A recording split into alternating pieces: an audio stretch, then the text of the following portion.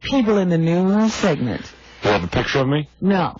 Because just Chuck. They called over here, well, because I saw, what's his name, Jack Mehoff. No, Jack, Stop it. Jack.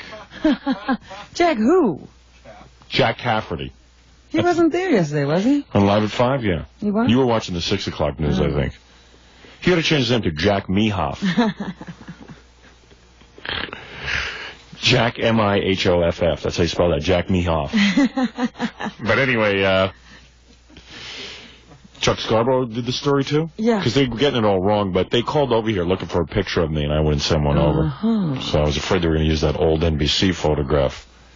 But, no, there was nothing behind Chuck's head. Yeah, and it was a pretty boring story because none of them get a hold of me. So it was just like Howard Stern has been cleared of all charges. Meanwhile, there were no charges. Right. But they were all clearing me of charges. There were no charges ever made. There was an investigation, an alleged investigation. There was no investigation. Well, see, that's what nobody gets. They just get on the air and they say you were cleared of charges after you joked on the air. Right. That you had supplied drugs to somebody. And you never said that. No. Of course not. Maybe I don't know what I said. I remember you saying something like you were looking for them. Yeah, right. We're looking for drugs. I'm not allowed to even look for drugs. I didn't buy any drugs. I didn't procure any drugs. I said I looked for drugs. Which we were kidding around anyway. Right. You said I was running around before the show trying to score drugs. Yeah. And then I said, hey, how can I try to score drugs? I'm about to go on television. That's what I'm going to do all day, score drugs. But anyway, between the body painting and, the interviewing. Yeah, I mean, I had my whole body tanned. I had body paint, brown body paint applied to my body so that I'd look healthy. And since I was wearing my underpants, I had it applied to every part of my body. Right. Except for my genital region. And then wasn't there a big argument with the guy about whether you could do your underarms? Yeah, and then he did my underarms. He didn't want to do my underarms, I think, because I was sweating a lot. You know what I worried about in that whole thing? The Goldfinger complex? Right, yeah. Could I breathe? Gee, Howard could die. No, don't worry, I didn't suffocate. I could breathe through my genitals. Fortunately, I didn't do those. See, Goldfinger actually painted the girl's genitals. Right. You were supposed to leave one small circle of skin, and they did that with you. Yeah, very small circle. It was like a pinpoint. But, I know you were concerned about that, but no problem. Yeah, the guy painted me, and he kept telling me about the guy who was doing the makeup for me and painted me and stuff, kept telling me about his wife and stuff. I think he wanted me to know I wasn't gay. Oh, I see. Because most makeup guys, let's face it, are gay. Yeah. This guy was like a real cowboy, with the mustache, and he was really trying to stress his masculinity. Yeah, and he kept calling me Bud. You know what I mean? What was his word for, like, Bud or something? Yeah, Bud. Yeah. He had some... Because he didn't use that one on me. Do you remember that, Jackie? That the guy kept, like, asserting his manliness? Yeah, it wasn't really working. Yeah. It was like, Bud. Yeah, Bud. I don't know what it was. Hey, Bud. But, because the guy was nervous, because here I am naked in the room, and he's, like, painting my body. And he kept talking about his wife and his kids and, the makeup business and how he's not really that into it. You know, that kind of thing. Right. I don't know how I got into this. Yeah, right. Yeah, I do it. I enjoy it. And, I do this for a lot. And, oh, man, sometimes I have to do this on babes. And, oh, man, I love it. That kind of thing. And I was glad, too, because it made the situation a lot more comfortable. Yeah.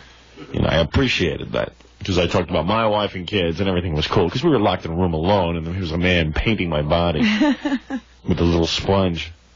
Yeah, thank goodness it wasn't the makeup artist we had at the Fox show. Suzette? No. Remember when we did that little the old location guy. shoot? I don't even remember. Remember when I almost caught on fire? Oh, yeah, right, yeah. Yeah, right. Alban. Yeah, that was pretty weird. Oh, if it was that, forget it. It would have been over. I would have been introduced to the ways of gay lovemaking. But, we once did this wacky shoot. It wasn't even the regular Fox television show, and they hired this guy who was wearing women's clothes and stuff. It was pretty weird. Felt real comfortable having eye makeup applied. Yeah. Probably that sponge was used on, like 95 AIDS victims. So this is what I need. I'll get AIDS from a makeup sponge. My luck. The fun way. Yeah, right. The real fun way. No intravenous needles. No sex. With 12 girls. I don't know how you got it from a sponge. The first man in history to contact AIDS from a sponge. Yeah. Contract AIDS from a sponge. Whatever. It's bad however you get it. Speaking of contacting, though, we'll be contacting Elvis today. Ah, good. Yeah, I figure his vibe will touch down around 7 o'clock. Okay. And he'll be talking about how upset he is that, he is dead, and he wants to prove it. He is for sure dead. Well, we know he's dead. Well, there's been some controversy. People are voting. Well, anyway, he's going to contact us. So don't miss that. Also... I told you we'll be talking about the Hollywood Squares thing. Yeah, we're going to talk to the guy from Hollywood Squares. All right. Of course. But he won't get up any earlier than 10 o'clock our time, so. Did anybody discuss anything with them yet about your dress and so forth? I think Gary said so. Hey, Gary, get in here. And plus, I'm in the middle of trying to convince him to put me on the MGM airplane. Ah. Well, I'll tell you, people don't believe this. Believe what? That you're going to be on Hollywood Squares. Yeah, I know. I ran into some guys yesterday who were like, you're not really going to be on Hollywood Squares. And then my friend came over last night, and she said to me that she heard it, but she thought I was kidding. Right. Everybody told me, well, yeah, I heard him mention it, but that's not real, is it? And because I guess I don't do anything anymore, and I don't talk to any newspapers, and I don't talk to... It's pretty cool, though, I'm becoming a recluse. Yes. Yeah. In fact, I saw your name on, some guy wrote a book on phobias. Did you get this? No.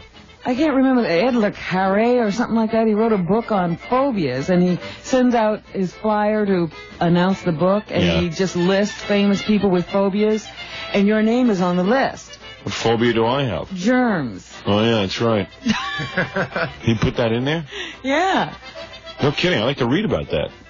Well, I don't know what the book says. I just know your name made the list of famous people with phobias. Yeah, I do have that fear of germs. Anybody else have that? I mean, No, you were the only one with germs. There were a lot of people who were afraid of flying. Oh, I'm afraid of that, too. Why didn't they put you under all? Yeah, I should have made that list. Fear of talking to the press. Yeah, I get in trouble when I talk to the press. Well, yeah, practically everybody does. You put me in front of a Cindy Adams, I start yelling. You give me a Liz Smith, Actually, Liz has never talked to you, has she? No. She listens to the show every day, though. I can tell that big fat cow is listening. I can feel a vibe on her. She listens and, She used to see her in the elevator a lot. Yeah, but I never said anything to her. She never said anything to me. She's much too big a star to talk to me. You got any phobias, Gary? No. Did they write down that I have stinkophobia? I'm afraid of Gary's breath. Did they write that down on the list? It might be further detailed in the book. I see. Stinkophobia? I'm just kidding, of course. You guys miss me or what? Gary, did you talk to anyone from Hollywood Squares yesterday? Yes, I did. I spoke to the woman in charge of your travel arrangements. Oh. You mean there's a separate woman in charge of that? Yep. You have your own woman. We're going to speak to the producer of the show today. I want to tell him that I want on my dressing room new wallpaper. Okay? What do you want on your wallpaper? I haven't figured that out yet. I'm working on that. Picture Gary's teeth. There you go. Keep me angry. But I gave her your flight information.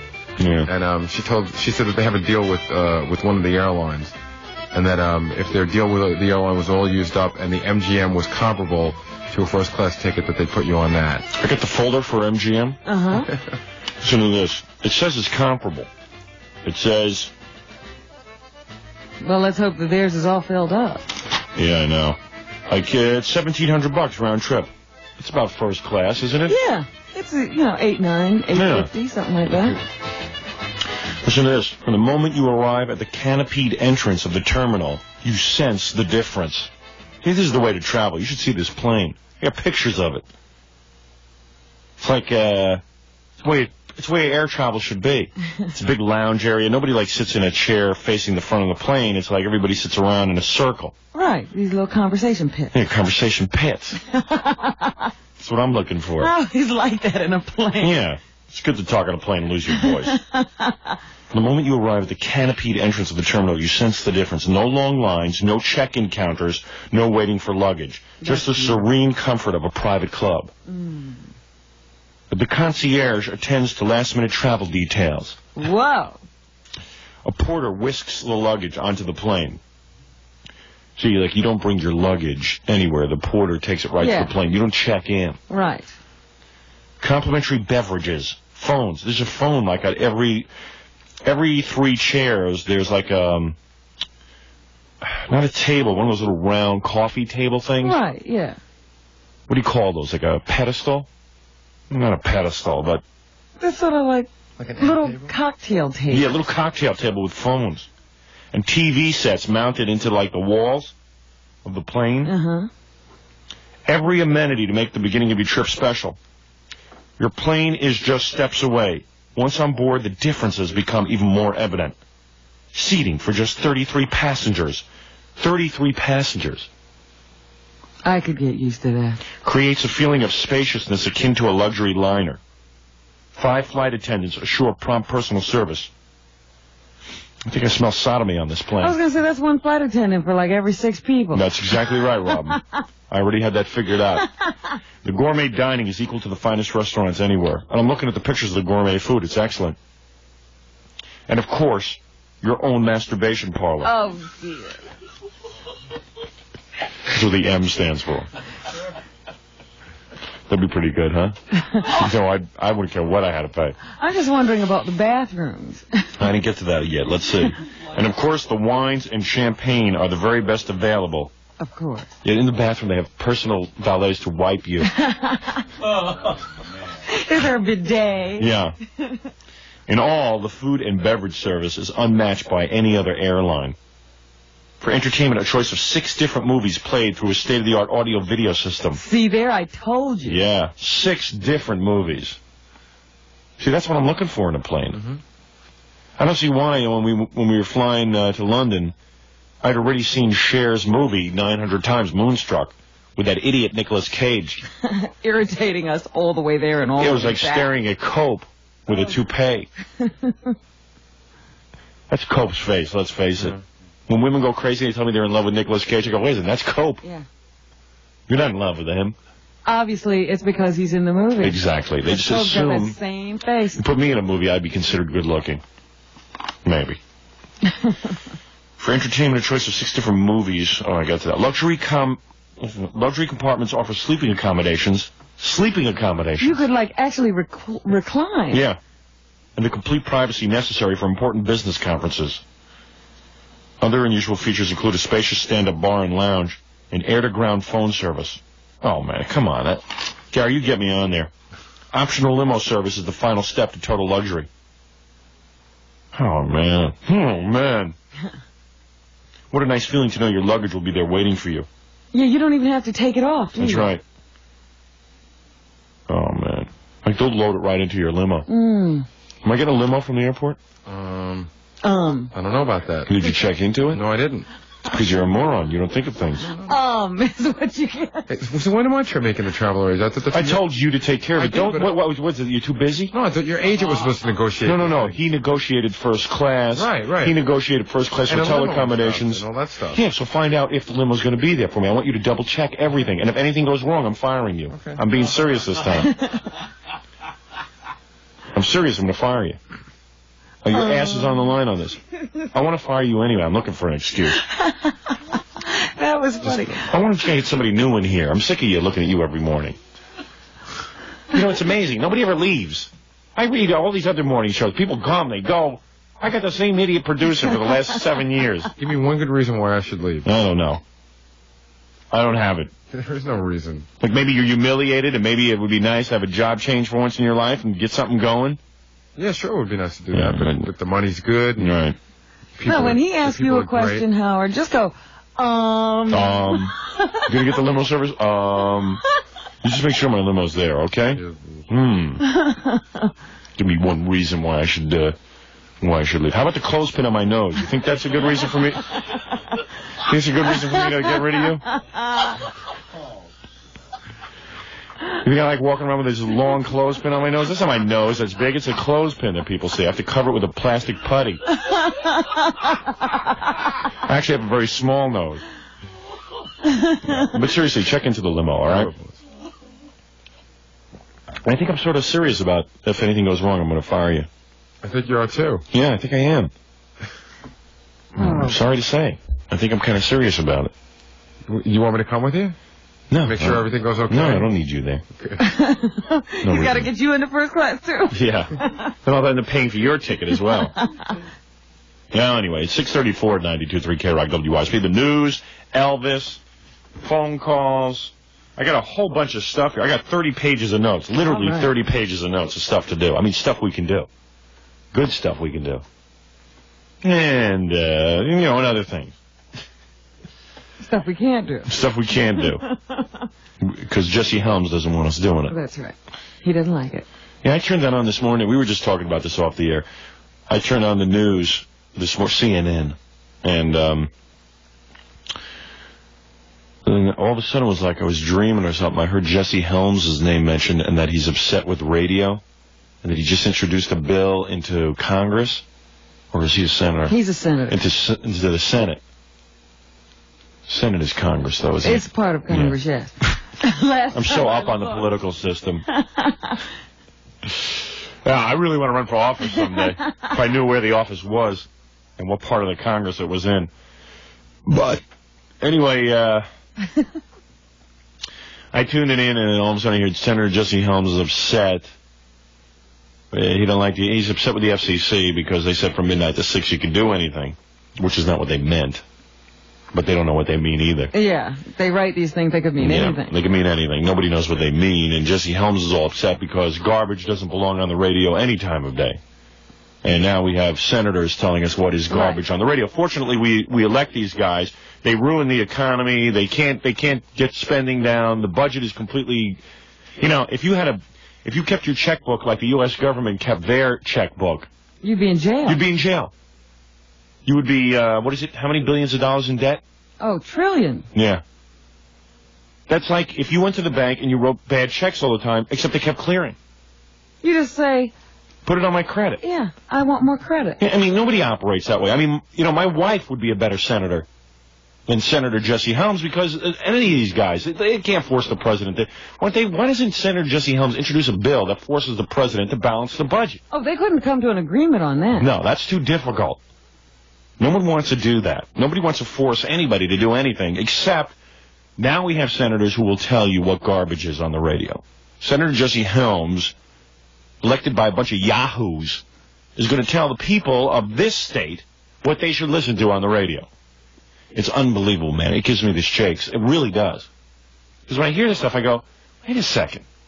So who the hell... What do you mean Senator Jesse Helms means radio is garbage? So who asked him? Who asked him to figure that out for us? I don't know why this was bothering him. Yeah, and why isn't it bothering him that the president isn't forced to balance the budget? I mean, are we insane, man? What the hell's going on in this country? Somebody smack me and wake me up. Is this a nightmare? I was just saying to Robin, I registered to vote yesterday. I got one of those KROC forms. How did you register? You get KROC has a registration campaign. Yeah. So Guido evidently is in charge of registering people. I can register with Guido? Yeah. I was going to turn to Jesse Jackson because he seems to know how to register people. But well, yeah, he's brought in more people than anybody in history. Yeah, Guido gives you a form and you just mail it in. Is that how you do it? Yeah. Evidently, that's the whole electoral process come down to Guido giving you a form. Guido created the Rainbow Coalition? Yes. Guido for president. Guido's the only man that I know that got me to register. Well, I said, well, maybe I should register. And I said, maybe I should vote for Bush because I am doing, I'm doing better financially, better than I ever thought I'd do. And I said, who the hell wants Dukakis in there with all that spending and all that crap, And then I said, but wait a second. With Reagan and all these yahoos in office, they all think they're going to tell us what to do. Yeah. See, those people with all that money, they have some weird ideas about what the rest of us should do. Yeah, so maybe I'm swinging back over to Dukakis. I'm having a real hard time. I'm feeling like, hey, I'm doing okay financially. I should vote for Bush. screw the poor. And then I'm saying, but then again, I'll be poor because they'll take me off the radio. Kick you out of this job. Yeah, and Bush, by the way, is don't think I'm any big Bush fan. I mean, this guy's a real arrogant bastard. I mean, he is incredibly arrogant. He's the type who lands an airplane at an airport and holds up everyone's plane until he leaves. I'm on a vacation. I had to come into the city. I'm driving in, and I was driving up the hell, me and my wife were arguing. I'm trying to figure out where we started the argument. Whenever we get in a car together, we fight. Yeah, and it's, what exit was it? I don't know, but we were on the FDR Drive. Yeah. And all of a sudden, we just happened to leak through, and all the cops were stopping all the exits and everything, because Bush was coming to town to speak at the UN. And if I hadn't gotten through at that point, I would have ended up waiting an extra hour and a half. Now, I mean, where I had to go was pretty important. I had a meeting set up for weeks. I wasn't going to, I would have missed my meeting, because Bush had to, come through. Yeah. Who gives a damn? But who the hell's going to kill Vice President Bush on his way on the FDR Drive? I don't get it. Who would have recognized him? Yeah, who would know? The assassin wouldn't know who to shoot. Put him in a Chevy Impala and drive him into town. Nobody's going to know it's him. Sure, if you put a guy in a limo surrounded by 900 other limos, of course. And great flags all over it. Yeah, I don't think that's where they're going to get him. So it was kind of weird. And they had cops on every rooftop with guns and stuff. Oh, yeah. Pointing down along the route. I mean, it was hey, come on, it's Bush we're talking about. It's not even like the president. Even the president shouldn't get that kind of treatment. They become too bourgeois. Well, yeah, I thought about that the other day. It must be how can you maintain any kind of equilibrium and know what people need when you become president? Yeah, exactly. When people are flying, you don't have to wait for anything. Yeah. Everything's given to you. Countries are begging you to come. Yeah, and Bush is a real bourgeois kind of dude. But, at the same point, I said, well, I hate Dukakis. And I know he's going to be as worse than Jimmy Carter for the country. I just know. I mean, and then Jimmy Carter, that big smile at the convention, I was sick to my stomach. Somebody ought to take him and spank him. He's there with Jesse Jackson now. All of a sudden, I mean, the worst president of the United States. The biggest thing that he ever did for the United States, Jimmy Carter, was he planned a really good tennis schedule at the White House. Yeah, well, he kept the courts clear. Yeah, he actually was so concerned about the tennis courts at the White House being overbooked, and he didn't even play tennis. He just didn't want to see them overbooked and people fighting over it, that he actually planned his own tennis schedule. This guy was so busy with tennis schedules, his dopey brother was running that mother, that Lillian, Ms. Lillian. And I bet you Dukakis has got a Ms. Lillian somewhere, too. Oh, it's probably stuffed back there somewhere. Yeah. Where is his mother? In a Greek diner? You been in a Greek diner lately? They got Dukakis signs all over. Oh, yeah, they're very excited. Yeah, very excited. So, I don't know, with the whole FCC issue, I kind of feel like, well, maybe Dukakis, but he looks like the type with a medal in that, him and his dopey wife. Well, she's so anxious because, she would be the first Jewish first lady. She's Jewish? Yes. Kitty is Jewish? Kitty is Jewish. I knew she was Jewish. No kidding, I didn't know she's Jewish. Oh, yeah, I had no idea. Have you not been reading the papers? No, I've been avoiding it. Oh, boy, yeah, well, that's the big controversy. Is it going to be good that she's our first Jewish first lady or not good? Well, I think it's not going to be good. The rabbis are split on this one. Oh, really? Yeah, because she's not married to a Jewish guy. How were the children raised? Everybody's got a question. So let me get this straight. The kids, then, are half Jewish and half Greek. Yeah. So they keep their money in their tuchus.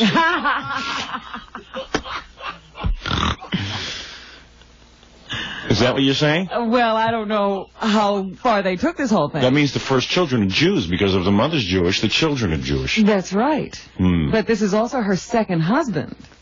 See, that's the other thing that has the rabbis riled up. She left a Jewish guy to marry the president. And married this Greek guy. And the Greek Orthodox, they're all upset because they don't go to Greek Orthodox services. Right. And then Kitty says, well, we do go to synagogue on the high holidays, but nobody remembers seeing them there. Yeah. That's because everyone's high on those holidays. No one remembers anything.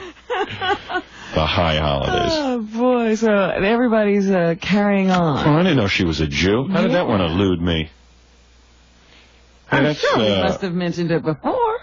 Half Greek, half Jew. I smell a lot of jokes here. I smell we're tapping into a big, First order of business, she's having the kitchens taken out of the White House. Well, that's what everybody's saying. She's certainly not going to put up with all that old furniture. No. She wants some of that new contemporary furniture. That's right. What'd you say? Lincoln Schminken, get rid of it. Yeah. Yeah, oh, that's interesting. Kitty. What is that, Kitty? Kitty Katz? What's her name?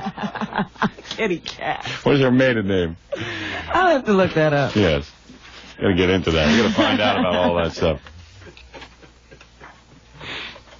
You know what I heard? I heard she met Dukakis in his diner when her first husband tried to sneak out without paying. Oh. But seriously, and I mean it. Oh, no kidding. Kitty Dukakis is a Jew. Yeah. Oh, that's fascinating. Yeah. Oh, now I'm all confused. I don't know who to vote for. Do I vote for a guy whose wife looks like his grandmother? Or do I vote for a Jewish first lady? I don't know. It's tough. It's going to be a tough decision. Decision 88. Oh, boy. Yeah, I don't know. Dukakis strikes me as another Jimmy Carter. The whole kooky family and the whole thing. And don't you think he's probably got that short man syndrome anyway? Oh, yeah. A real small penis. Maybe he's got a... Who knows what he's got down there? All I know is he's a short guy, and they are usually belligerent. And he's got those little hunched shoulders and the real narrow frame with the big... Like he has big hips and a narrow frame. Looks like a woman's body. All bent over with the narrow shoulders. Yeah, you can be sure he's gotten his ass kicked a few times. Wasn't he like a track star in high school? They're trying to paint him to be some kind of an athlete. Yeah, that's no athlete. Guys who run are no athletes. That's a pretty cush deal, yeah. Nobody's beating you up. Yeah. Run. He's a run. All right, well, I don't know who to vote for. I just want Jesse Helms to go. Isn't he old? Maybe he'll die soon. Somehow, those old Southerners don't. Those cantankerous Southerners. It's just hard to believe that he's like part of our government. He should be part of another government. I mean, the North should have its own government, and the South should have its own government. They can regulate their radio, and we'll regulate our radio. Well, when you hear this guy, the two of you have nothing in common. Yeah. Oh, you got clips, right? Yeah, we'll hear them. Okay. Yeah. I'm going to go have Scott pull them off. Okay. And we'll hear them tomorrow. No. All right, 646, 92.3 K-Rock WYSP. And we'll be back right after this. Key Ford, Len Young's Key Ford, the only Ford dealer on Westchester Avenue in White Plains, has your Ford vehicle. I think Len Young was over at that Vanderbilt funeral yesterday. Really? One of the celebrities? One of the celebrity guests. What was he wearing? Gloria, how you doing?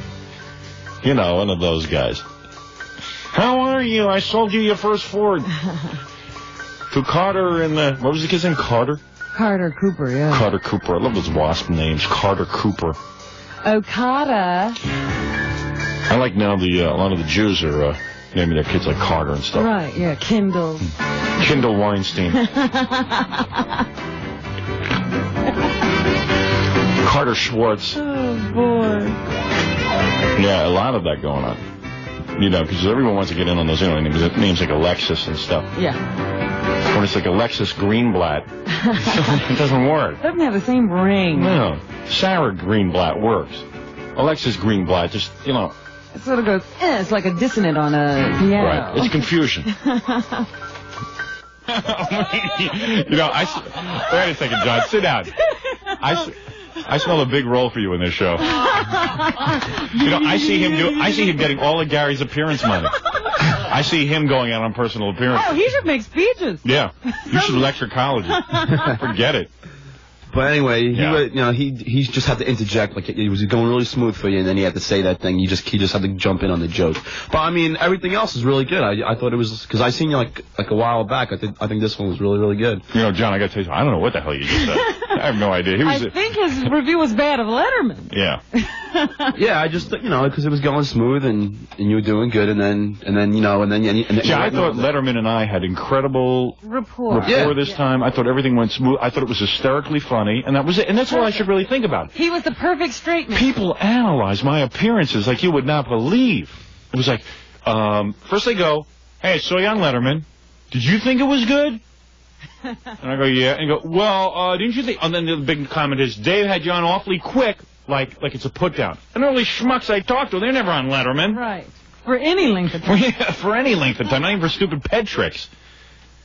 Oh, I mean, people analyze. Yeah, but Howard, I didn't mean it like that. I told you as soon as you got, out of limo, I said, Howard, I thought you were really good on Letterman. Yeah, well, thank you. And it did go smooth. I'm just saying that, and it definitely was a good rapport with him. it was definitely a good rapport. It was just that one thing, right in the middle of a joke, he had to open his mouth. I think, I don't know. You know what I'm saying? Are you talking about the quail joke? Yeah, like you right in the middle of the joke, and then he said, But that was fun. After that, yeah, it was good. It was good. That was a comment. It was good, but I don't know. I'm just saying, I mean. But my point is that everybody gives you their opinion. Yeah. Well, I just thought I was. And when a guy stutters, they give you an opinion for an hour. It was just like a friendly thing to say. I didn't. That was very good. Bad. You were okay. It's just at least I know you.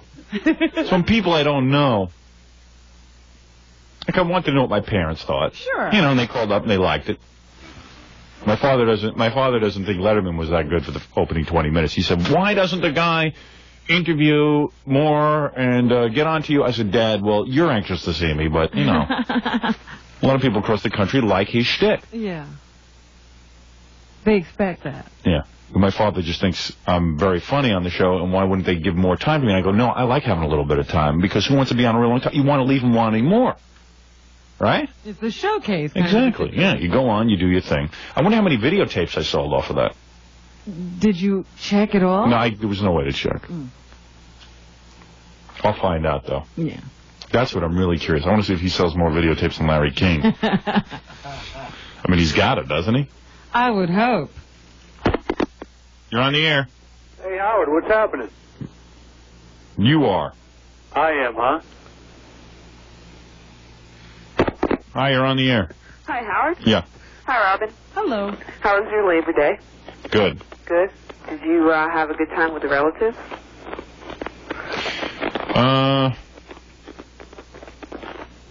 It's really weird when you're ready to take phone calls about Letterman and they switch. I'm sorry. No, it's okay. It's not your fault. It's just kind of weird how that works out. He wasn't laboring for material. It's as if she thought you needed a setup. No, I was just because you had mentioned you were having the relatives over, and I thought. No, it was real weird, actually, to be honest with you.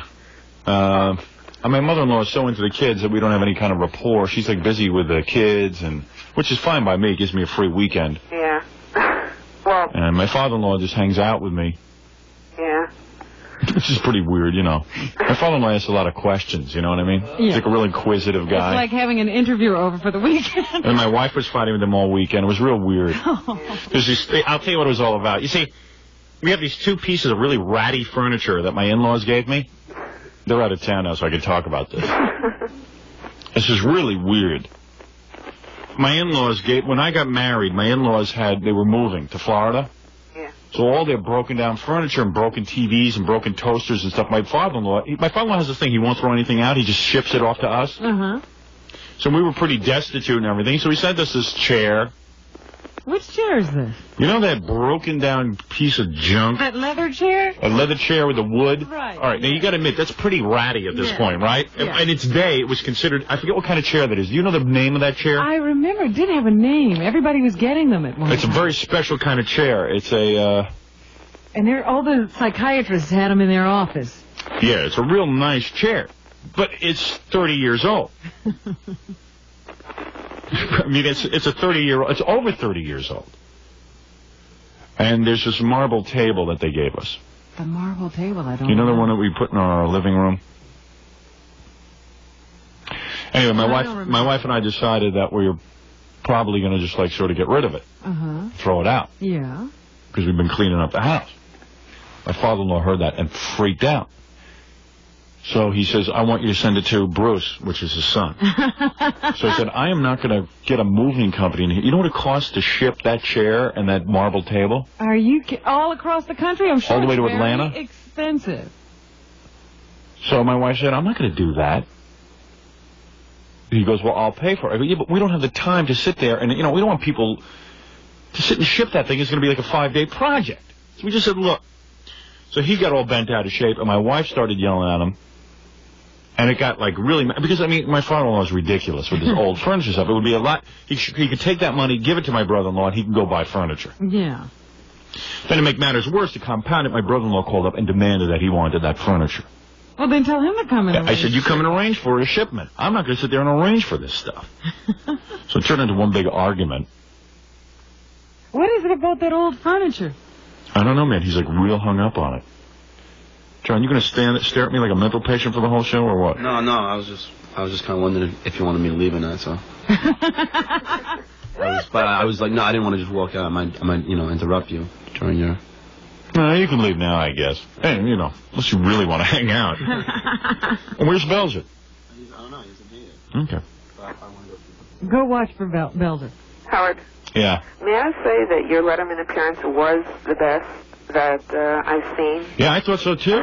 I don't understand why people are... Well, people like to critique me. I've never met more mental patients and more abusers. Abusers I'll tell you. Yeah. Even if they loved it, they would pick it apart. It was real. I've never seen people who want to critique me. It is the most. It's most. Now, Chris Everett really sucked on Letterman. Yeah, you can. I mean, she was horrible. If you stay tuned for that. I mean, she was absolutely an abomination. She gets on. Right away, he says, gee, Dave goes, gee, your name is now Chris Everett. I keep saying Chris Everett Lloyd.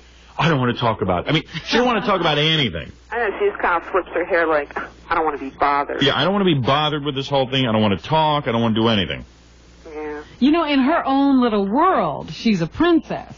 Yeah, right. But the larger world, which is, the Letterman audience, doesn't see it that way. Yeah, I know, but it was just so pathetic. And I could see people walk up and going to her, Chris, you are horrible on Letterman. I mean, I could see that. People come up to me all weekend. Saw you on Letterman, okay? That's fine, that's nice. I like to know that people saw me on Letterman, that's fine. Even though it's an indication that they watch his show, doesn't mean they watch me or listen to me. Okay, but fine, they saw me. And you could yell out, great job, or something like that. But they have to come up and do like an in-depth thing. How'd that go, man? I like the people who didn't see it and heard that I was on. How'd that go, man? Oh, real good. And another guy would chime in, I saw you on Letterman. I could be walking down the street, people were yelling they saw me on Letterman. And I would love that if they left it at that. Hey, man, Dave didn't have you on that long, did he? Like, that's like some kind of put-down. I was on for 2 segments. How many people get on for 2 segments? Not too many. Dave didn't have you on that long. Looked like Dave was... Hey, you really made a jerk out of yourself. You also looked great. Thank you. That was nice. You had a good pick for clothes. I remember you were talking about it. And that was a good. The clothes look good, huh, Ron? Yeah. Oh, yeah, definitely. Color tone was great. Dave's hung up on the long hair thing because no one on his staff has long hair. I know, he can't get around your hair. Did you, blow dry before you went? I looked like really puffy. Yeah, it was real puffy. I'm going to go over to the hair cutter today. It's a little long, but it's a little long. It's a little too wide, my hair. It needs to take some of the girth out of it. It does have a mind of its own, though. Yeah. It likes to do its thing. But Dave was real freaked out by it because everyone on the Letterman show has to dress like Dave. Bob Morton now dresses like Dave. Oh, boy. The only guy who still doesn't is Jerry. Jerry the writer. Mr. Green Jeans. Well, by the way, when I came out of the green room and no one would tell me, no one would applaud and say I did a good job because Chris Everett was sitting in there freaking out over my Burt Reynolds material. An absolute tizzy. So no one could, clap or applaud for me. I went up to Jerry and I go, Jerry, how was it? Oh, it was good. Screw you, Jerry. Fatso. And there was one girl there who used to work on the Brenner show. She was like, oh, that was great. Yeah. Because she hasn't learned yet how to act like the rest of Letterman's people. She hasn't gotten snooty yet. Yeah, right. But that was a real weird thing. The analysis. And then people just... But anytime you do a great job, they still find something to critique. Yeah. For some reason, Oh, they yeah. just feel the necessity to keep you in line. Yeah, then they go, Dave seemed to really be annoyed with you. The one guy walks up and he goes, you know, Letterman seemed to be annoyed with you, like he was like putting you down. Like you didn't get the best of him. I was like, what? Get out of here, you schmuck. Letterman always acts passive. He has to. Right. You know, he has to act Anything, I passive. take over the role of host during the segment, and he's good because he lets me roll, and then he interrupts and gets shocked, which is good. You think Letterman's really shocked? You should see this guy off the air. He says more disgusting things than I do. Yeah, But that's his image to the rest of the country. I like What do you think, Dave doesn't know what I'm going to do? I wrote down all the questions for him to ask me. But, I mean, you wouldn't believe the analysis that goes on. I mean, just schlubs off the show. I wouldn't mind if it was somebody in show business. I mean, just guys. Unbelievable. Hey, by the way, what's Ann Margaret's husband got? What's he doing with him? Oh, yeah, he's got myasthenia gravis. What is that? That's Is that a disease, is it a neuromuscular disease? I know you have to go on a respirator. I didn't see him on the television. Jackie saw him. Was he on a respirator, Jackie? No, he looked normal. Yeah, he's been in remission for some years, but he went through that whole bad period where she was out of show business because she was taking care of him. Oh, because I keep waiting for him to look real goofy and stuff, and he doesn't. Well, he went through, it comes and goes, myasthenia gravis. Yeah. You can go into a remission state. Yeah, but she and then did you all go the back talking. into it again. Oh, he sat there with her? Yeah, I mean, he just... Was he in a wheelchair? No, but he didn't try to talk or move, and all of a sudden, after she'd been talking for a while, you realize he hadn't moved yet, so maybe they had him propped up and... She didn't poke him. Yeah? Right. He didn't even nod his head in agreement. He was just like... Did he have those dark glasses on? No. He didn't No? Because he used to wear dark glasses a lot. You'd never see those eyes. I didn't see that part. I saw when Tony Orlando's... It was getting near the end of the telethon. He was getting real serious, and then he had to speak to his Spanish brothers. Oh, yes. And he broke into Spanish. Call, how do you say call me? And calle me.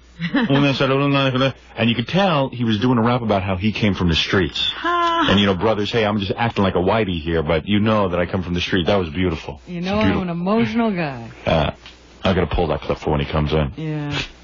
I thought Charo was good because I she missed also her. asked Jerry if she could speak Spanish. for her Spanish friends. No, Charo, you can't. Speak English. And then she went out and Bronski'd some guy. Oh, yeah? He stuck his nose in her breast? Oh, yeah, this old guy. She just leaned over and gave him a good one. And, boy, the smile on his face, I think he's going to go to the grave with Did he pass out? Oh, he was just grinning from ear to ear. Really? The Charo Bronski. One of the most infamous Bronskis in the country. I thought that was pretty giving of a Charo. Yeah. This guy's like, thank you, Charo. Was the guy in a wheelchair, or was No, it was just the guy in the audience. Some old guy. She just leaned over, and his nose went right... Oh, yeah? Blew his nose in her breast? I'm telling you. Cool. Anyway. Howard. Yeah. Not to change the subject, I called before to tell you about the Best of being a repeat that time. Yeah. And we were talking to Andy from YSP. As opposed to Andy of Mayberry. Yes. And you had mentioned something the other day of him not being on YSP anymore. Right. Did something happen there? Or? No, the guy who used to be the program director of YSP, Andy, who used to call from time to time to yell at him because he was so incompetent, has now taken up with a consultant. Oh. You know what a consultant is? Radio has consultants now.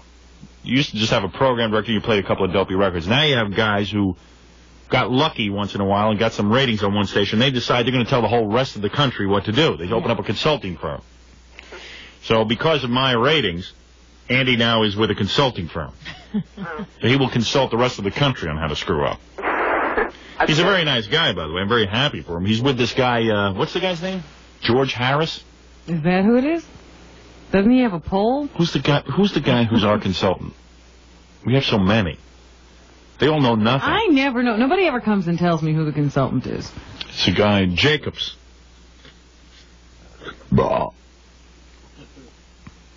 Another Jewish guy controlling the media. Jacobs. I think that's his name. And this guy, oh, what a personality on him. I've never even met him. That's going to be a fun job for Andy, working with this guy, Jacobs. You should see the personality on him. Sits there with a beard, he's all gray and stuff. Sits in a room with Tom, our general manager, and Pat, and lectures them. Totally ignores you. Yeah, and then I walk in, and he doesn't have anything. He can't even say hello to me. And I'm like, hey, dick breath, I'm the reason you're here. Station would be playing classical music if it wasn't for me. You can show a little respect. Don't diss me. Thank you. It's time for black people to come up with a new term, if I know it. Yeah, that's a sign. When white people start using, hey, don't diss me, that means it's an old term. When it comes into regular parlance. All right. All right, let's talk about Camtel, if I may, for New York and Philadelphia. Camtel, what is it, Gary? The Bells is here? Well, let's bring the Bells in, for God's sake. What are you handing him notes for? Yeah, he hands me a note. The Bells is here. Bells is one of those guests who can just come in. Yeah, and groove. Yeah. He always has some interesting stuff going on. Robin, there is a script here for both of us to read about Camtel, but quite frankly, I'm too fatigued to bring it over to you. Give one Bells for me. Give Bell the script. Bells, you want to take Robin's part on this script? We'll do a reading. Bells, you're an actor. Here, sit down. I hate to give you a cold read first thing in the morning, but you be Robin. Audition time. I be Robin. No, you be Robin and I'll be Howard. Remember Camtel, the company that specializes in business video? Well, they sent Robin and me a video. Did you get a chance to watch it, Robin? Yes, it was very entertaining. Come on, stick to the script. No ad-libbing here, huh? Cecil B. the Bells is here. When I had my dreidel cakes and tea with it, it was a very lovely afternoon. Dreidel cakes and tea? Yeah. You lucky bastard. You. The Bells. Look how good he looks, Robin. Yes, you do look Well, thank you very much. nice. Thank you. You know, I died to take off all that weight. Bells, read your Your part. line back. Oh, Yes, okay. it was very interesting. Well, this tape shows what Camtel does. You know, I was impressed with their list of clients, some of the largest companies in the United States. But Cantel also works with mid-sized companies who are looking to grow. And that's not all, Bells. You mean Robin? I mean, Robin. That's where this tape comes in. If your company is now using video or is thinking of using video for sales, marketing, you know, Robin, they hardly give you any line. I'm doing all the I know, reading you here. do all the hard stuff. Yeah, you get to really act. Yeah. Orientation or training, whatever. This tape will explain how video can help you communicate more effectively. Isn't that right, Robin? Yes, sir. And how Cantel is unique in the way they'll do a storyboard for you at no cost or obligation. I knew this commercial didn't make any sense. No, I'm sitting here listening to it for the first time. What the hell are these two guys talking about? Your turn, Howard. Bell's a little dizzy. He has 15 newspapers with him. I know. He's got a lot of reading to do. Well, Bells, any of those newspapers are recent? I mean, how could you possibly read all of them in one day? I know. That's why I have a lot of them. All right, anyway, the point is, Bells. Yeah, and by those you mean Robin. They do free updates, customization. They give them a call, 1-800-777-TELL, for your no-cost customized video. Well, gee, let me get to a phone. Come on, read. But you just gave the phone number. I have no lines. You say, I like the way. I like the way they had our names on that clapboard at the beginning. I didn't know you had a clapboard. Yeah, I can't tell. Put your name in the video, Ouch. Robin. Ouch. Make you a big star like me. But seriously, and I mean it, But seriously. if your business has a bona fide need for a video, call Camtel. This is just like Arthur Godfrey. 1-800-777-TELL. That's 1-800-777-TELL. And see what Camtel has done for other companies. Yeah. Okay. Yeah, sure, right. Yeah. Right. Yeah. See me on Letterman last night? No, was it live? I mean, Friday night? Was it a rerun? No. No, I just didn't. taped it. I'll tell you about it when we get back. I would definitely want to hear about it. And I want to hear everything you're up to. Ooh, that hurt. We'll be back for right after these words. Grand Central Radio, Robin. I was just telling the Bells that he should go over there. You know, I was there once. You were there? Oh, that's right. You were at Grand Central Radio. I left my tape recorder in a cab, and I was right near Grand Central. I went in. Did you go because you knew about it from our show? This is the place that Howard discusses so fondly. So I went in there, and not only did they rob me for every dime they were very nice. They're nice about it when they very rob nice. you. They explained, and of course they recognized me and conned me out of like $8 million. But Yeah. no, they were really nice. And they weren't being nice to you just because they recognized it was the Bells. Well, I don't know about that, Bev.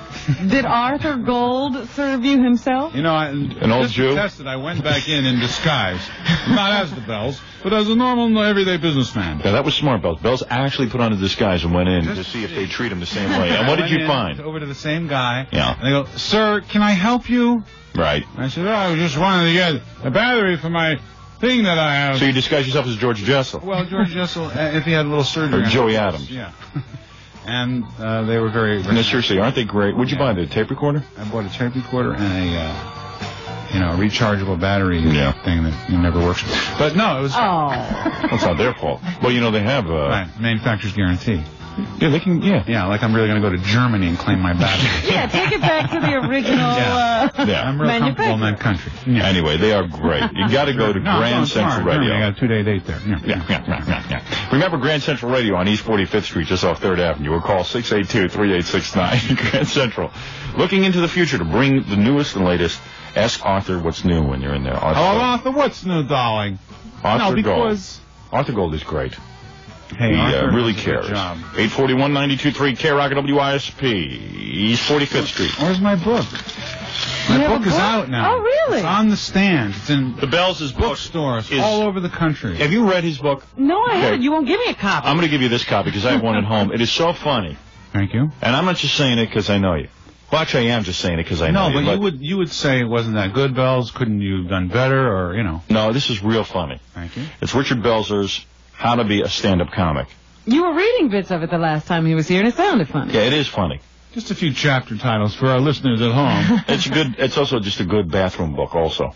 You know what I mean? I read it on the can. I'll take that as a compliment, Howard. I really mean it. No, I know. That's when most reading is done, you know. That's right. Come in. But a lot of funny pictures of the Bells. Thank you. And it's just real good. I mean, the whole... Read just some of the chapter titles so the people at home will know what they're getting in for when they shell out the $99.95 for the special book. It teaches you... the part I like the best is the part where you take your nightclub act, a piece of your nightclub act, and analyze it. Oh, yes. That is... It's really good. And the Bells is doing a book signing today, which he embarrassingly asked me to go to, and he knows I can't. Where? At the Friars Club. Yoga and eat grains and breathe filtered air. And I can't be in the city till 5 o'clock. I recall that you promised him you'd be there. I thought he was going to do it for a luncheon thing. Oh. You are a person. I would go to it. Maybe I'll... you go for an hour? What time do you go to sleep? 9? 6. You go to sleep at 6? Yeah. Oh, stop. I need 17 hours beauty sleep. When you look like now, this. Wait a minute. 6 o'clock. What time do you get up? I get up at 4. 4 o'clock? That's 10 hours. Yeah, I need 10 hours. All right. And then you meditate. He's cranky when he doesn't get that time. I do the whole meditation thing. You're a health woman. I'm a health woman. That's right. And I love it. On the go. Yeah. I'm a gal on the go. Invited to come to the Friars Club. Right. Which is, the greatest club in America. Now accepting women. If you're a man. We do accept men. Yeah. Yeah. And, there'll be some luminaries there. I don't want to mention any names, Brandon Nicholson. But, just throw those in. Yeah. But, we'd love to have... You're going to have a book signing. You could have your car pull up outside. What are you saying, though? In other words, people come to the Friars Club and you sign their book? Yeah, it's a book warming party. Oh, to celebrate the idea that I have a book. Is it open to the public? We invited the membership of the Friars Club, plus a few of our friends that are long-standing years. I want to thank Don Bodzini for making this meeting possible. This is good. Yeah. Not regular people, huh? No civilians. But if lovely people in my industry would like to come and join me, we won't have to have you down. Well, it happens to be a damn good book. Well, thank you. And I'm proud of you. Thank you. We have to mention it every 15 minutes. All right, Richard Belzer's How to Be a Stand-Up Comic. Are you appearing anywhere? Available everywhere. What? Are you appearing anywhere? Well, I'm doing a lot of what we call in the business personal appearances, meaning this show, which I would do if I was selling dreidels. Exactly. Which I will be doing next spring. The Richard Belzer dreidel? A picture of a different Jewish comedian on each side of the dreidel. Oh, Jackie Mason, I win. Let's see where it stops. Yeah. And I'm going to be just doing everything. Just all these talk shows and morning shows. He's on Larry the King, and I'm going on. Are you going to do Larry King? I'm going to Philadelphia, Washington, Houston, Minneapolis, Cleveland, Detroit. You want to sell this book? Those morning shows? Yeah, all the morning. AM Regis? AM Beirut. Are you going to be doing the Channel 5 morning show? The Fox morning show? Yeah. Yes. Oh, good. Surprised Any messages for that? Surprised they landed you on that show. That hurt. Why, am I too radical? Yeah. Uh-oh. Yes, I had a Bob Fitzsimmons for me. Told me he did an excellent job on the telethon. He was a real up. Put an ad on Fitz's forehead. Put it like on that huge cranium of his. Yeah, display the book there. Yeah, display the book on top of his head. Good thinking. Yeah. Good thinking. But it is a great book. Richard Belzer's How to Be a Stand-Up Comic. Available in bookstores all over this city. Hey, wait a second. This woman's still on the phone? What You still woman? on the phone?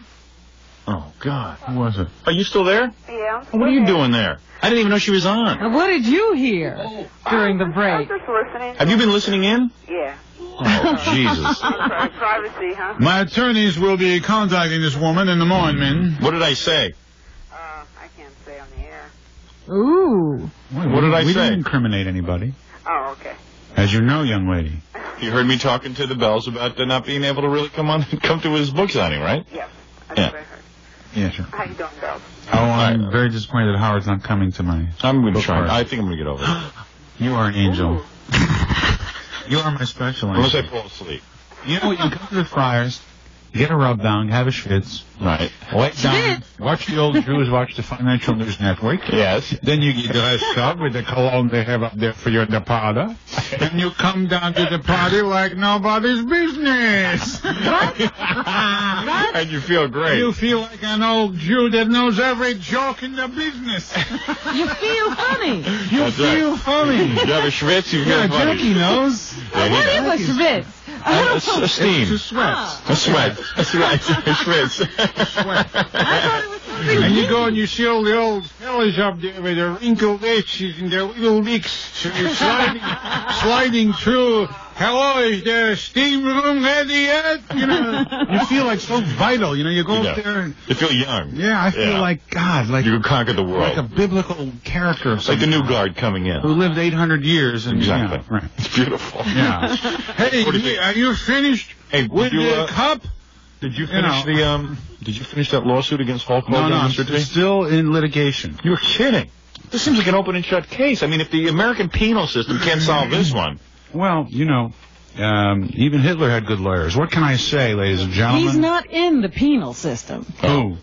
I was talking about the size of his genitals. I heard. No, if the American judicial system cannot solve this little minor problem, Well, tell me about it. you were dropped on your head, it was on videotape, guilty as charged. Now let's come up with a That's why settlement. they're trying to stall, because, you know, the evidence, I have, hundreds of thousands of witnesses to this crime against humanity. Where did you get hundreds of thousands of witnesses? On It's TV. called live television. Weren't you on Lifetime? It's going to be Wait a real second. big. Weren't you on Lifetime Network? Yes. How do you figure hundreds of thousands of I'd say witnesses? Tens. Let's say Wait a let's say minute. 1,000 Let's step witnesses. right outside right now. Let's say a few dozen well-crafted sets were able to hone in on the signal. That's all. we have tens of witnesses. There are some ships orbiting the Earth that did pick up the signal. That's right. Yeah. I have to wait for these cosmonauts to come back No, after but it was 800 days in it was space. shown on all the network newscasts and That's stuff. true. So there were thousands of There witnesses. were a lot of people. It was on national news. Right. And local news and CNN and Right. ABC and DMT and up the rest and down the street and everything. So anyway, Yes. the point is that Point is that... the irreverent bells today. Ooh. Hey, lady, I'm hanging up on you. Oh, okay. Well, You too long. Did you have a message? I wanted to leave you a political joke I've heard. If it's quick. Okay. Not into it. Not I into guess it was an politics. assassination joke. But you know, ladies and gentlemen, It's not funny. she got killed before she could get out of her mouth. But I've always felt... Jokes from the audience are never funny. I knew enough not to dwell on true. that. That's very true, Howard. You've learned that. Quail goes to a supermarket, Oh, yeah. which is the premise is ridiculous already. Right. Quail doesn't go to a supermarket. No. His housekeeper he goes goose to a supermarket. steps to a supermarket. Uh-oh, the political bell sneaking through. Don't get me started on Bush Light, you know. So anyway, Quail is Bush Light. But we'll get Dukakis man? I'll tell you what I am. I'm a man obsessed with not having George Bush be president. I don't like Dukakis, but, you know, do you want heroin or a glass of water? I'll take the water. You know, it's like, I see. it's the devil in the deep blue helmet. You're not voting for Bush, are you? I haven't decided yet. You know, don't even joke about being undecided about this Let me election. tell you something. I'm going for Dukakis about the First Amendment thing. Okay. You see, all I care about is the First Amendment issue. Well, that's nothing more than self-serving political demagoguery, but go ahead. And the thing is that I'm one of those people who thinks that under Jimmy Carter things were abominable.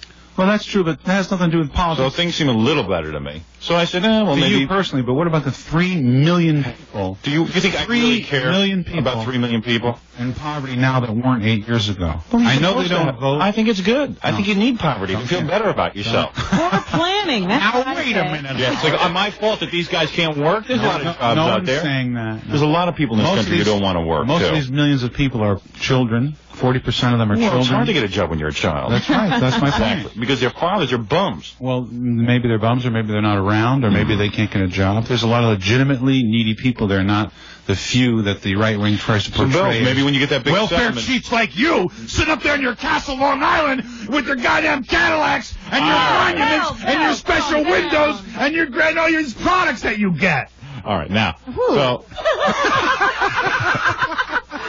Mr. Insulated. So anyway, Mr. Jack Kemp, I bet that's who you like. You're going to rip your stitches, you keep yelling. you're talking about sexually or... Well, I don't want to get that far. Yeah, Bells has got to watch those testicles. Testicle. That's right. He only has one to watch. Well, we don't want Well, that I have prosthesis falling out. Well, the part of itself. So anyway, I started to think about it. I go, well, maybe I'll vote for Bush. Then I said, wait a second. Bush is going to do that whole First Amendment number on me. So I better not vote for him. Because I don't like Bush either. Quite frankly, I'm not a Bush man. Well, Bush is very dangerous. Yeah, but so is Dukakis. Not as dangerous as Bush. I don't know that I know that. Let me tell you the basic... But anyway, so I figured Dukakis will get in office. Yes. And maybe I'll vote for him. Because I could go either way. I don't care. I mean, you'll vote for him once he gets in office. I think that's a very prudent thing. Let's say I vote very for him. wise to Let's hold say I your vote for vote until Dukakis. Likes to go with a winner. Yeah. Let's say I go with a winner. You go with the Duke. Go with the Duke. Right. With his Jewish wife, who's With going to his have Jewish wife. matzah in the Lincoln bedroom. That's right. Excuse me. Thank you. All right, so... A Seder in the White House? Now, hold on a second. Yes. No Seder in the White House. You want to bet? Over my dead body. Ouch. That's what a lot of people are saying. Now, listen to me. What? So then I go, well, wait a second, though. Dukakis is going to get in. He's going to catch all kinds of hell from the right wing. Well, the right gives hell to, Okay, listen, hey, the Jesus. one thing that I'll give in on is this radio thing. Do you know what I mean? Yeah. This FCC Oh, stuff. no, don't delude yourself. Oh, wait a second. Oh, yeah. There's no way that... And he'll throw meat at the dogs. Well, Might be a good move for him. Like, all dogs of a have sudden, to eat, too. Yeah, but they don't have to eat me, pal. Ooh, speak for The yourself. Bell is willing to sacrifice you, Me. Howard. Yes. For everything else. I didn't say that. I said the dogs had to eat. I didn't Somebody's say... got the Bells cares about humanity, but when one human being says, hey, I might be in trouble, he can't come to his rescue. Well, that's what Jesus did. Yeah. Look what happened to him. But ladies and gentlemen, I've always felt... All right, listen, it's 8:52. We got to take a break. The Bells is here. I'll tell you about Letterman when we get back. I'll tell you the basic issue of this campaign in one sentence, then we'll talk about Letterman. And then, of course, my fabulous book. Richard Bells is how to be a stand-up comic. Thank We'll you. be back right after these Thank words. you. Talking about Jerry and Sammy's swamp grease on their head. Really? The Bells. I never saw With the so belt. much grease on grown men in my life. You know what was real funny?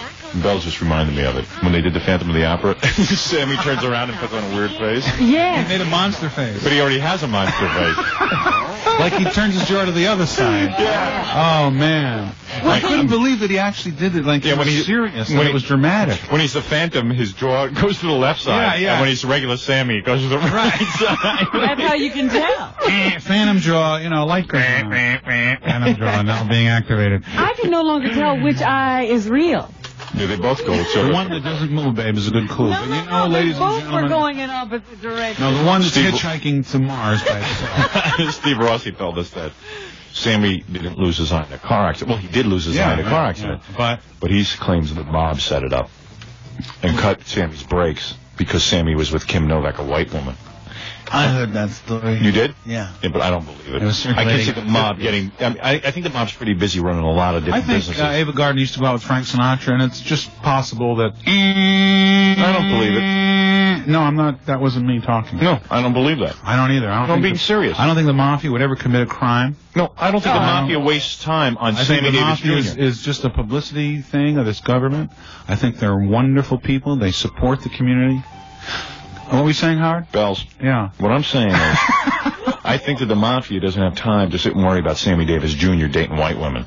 Well, I don't think they it was, run I a don't lot think of it was a business. racial thing. No, the mob is a big organization. Yeah. You know, What you just was don't- it then, Bells? Not a racial thing? I What think it was was a car accident. What do you think? The mob was having a good month? and they had nothing else to do. Let's go hassle Sammy Davis. We haven't been up to any hijinks. Let's take out that Schwartz's eye right now. Yeah, why just pick on his eye? No, I'm not saying they did. I'm saying it was just probably... Bells, I think you're going to be in court over this one. No. You can't go accusing one guys case of the at a time.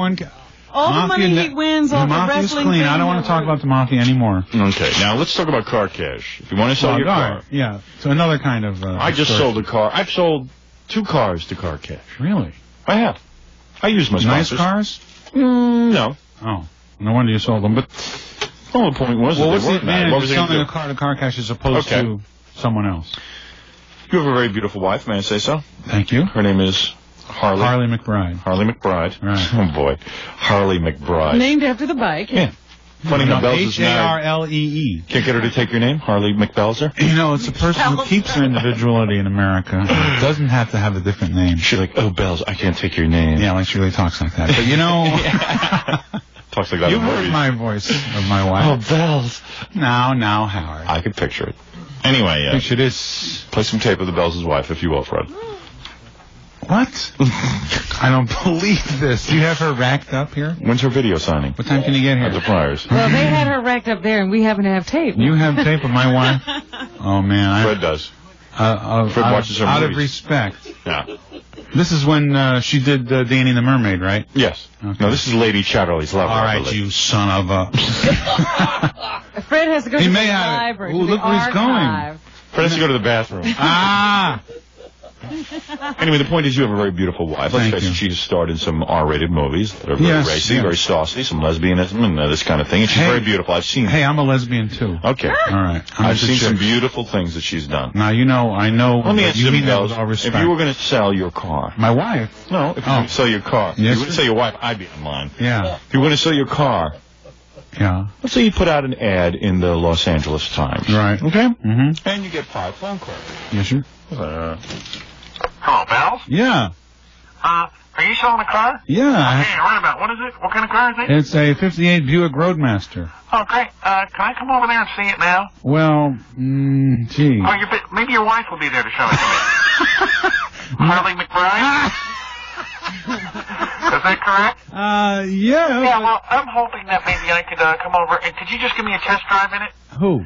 By the way, do you mind if I put some duct tape around her neck and around her lips? Right now. Put her in the trunk? Exactly. So I see. You see what I'm saying? I see what you're getting See what I'm getting at? You don't want some guy showing up at your house. Now I understand. And your wife is very alluring, very sexual, very sensuous. I mean, let's face it. She's a very sexy, beautiful woman. And he has 2 daughters. And people might think that image from the movies is just the way she walks around the house. Yeah, like they think that you and I are the same off mic as we are on. Exactly, Bells. How sadly mistaken they've do they know? Right. Protect your women, folks. No, wait, where's that clip, Fred? Do you have that? Oh, my God.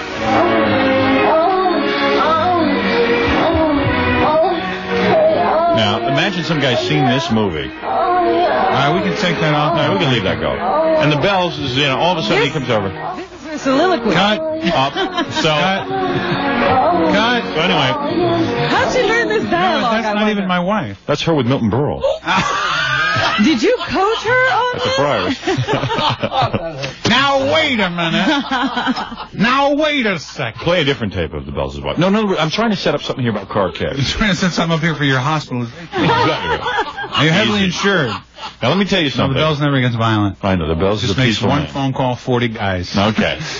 No, the point is that the Bells' wife is very beautiful. Yeah. Now, imagine some guy comes to the house to look at the car, and the next thing you know, he's taking her for a test drive. Sure. Uh-oh. And I don't mean the car. That hurt. The Bells ends up in the trunk of the car. Ooh. With duct tape. I hope they let me have my Walkman. Yeah, right. You'll be so bored back there. Yeah. But the point is that you'd call 212 Car Cash and 516 Car Cash. You have none of the hassles. No worries. And so what do? They take They the buy car. the car in 20 minutes. The transaction goes down, and you have cash. Now, hey, sometimes you need cash quick. Yeah. Right? Some people do. Yeah, absolutely. Yeah. Like some of the people in the Koch administration. Okay. 212 Car Cash and 516 Car Cash. You know, because they can't get their hands on it fast enough. Oh, you are a bitter man. I'm not a bitter man. I'm just talking about the rampant corruption in our beautiful city. You've got beautiful Harley McBride, and you would think you've got beautiful eyes. Come here, kiss me. Let me just play a word. I want to kiss this man right now. Come here, you. Harley. I mean, Belzer. Oh, come on. Whatever. If you missed the last... We're 92.3 K-Rock. Mr. Adams. Rock and roll The guy radio. that plays Jaws? Jaws. Hey, is the guy who played Lurch... The guy who played Lurch is not the same guy who played Jaws. No, because Lurch is dead. Yeah, I had this argument with somebody the other day. No, then that guy would be, 60-something years All old. right, okay. I'm sorry. What's that, Sam? What did he say? Although, who knows? Maybe it was. No. Maybe the Lurch is dead is a hoax? Maybe Lurch is Lurch Elvis. is dead? Well, no, that's not true. You see, I'm all set.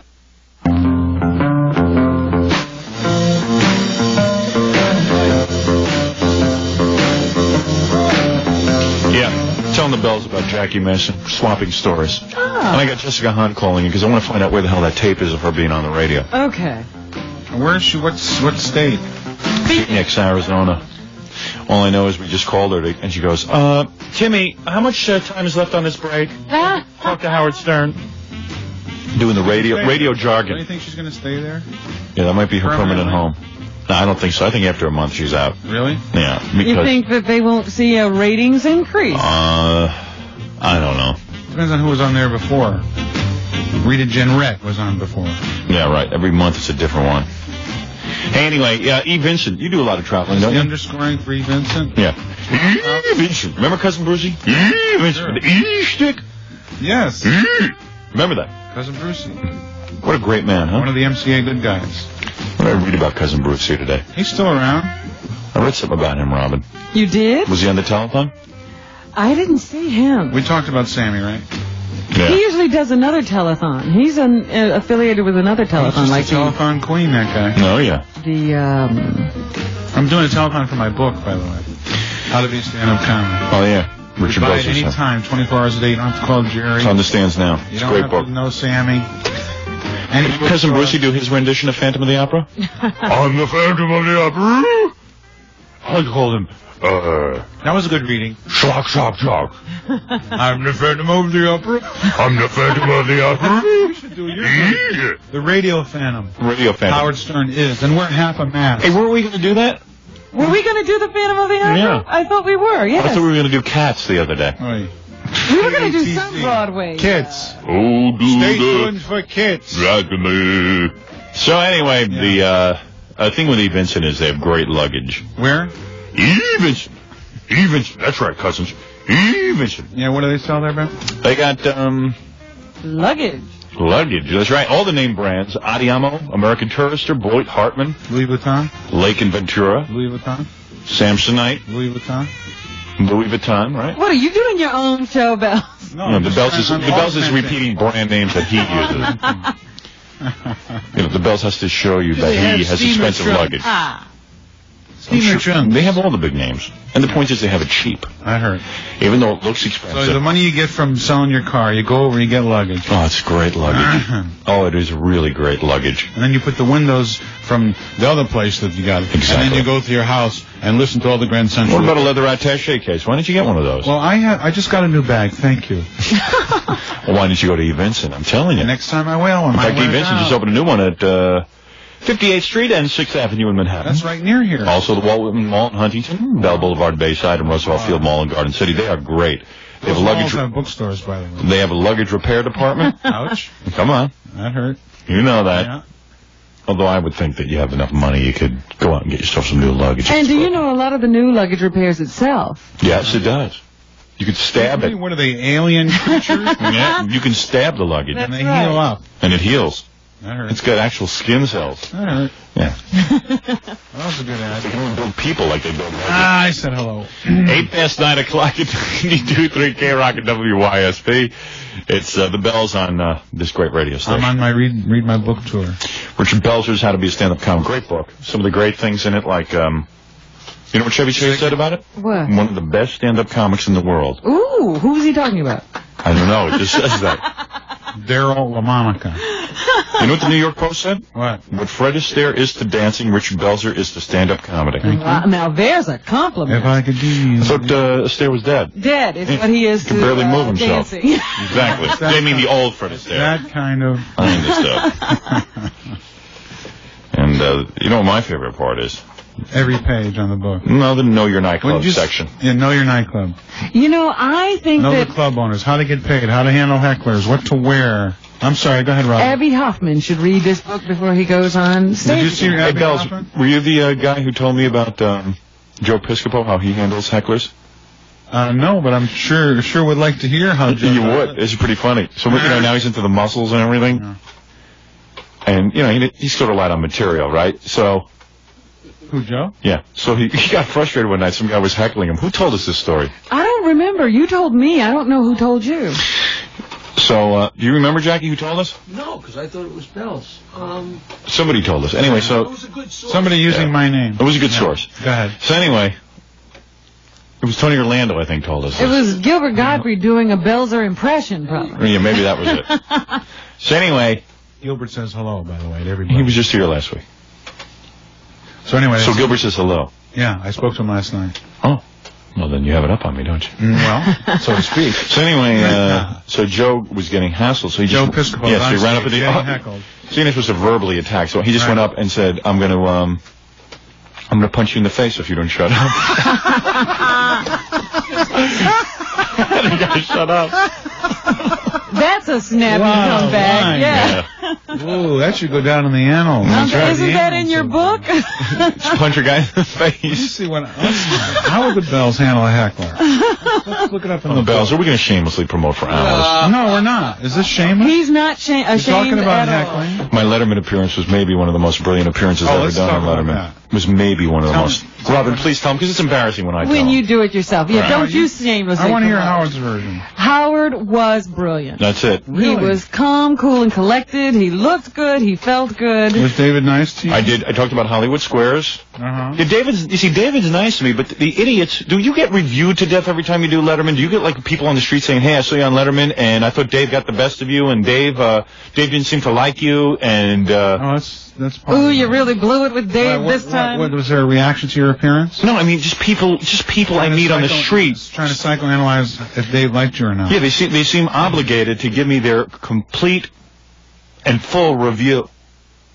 You know what I mean? What's your reviews? How have your reviews been? Oh, they've been very good. Oh, good. Except for some dickhead, a couple of dickheads who run up to me afterwards. Well, and that's always... And plus, you know how you walk into the green room after you've been on, everyone applauds and goes, hey, you did a great job. Right. Chris Everett Lloyd Was in the green room. was in the green room, evidently flipping out over the material and couldn't deal with it because, hey, I was doing Burt and Lonnie material, Burt Reynolds and Lonnie Anderson. Uh-huh. Evidently, turns out Robin knows that she dated Burt. Oh, well. So evidently, she couldn't. She was like, oh. So when I walk out, nobody could. I got kind of weird because I walked out into the green room. Uh-huh. And no one was applauding or saying, hey, good job, when they normally do. So I got a little insecure. Uh-huh. But it was because they were all kissing Chris Everett's ass. What bit did you do that could even remotely send... I went on and I said, I heard Burt and Lonnie are adopting a white baby. Right. So Dave was like, Dave was putting his head in his hands and stuff, which was cute, and everything was worked. Right. So I said, it seems kind of odd to me. I said, how does Burt Reynolds get a white baby? I mean, because he's Burt Reynolds? I mean, didn't you read Judy Carn's book? I mean, don't you remember something about him, like, losing a couple of hairs on his head and he slapped her around? I mean, a guy who beats his wife after he loses a couple of hairs on his head, don't you find that a little peculiar? That he went to some adoption agency and they found him okay for a white baby? That was funny stuff, right? Mm-hmm. The Bells is laughing. Yeah, the Bells loves it. So evidently, Gary was in the green room, said that, what's her name, Chris Everett Lloyd. Right. Well, Chris Everett. Yeah, she's not a Lloyd anymore because another good-looking guy dumped her. Right? So what did her husband do? Was he her manager? Chris Everett Lloyd Dobbins? Well, he was sort of like a coach of sorts because he was a tennis player, too. Oh, okay. So he was like... What other bits did you do on the show?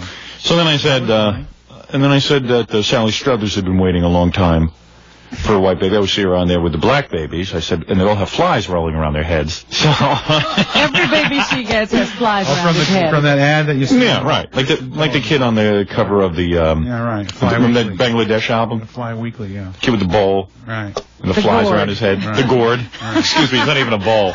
It's a gourd. That kid, did they put those flies there? I mean, do you think they would have brushed the flies away from the picture? I think it would be difficult to brush those flies away. Stunt flies. You don't think that a photographer, at least walked up with a fly swatter and swatted the flies? Enough flies around. Those are trained flies. They're in the photograph. Anyway, go ahead. Yeah, what is that? Like they glued the flies?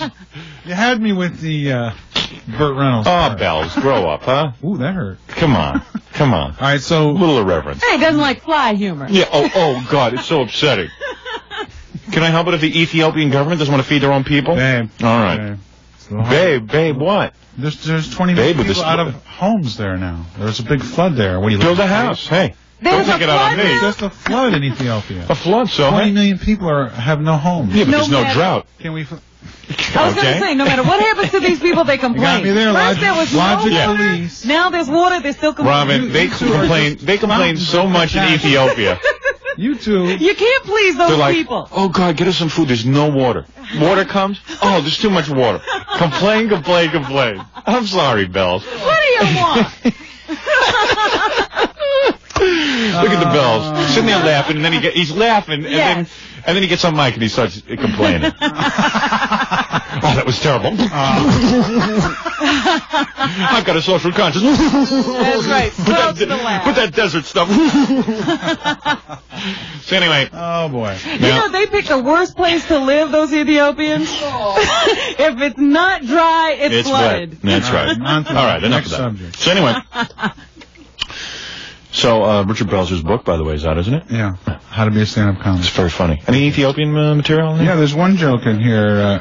You know who I got to give a copy of his book to? Who? Vin Scelsa, because Vin will read the whole book on the air. Yes. Vin reads entire books on the air. Vin is a very good writer, by the way. Oh, yeah. Real good. Have you ever read any of his stuff? Yeah, excellent. He does great writing. What's the matter with you people? Have you read Vin's articles in Penthouse? The writing is good. Oh, I'm so into Bruce. First of all, he's the music critic for Penthouse. The best album of the decade is Leonard Cohen. Did you hear that album? Please, Mel. Go ahead, hear it. I burned it. What are you kidding? Wait a minute. Leonard Cohen's new album? Bells, what's going on with you? Great album. What's wrong with you? I'm starting to twitch, Bells. You're making me nervous. Let's get his album. We'll play one song and have people call in and see if they like it. All right, fine. I'll pick the song. Get me the Leonard Cohen album, Gary. You really don't like this album? Oh. Okay, that wasn't weird enough. The next month, the next month, Vin Scelsa. So literate and socially conscious and funny and. The next month, Vin Scelsa comes out with an article about how he can't go to Bruce Springsteen concerts anymore because he's so addicted to Bruce that if he goes, he'll leave his wife and family. Yeah. Well, that's a little excessive. All right. What is it, Gary? But he said it well. Jessica Hahn's on the phone. Oh, my God. Leonard Cohen album, babe? Jessica? Yes. How are you, babe? Hi, Howard. It's Howard Stern. You're on the air. Okay, how you doing? Good morning. Hi, Rob. And the Bells is here. Hey, Richard. How are you, Jessica? I'm doing good. Are you on a break now, babe? Yes. Is that why you could squeeze us in? Oh, stop it. I hear you got the. I hear you get all the lingo down. We hear you get the radio jargon down. Huh? Tim, is how much time is left in this break? Cut it out. You got the jargon down. No, I don't. Jessica, this is Richard again. Have you seen Sam lately? I'm gonna see him like real soon. Sam Kinison? Yeah. How are you gonna see him? It's a long story. I'm gonna see him this weekend. He's supposed to be doing something. In Phoenix? Well, he may stop by here, or I may go to L.A. Ooh. On the weekend? Business, guys. It's business. Yeah. It's monkey business. Okay, whatever. Come on, you could admit it now. You're a lover of his. I'm not a lover of his. She's still a fan, I guess. Jessica, come on. Hey, How many guys fly on a plane to be alone with you and then don't have sex How with you? many guys fly on a plane to be alone with me? He was flying to a concert. And why did he put half of his entourage all of his entourage on another Howard, plane? You don't forget a thing. I know. You've got a memory like I can't believe. But Sam admitted that he is a lover of yours. He did? Yeah. Thank you, Robin. What did he say? On the air? No, not on the air, off the air. Yeah, right. Yeah, sure. Doesn't admit anything on the air. Yeah, right. That's why I missed it. Who's that, one of your zookeepers in the background? Yes, it is. No. How embarrassing is it working with those guys? Hey, I miss you guys. Okay, all right, you were taking a bet, weren't you? Not this time. We not forgot. this time. Wait a minute. How about I miss you and I love you? Yeah, miss and love you Jessica, too. do you think you'll keep this job? I hope Do you so. like radio? You like to do it all the time? I really love it. Really? Hey, what are the zookeepers doing back there, Jessica? Let me listen. They're just, no, we're just taking calls off the air. Let me hear.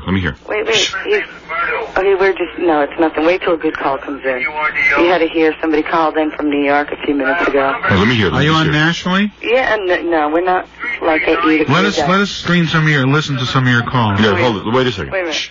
This is just getting into dress. Oh, somebody's looking for me. Someone's looking for you? What's his name? Jonathan just called in a few minutes ago. Jonathan? Bradmeyer.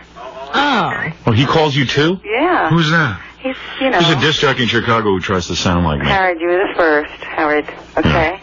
Yeah, I'm the first, and I have all my imitators out there. There's only one Howard. And when you hear him, and if you ever go to Chicago and hear the guy, You know go, what, though? you see how lame he is. You want to know something, though, Howard? What? The people are really laid back, though. It's really hard to adjust. Who's laid back? Well, people, In Phoenix or? Yeah, after doing the show so much. In New York?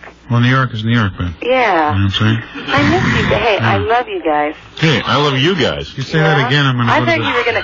Richard, the hospital. shut up. Howard and I do this all the time. Yeah, Richard, don't get jealous. Shut up. Yeah, stop Yeah. being jealous. Why'd you have So what are you? I'm jealous When you love are Howard. you going to send me a tape of what you're doing out You love there? Robin. As soon as I get one that's good, I had some really good stuff. You would have liked it. Could you send me any tape? Yeah, I want to highlights. send you something on Paula Parkinson I did. What'd you It was do? really funny, and I wrote it, and I didn't get any Do you know credit. who she is? Huh? Yeah. Do you know her personally? No, but Oh. isn't it odd she was in Florida at the same time I was in 1980? Yeah. Wait a second, Jessica, you wrote a bit? Yeah, I did. Well, what is Did this you do it bit? for us? Oh, I wish I had it. What is it, though? Get the copy. It was about, it was like this little tidbit. It's Uh-oh. It's about, Little tidbit. wait, let me try and think. There's nothing little about your tidbits, honey. Oh, Now, stop Howard, that. it's that kind of talk that causes America to... Wait a minute. It was about, wait a minute. Oh, zookeepers. Here we go. Hold on. You guys are loving this, aren't you? Yeah, we like amateur radio, but you know... Tom. Wait a minute. What? Announcement about George Michael. A major announcement about George Michael. Yeah. No, he's not gay, but you know... We're not really crazy about The this. announcement is he's not gay. Yes. Wait a minute. Let me tell you something. Wait a minute. Let me hear this. The guy. Hold the phone up so I can hear. It's over. Your Anyway. career or So what are you doing? So listen, let me tell you about Paula.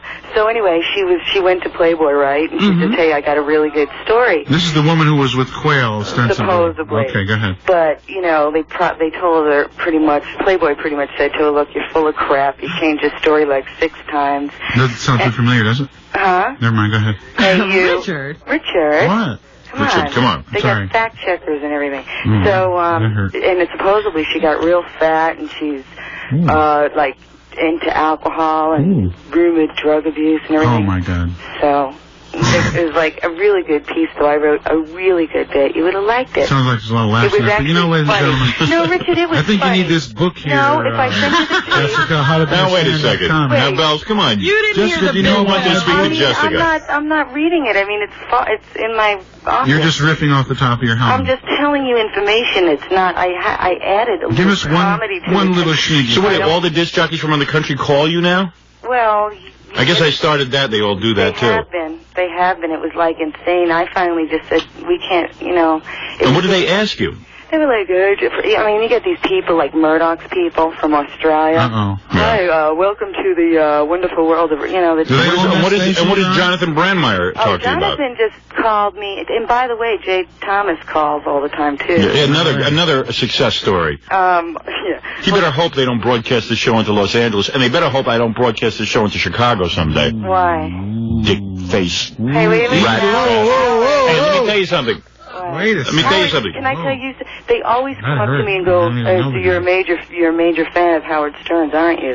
And I said, yeah. It seems to bother them, like they don't know about this. Well, they said, how come what made you hook up with Howard? I said, well, he called me one day, and he was different than all the other people that were calling. Yeah.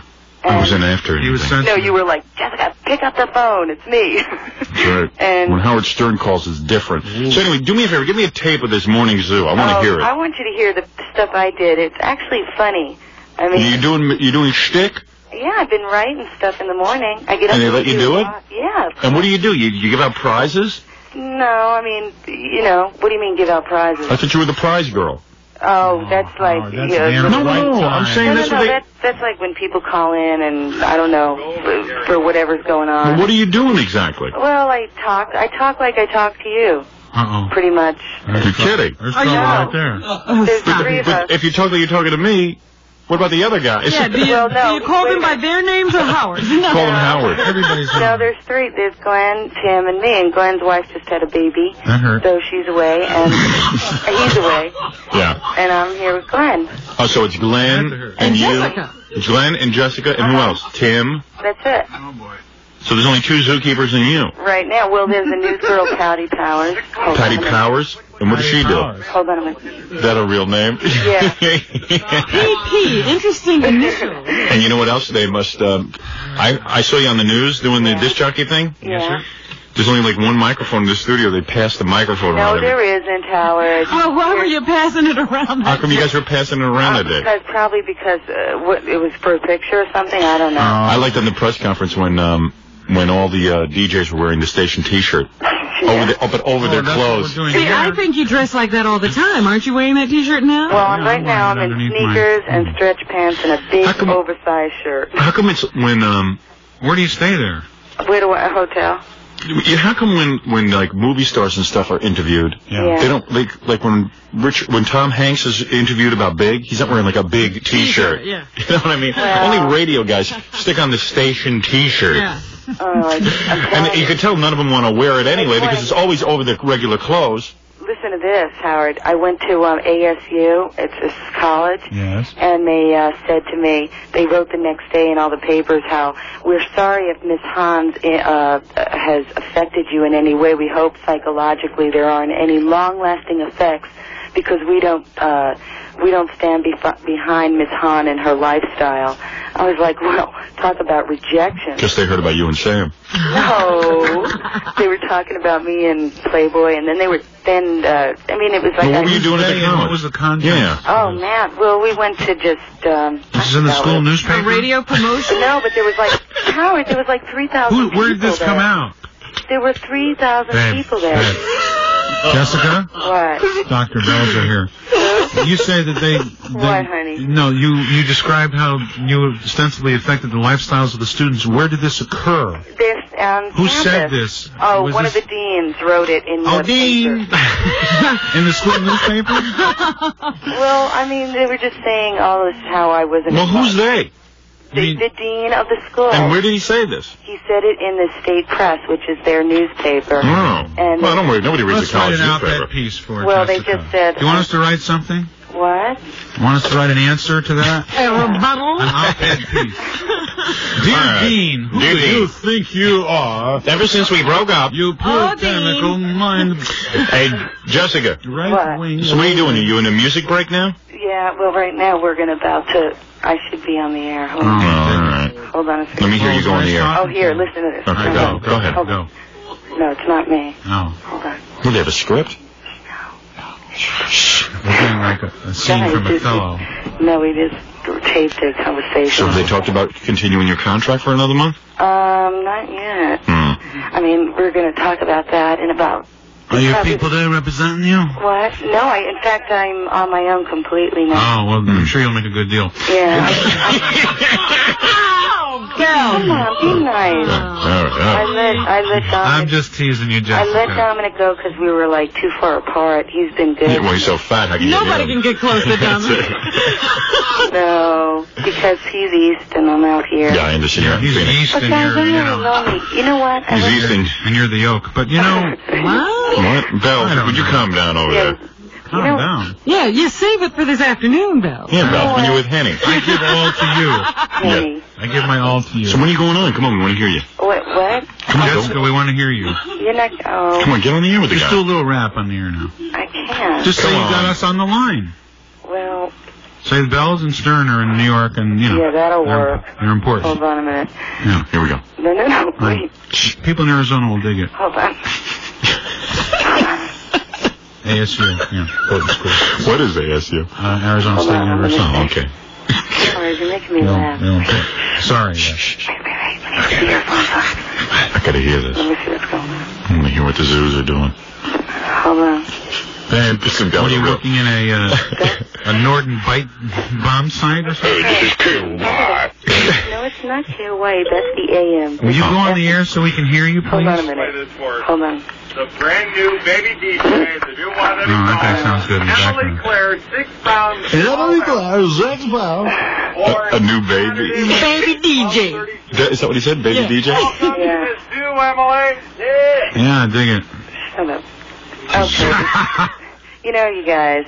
Babe, just And baby DJ, isn't that what the zookeeper here talks Yes, yeah, they only No, talk about you know what? baby DJs. No, this is a real baby born. Yeah, This good. guy, Tim, had a What little an baby unusual girl. occurrence. But anyway, can we hear you on the air, darling? Let's celebrate for an I'm entire talking to you morning. guys. They want to hear me on the air. Like he's the only guy in America to have a baby. Have a baby, yes. What's amazing is, Stop the presses. What an Something unusual. to say so that gee, and I you wonder can who he hear me. married. Couldn't have been one of the listeners, Hold could on, it? I'll say something on the air. All right. All right, go Wait a ahead. minute. Sounds like his wife is part of the show. How to be a stand-up comic is available at... Wait a minute. Oh, she's rehearsing. Oh, Mills, you can promote the book and Wait a minute. All of this? Never. Ooh. Oh, they're giving her a script. This is good. Okay. Oh, come on, I feel funny, guys. What? Aren't you going on? Yeah, What's going on? A commercial? man. yeah. All right, do your best. Howard, Come on. Come on. come on. Jessica, come on. Come on. I feel like I got my parents on the phone. Well, When you're telling your little story, here's a good idea. Have a point. It makes it so much more interesting for the listener. Got it? no, What was that? you go, Jessica, you're on. Okay.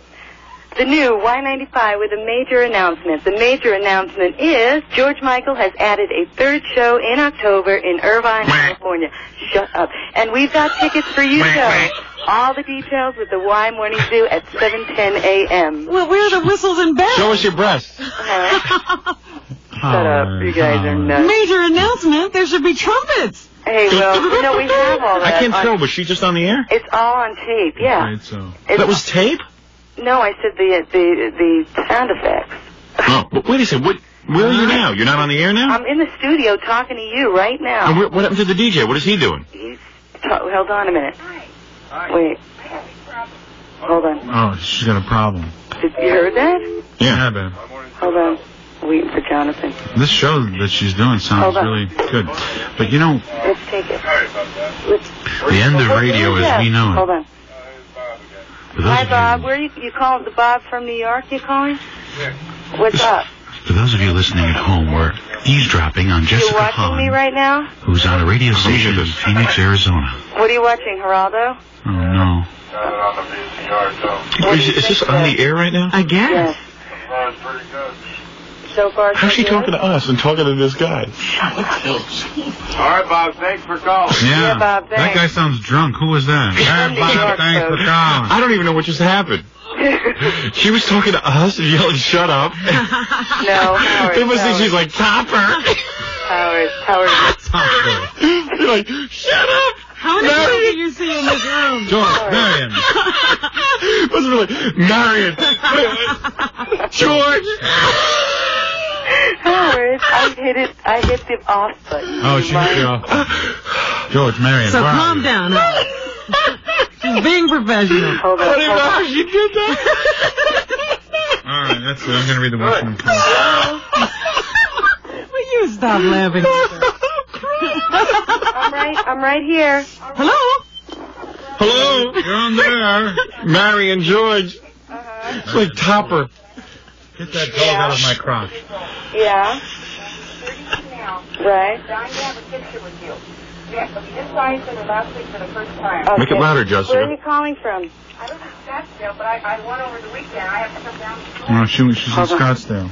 All righty. Was that on the air? Howard, you know, your ratings points are going down for listening You to bring this. it by around 9 o'clock, okay? Come on, this is the funniest thing I ever heard. Thanks a lot. Bye-bye.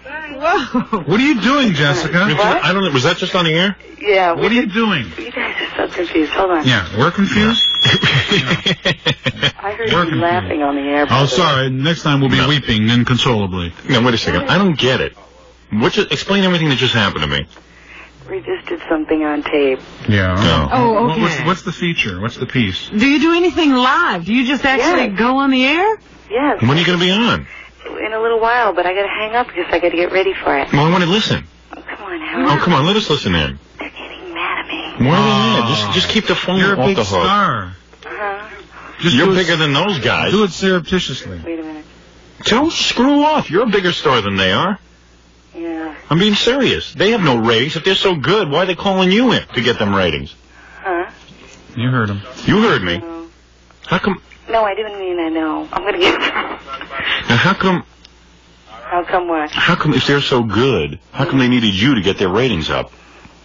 Well, I don't know. They gave me a job. So think about it. They give you a job. You should be kicking their ass. I love radio. Yeah, but tell them to screw off. You want me to listen in. Am I right, Bells? Yeah. I don't know, guys. It's going to be a while. Oh, you forgot where you come from now? All right. Well, How about we do something tomorrow? Okay. All right, we'll call you tomorrow. Call me like before 9 your All right. time. All right. Good luck, hon. All right. I love you guys. All right, love you too. Thanks. Bye-bye. Bye, Robin. Bye. Bye, Bells. Okay. Bye, Howard. Jessica. Bye. Love you guys. All right. Bye. Goodbye, Oz. Goodbye, Emerald Bye. City. Bye. Goodbye, Munchkins. Bye. There's no place like home. She's so earnest, though. Yeah. Yeah. Yeah. Right. Yeah. Okay. That was the funniest thing I ever heard. Radio personality. When she was on the phone, the guy go, Reading a shut spot. up. Sorry. I felt like George and Marion Kirby, and she was Topper. That was cool. By the way, Richard Belzer's book, How to Be a Stand-Up Now, Comic. Bells, what are you, annoyed that every minute you can't mention your book? Yeah, Let's have a little content in between. I am. Then I get a real attitude. Yeah, I am. That's right, I am. The Belzer's new book is Richard Belzer's How to Be a Stand-Up Comic. It's really funny. Thank you. I recommend it. It's available now. It really is a scream. It's in hardback right now. Thank you. How much? Well, what time can you get here? How much do we charge for this? $13.95. This girl's getting rich, isn't she? A Random House Villard publication. All right, why don't we take a break, and when we come back, we'll be right here, right after these words. Ooh, I can't wait.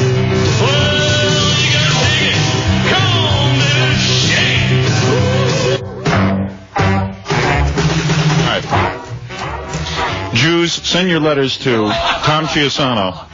Evidently, we've stirred up the Jews this morning. What happened? I don't know. Hey, I'm the king of the Jews. We have not even talked about the new Jewish 700 Club. How could we have gotten them upset It's the 688 Club, marked down from 700. No longer do you have to do the full 700. Now, for 688, you can join the club that's exclusively for you and the entire family. Hello, you're there, Wad. You have a broken dreidel. I'll be right over. Hello, you're there. Listen, lady, I can't be there before Thursday. Hello, you're there. What, your menorah broke? Hold on, I'll see if I can get a truck to your house. Hello, you're there. Can you imagine the financial show in that? Oh, it'd be wild, huh? Financial Network. Yeah, they're going to have all Hello, Jewish you want to sell in the margin? Hello? Hello, you want to control the media? Hello, you have a right-wing northeastern conspiracy to control Wad?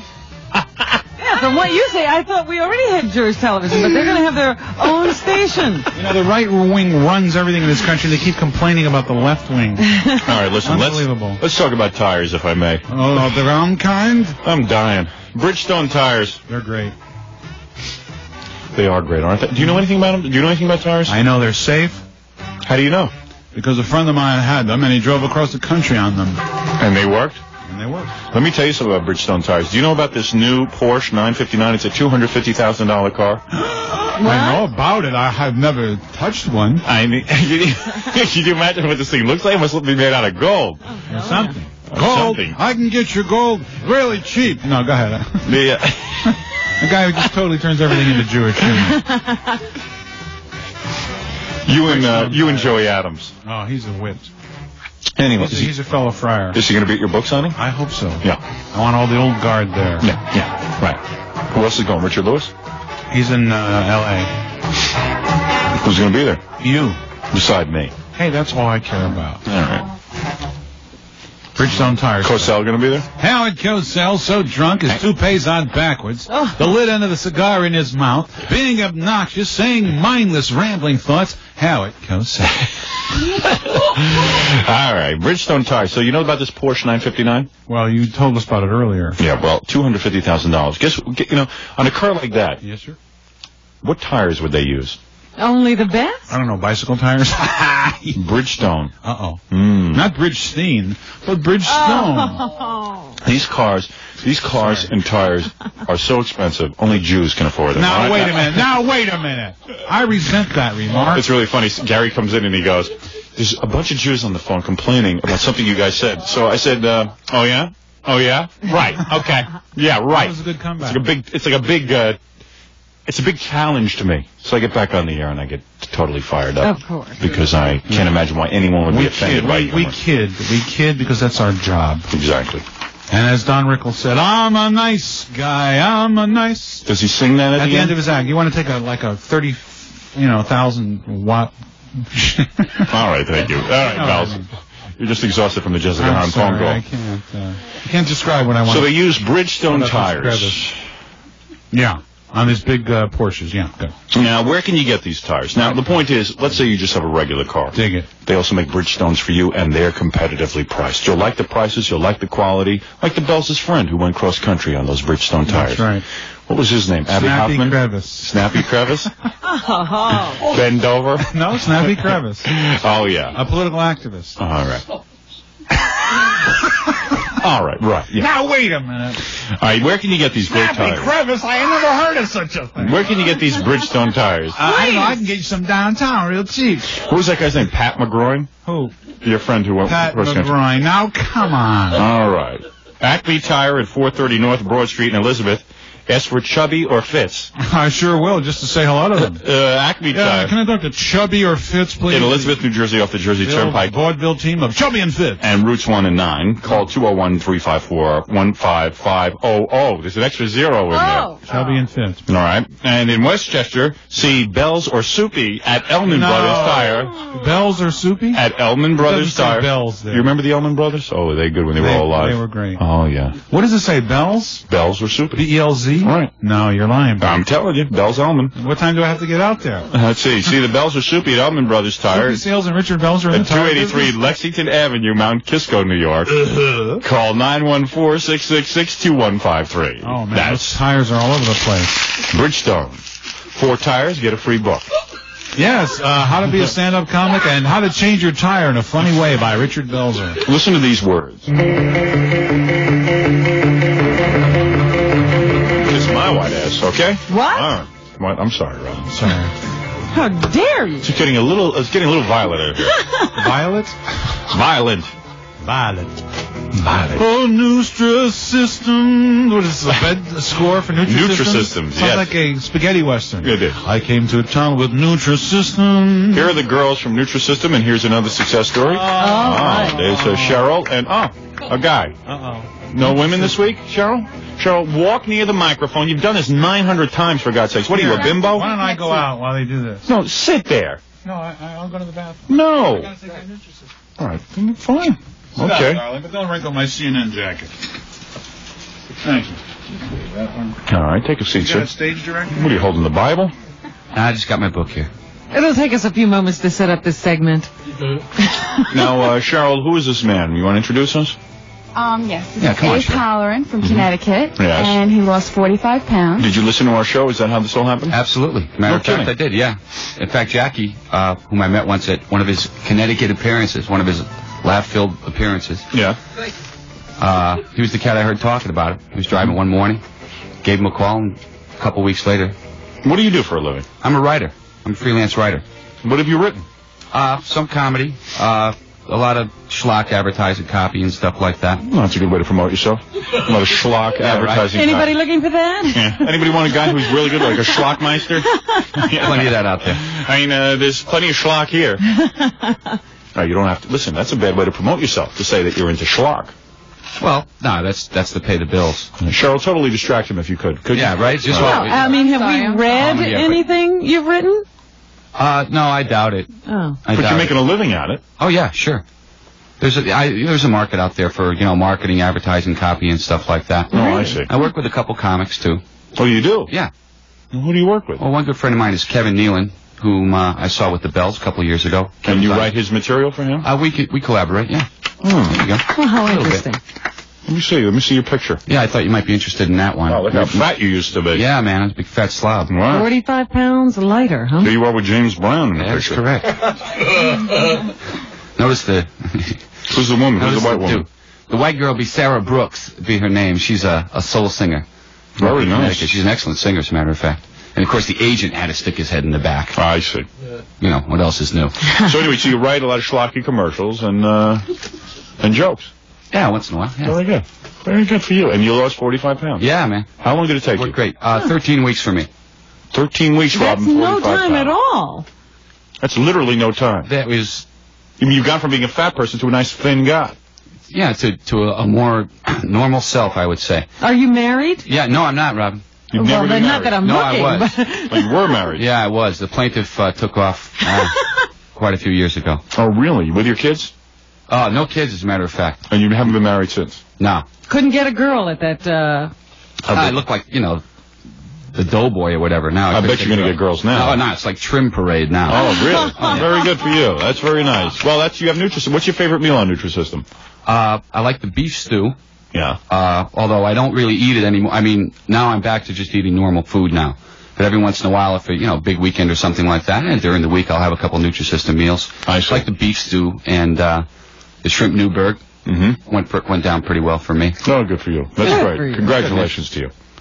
And let me give the phone number, 718-896-4200. It's the Nutrisystem weight loss program. Oh, very good. Nice to meet you. All right. Thanks a lot, Howard. He looks good, Robin. Yes, he does. Yeah. And there's another success story. Check, please. And the Bells is here. Thank you. Food all here? Nice to meet you. I heard Shrimp Newburg and I got all excited. All the way from Fairfield, Bells. I came in today. Yeah. How are you? Good, man. My name's Ace. Hey, there's another show going on here, Howard. I guess we have to leave. The guy's a comedy writer. I bet you he's trying to get in with the Bells on the Networking, show. yes. All right, go ahead. Gary, Gary, you're so non-aggressive with people. Say, excuse me, sir, let's go. You always accuse me of wrecking your comedy business. Cheryl, did you lose weight? You look good, too. Your legs look good. Why don't you nail her, Gary? Hey, we should call Mike. Working on it. Thanks. So long. Call Mike and hope he's okay. Call who? Mike Tyson. He's a good guy. All right. Oh. Yeah, right. I know Iron Mike. He's a very nice guy. The brains of a He came wall. to my grill factory once. Right. Well, a whole box full of it. Freddie, do I need to take a break here? No. All right, we'll take a break and we'll be back with the Bells, whose new book on Random House. How to Richard be a Bells- stand-up comic. That's right. How to be a stand-up comic is out now, and believe me, if you don't rush over to your bookstore today and get it, you're nuts. Written This with is- Larry Charles and Rick Newman. I once read a book. It was called. The hell was the name of that book, Robin? I can't remember the book you read. You The Elvis read or book, wrote? didn't you? No, I read a book. You did. The William Saroyan book. Yeah. What was that? What was that one? How to Catch a Flying Dreidel. No. You never read Catcher in the Rye? Catcher in the No, Rye. I never read that one. How is that? Is that any good? It's a very good book. I got to get that. It's a classic book of adolescent psychology gone awry. Maybe I'll go and buy your book and get that one too while I'm there. You never read that'd be Portnoy's swell. Complaint? The one Stop part where he complaining. masturbates with a piece of liver. I read that. Yeah, I did read that part. See there? Read that part. And your book is much funnier. My book has a laugh every page, It does. It's very, very good. which is unusual in America. I have nothing to compare it to, though, except that one book I read. How about the Bible? It's funnier than the Bible, right? All right, we'll be He back never right read after that. these A words. few quotes on the back page. Right? Bells, I smell bestseller. Ooh. Any mention of me in here? Gee, yeah, there's a whole section on you, Howard. A chapter. Let's see on the back. Here you got quotes from Chevy Chase, Robin Williams, Richard Pryor, Robert De Niro, New York Post. What about All the people Howard he Stern. respects, Howard. where's Stern? I would love to. There's a whole section in the book about you, Howard. I wrote the liner notes for Leslie's album. Yeah, okay. So, I saw... Important. No, the Bells is here. Important assignment. And he's got, yeah, it was real tough. Yeah. It's like You Ezra were- Pound editing T.S. Eliot's poem. That's But- right. So this is great. And you wrote this yourself, or you had some dude help? I had a little help. But, Rick What Newman did you do? and Larry Charles. What did you do, Bells? what did I do? Yeah, in the book. I wrote a lot of it. Oh, sure. It was my idea, Bev. Okay, all right, take it easy. Yeah. An idea's worth a lot. All right, Bells, calm down. I wrote a lot of it, Bev. Hey, you came up with Hey, the I wrote idea. a lot of it, man. Hey, come on, man. I wrote a lot of it. I'd love to know how those things work. You know, I wrote it Collaborative with efforts? Somebody. What does that mean? It means you wrote it with somebody else. Bells, I like this picture of you reading a book, and there's a girl, a very sexy model in a bikini over you. Yeah, it's Taking a Break, it's called, that chapter. Was that how many times did she have to sit in your lap to see if you got the picture right? What time can you get here? Yeah. I love, whenever if I do a book, there's going to be like lots of pictures of me with like bikini girls. Yeah. And there's going to be like tons of pictures you never even get to see. Like all the ones where I say to her, all the retakes. Yeah, like the photographer will go, maybe it'd be funnier if she sat in your lap, Bells. And Bells goes, okay, I'll try it, but I don't know. And then she's in your lap, right? No, that was the only way we shot it. Okay. Sure. Yeah. Right, babe. Sure. Right. Yeah, right, babe. Why would I have Yeah, but really, I mean, did you write a Jew? line? Did you say Jew? No, Yes, no. Jew. Did you? No, she said Jew. Probably That's what did. you are. Well, I'm proud of it. Okay. Did you write a I'm line? not selling it, but what? And then they wrote a line? No, we wrote it in sections and together and separately, and it was kind of a collaborative effort. It doesn't take a genius to see how funny life can be. Richard's IQ test score, 57. In other words, even Richard himself has a low IQ. Right. Yeah, sure. Oh, you understand it. That's good, Howard. See? Oh, now I could be a stand-up comic. How to be a stand-up comic. There's a lot of funny pictures in here. I haven't read the text yet, but I can say the pictures But you are will funny. read the text, right? Yeah, oh, absolutely. Okay. The book comes out in 2 weeks. I guess when I'm on the plane tomorrow to Los Angeles, I'll read the book. Oh, you want to stay at my house? Nobody's there. Are you going back tomorrow? No. But you could have the house. Where's your wife? She's here. No, my wife's there waiting for you. That's what I was hoping. It's like one of those Alaskan arrangements. She's going to make I'm hoping Bells' wife is really like what she was in the porno movie. Now, wait a minute. She was never in a porno movie. R-rated Lady Chatterley's Lover was pretty close. Yeah, that's not porno. It was porno. I don't It was softcore porn. I don't like that word. What, porn? Yes. Yeah, okay. So anyway. He's Senator Jesse Helms now. That's scary the way I did that. Where's Senator Jesse Helms' estate? I don't like He's out that beating word. some minority child with a stick. Yeah, right. You don't belong in this country, son. Right. This senator doesn't like you. Yeah. With his orange hair and his 8-year-old wife. And Freddie, bring in the one where he goes, ding dong, ding dong, ding dong. Oh, bong, bong, bong. He says, Tom Thurman? Yeah, he goes, at the strike of midnight, the clock goes ding dong, ding dong, ding dong. Bong, bong, bong. You think he was doing bong hits? Very articulate cat. But anyway, I was hoping that your wife was sort of like she is in the movie, like when the gardener comes over. Yeah. She's in the bathtub. We know. And she's in a bathtub with other women. Yeah. Oh, you don't want me talking Those about are the movies. Those are the movies. Yeah, I'm just hoping that maybe there's It's a little make believe. What's the matter with you? Just hoping that maybe I'd end up over at your place and. Well, those movies aren't like animation. With a bullet in your head and your hands really tied have with dental to do floss. Right. I'm not talking about a few dirty words. Or profane words. Or merely suggested language. I am talking about disgusting. About being able to speak the language in the first place. Excretory activities, descriptions, and references to such acts as bestiality, sodomy, and child sex. Say the way he got born. How do you like them apples, Mr. President? Mr. President. I like when he breathes. You can tell that he's got like a bunch of snot and hair in his nose, and he can barely suck the air through his nose. Right. He talks like a horse that's being electrocuted, so it'll move its mouth. Yeah, like Mr. Ed. Yeah. Yeah, great. Thank you, Wilbur. Yeah. The Federal Communications Commission has ruled that all three of these examples that Jews and blacks will be having to wear hooded little garments. See, this is Senator Jesse Helms. This isn't Strom Thurmond. Same thing. Yeah, well. Not like, like one's... This is Hitler, not Goebbels. Well, they're two different people, though. I want to identify who we're talking about. There's more than one enemy. But they're, scraped off the same shoe. Imperium before midnight. But come the stroke of midnight, bong, bong, bong, bong, bong. It's okay. And it's okay. Bong, bong, bong, bong. The clock strikes 6 in the morning. Come the stroke of midnight. Bong, Robin, bong, whenever I bong, say stroke bong. of midnight, I want you to remind me to say bong, bong, bong, bong. It depends on what you're stroking, ladies and gentlemen, but I've always said... The Bells is here, ladies and gentlemen. I'm here. I'm in New York. I'm in the Apple. What are you doing here? Caroline's? Well, I just did a movie with Chevy Chase. What's this? Caddyshack? Fletch 2. Did you? Yeah, we're shooting it this week. How big a part you got in that? I have a cameo, what we say, a cameo. I do a few minutes as a Greek gangster. Because I got a script I'm reading now for a fairly good movie. Yeah? They want me to be in. What? But it's like a cameo. I can't talk about what it is. A cameo's good.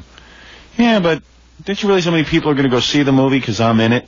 Oh, no, seriously, in New York and in Philadelphia? If they say, and featuring Howard Stern or in a cameo, then they're not going to be misled. Your name's not going to be above the title. Mr. Brando. Yeah, but someone, but you know, all of a sudden, my name is my people are gonna come. And no, you don't understand I don't something. want to disappoint my people. You don't understand something. I'll be talking about it with Robin ad nauseum for like months. Well, of course. Get people whipped into a furor over this thing. But you tell your listeners, say, I'm not in this movie a lot. I like what I did. But people are going to go see just to see me, just to see if I goofed up. That's a compliment to you. Yeah, but shouldn't I get compensated for that? Michael Redgrave doing, a I mean, I think I could. See, Bells doesn't think business. Ooh, that hurt. The Bells is a comedian. He wrote a book on how to be a stand-up comic. Chevy Chase calls, and Bells goes, yeah, okay, and I guess I just get scaled for that or something, and that's the end of it. The Bells does not get scales, my son. That's what I mean. You get the whole fish. See, I think I could write a damn good movie and then star in it. Don't be arrogant. Do a little cameo. Have your screen presence be known. Let the audience see you in a movie. Then do something else. Don't be a snob. Do a nice little movie part. It's nice. You're on the set of a movie. You treat it like a king. You get to perform in a different context than on the radio. Yeah, but expand. But I could write my own movie. Okay, you do that. And I got a whole script in my mind anyway. Get the financing and produce it and 2 seconds I can do go this. Insane. And where's your money? Tell him, Robin. Yeah. Of course you could do it, but right? He does have a point. Who's right, Robin? Don't agree with the Bells. Business Bells. I didn't see him mention you in this book either. There's a whole thing on Robin in that book. The whole thing. There's a whole chapter. Yeah. I just said we had to leave it out, but it was well, in. Of course, it's still in his office. Chevy says hello, by the way, Howard. What? Chevy says hello. Really? Yeah. Fan of the show? He just said, what are you doing tomorrow? I said, going on Howard Stern. He said, well, tell him I said hello. Yeah, he knows the show? Well, somebody told him that you put him down. I don't believe I didn't put him down. that he likes us, yeah. Oh. Just jealous of my talent. No, he's a good guy, Chevy. Yeah, so what's this movie about? Let's call him. You got his number? Does the Bells have Chev's number? The Regency. Yeah? Should we call him? Mm-hmm. Call him. And he may have left already, but maybe he's still there. All right. That'd be great to call him. All right. Because we sort of like him, don't we? Yeah. Yeah, I like him. He thought you didn't like him. I just thought it was kind of bizarre that he couldn't get off. Like he said that he went to the Betty Ford clinic because of painkillers. Percodan. Yeah. True. Yeah, but he didn't like to party, right? And he blames all of his back problems on Saturday Night Live, the thing that made him famous. Yeah. Well, okay. We think it's a little bit of whining, aside you know. From that, aside from that, we like him. Yeah. Okay. That's fair. Aside from the fact that he puts himself in a lot of bad movies, but aside from that, we like him. Even though he was good in Caddyshack, but actually he just walked through it. Aside from that. Yeah, aside from that, though, we think he's good. And even though he really didn't do that much on the original Saturday Night Live. Well, aside from that. Aside from that. Yeah. Yeah, let's call him. Okay. All right, we'll be back right after this. When it comes to some good material and not saving it for the air, so you must have some really good stuff for the air. Ah. I never plan. I'm just here with my friends, and whenever it comes out, hey, I'm with you. Out. I understand. Are you going to get Chevy's number? Yeah. Yeah, I'm going to get that. But aside from that, I have a Nissan commercial. Yeah, He Arrow. must have finished his role already. He wants us to go. No wonder the Bells got cancer. What? Look what he eats. What are you eating? He's eating a Danish for breakfast. Nothing that'll... The Bells does not care about health. It's not for breakfast. I usually eat very healthily. What do you usually never eat have for breakfast? Here healthy. Yes, we do. We have some... What? Some fruit and stuff. What'd you call me? Yeah, I'm sorry. Guy was totally self-conscious. I'm just worried about you. Oh, that's You don't sweet. look healthy. I am healthy. I was just up late. What were you doing last night? I was at a little meeting. I had a little meeting with some people. Wait a second. I want to hear about this. With but first, Chevy and, it's interesting. Maybe I smell alliance. You, Chevy, and who? Smell a new Rat Pack. We maybe do something together. Have a few things. Yeah. What is Chevy doing here promoting the movie? He's looking for a Nissan, babe. Can you help? Arrow Nissan. When you're thinking about purchasing your next car, the only place to go is Arrow Nissan of Hillside, New Jersey. Everybody loves it. I know I do. Where's your little headphone thing that you usually plug in? You know, I lost my adapter. I didn't bring it with me. I like you with that better. I know.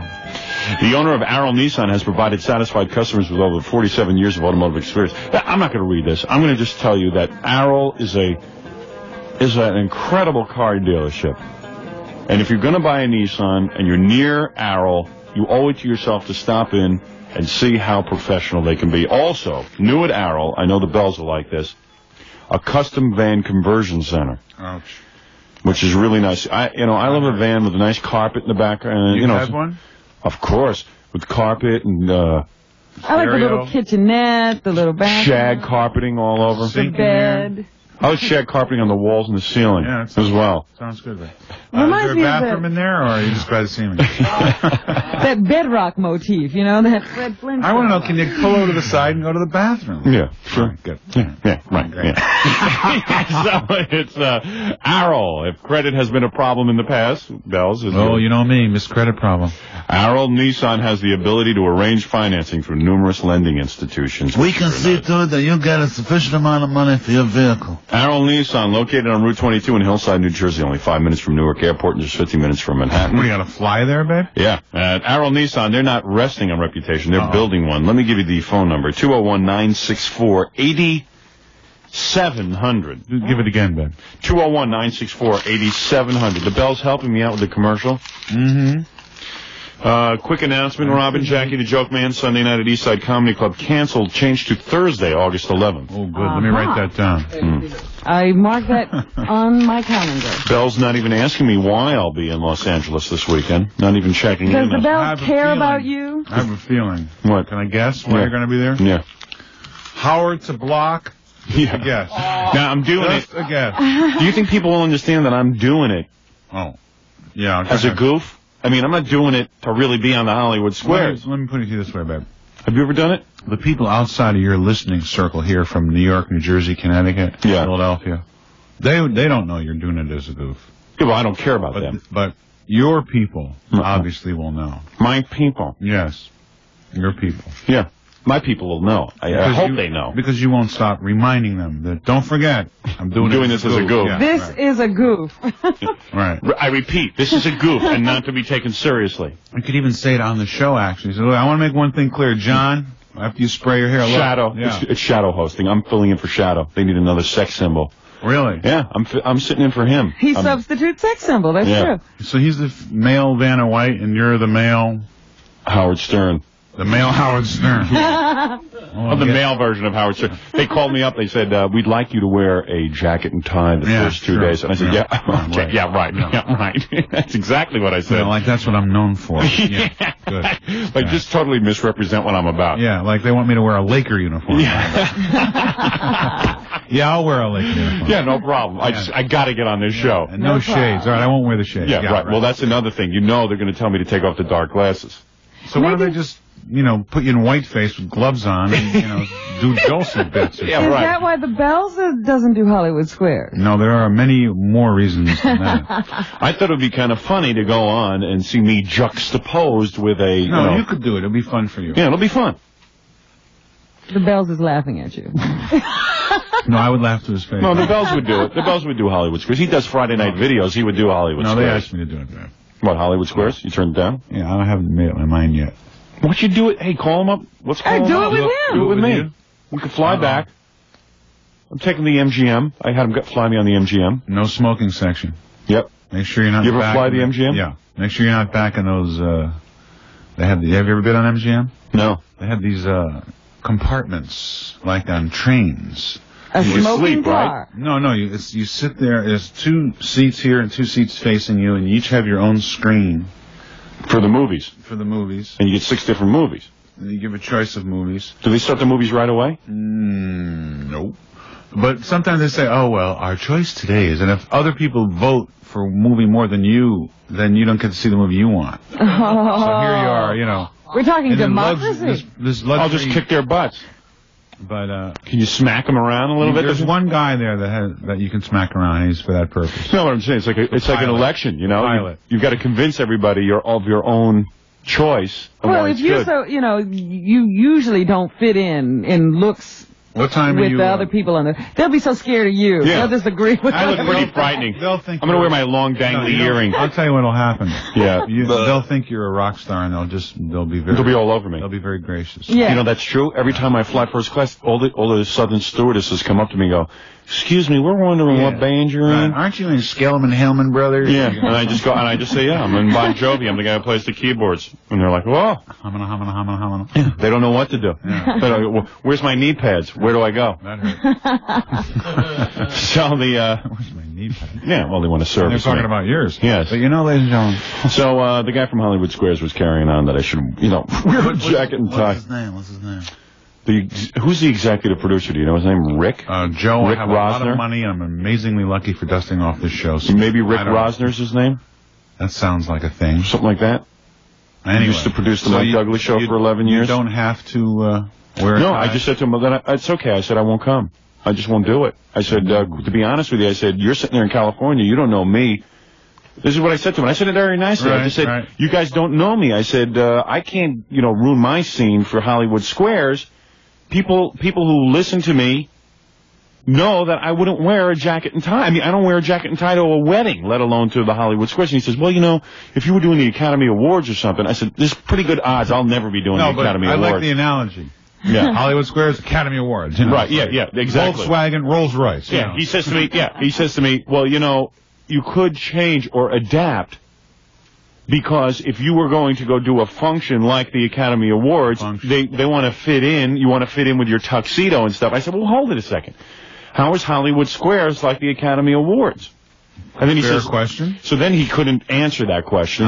So then he said, well, Shadow is hosting, and he doesn't want to wear suits like John does. He wants to wear his sweaters, and we're not letting him. And, of course, so he's adapting. This is a major controversy. Yeah, right. So he's adapting. So if Shadow's adapting, why can't you? Because Shadow makes $6 million a year, and you only make Exactly. $1 million? A measly $1.5 million or so. That's all. Or $5 million. Yeah, whatever. Yeah, that's it. But not as much as him. Right. Yeah. So it's kind of weird. No, you should go on just as comfortable as you want to be. Yeah. Yeah. So I'm going to go on. I said, look, he says, well, I saw you on Letterman. You look pretty nice. I go, how many years ago was that? Yeah, but he says, no, recently. You didn't have a tie on.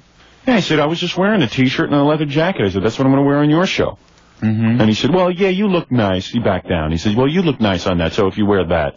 I said, look, the bottom line is, a guy with real long, scraggly hair and stuff. And a tie. And a tie and a shirt, no one's going to buy it. And I said, besides, man, Gary Marshall isn't wearing a tie this week. Who's Gary Marshall? Produced Laverne and Shirley. Oh, he's on the show? Yeah. Well, they don't ask him anything. Gary They just Marshall. say, please be on. Yeah, just please be on, like he's important. Yeah. Yeah. He spawned a whole beautiful generation of sitcoms. He gave us Laverne and Shirley. Yeah. Yeah, which wasn't a rip-off of Lucy Nethel. But ladies and gentlemen. It's an original idea. Yeah, sure. Right. Yeah. Real innovative. Yeah, sure.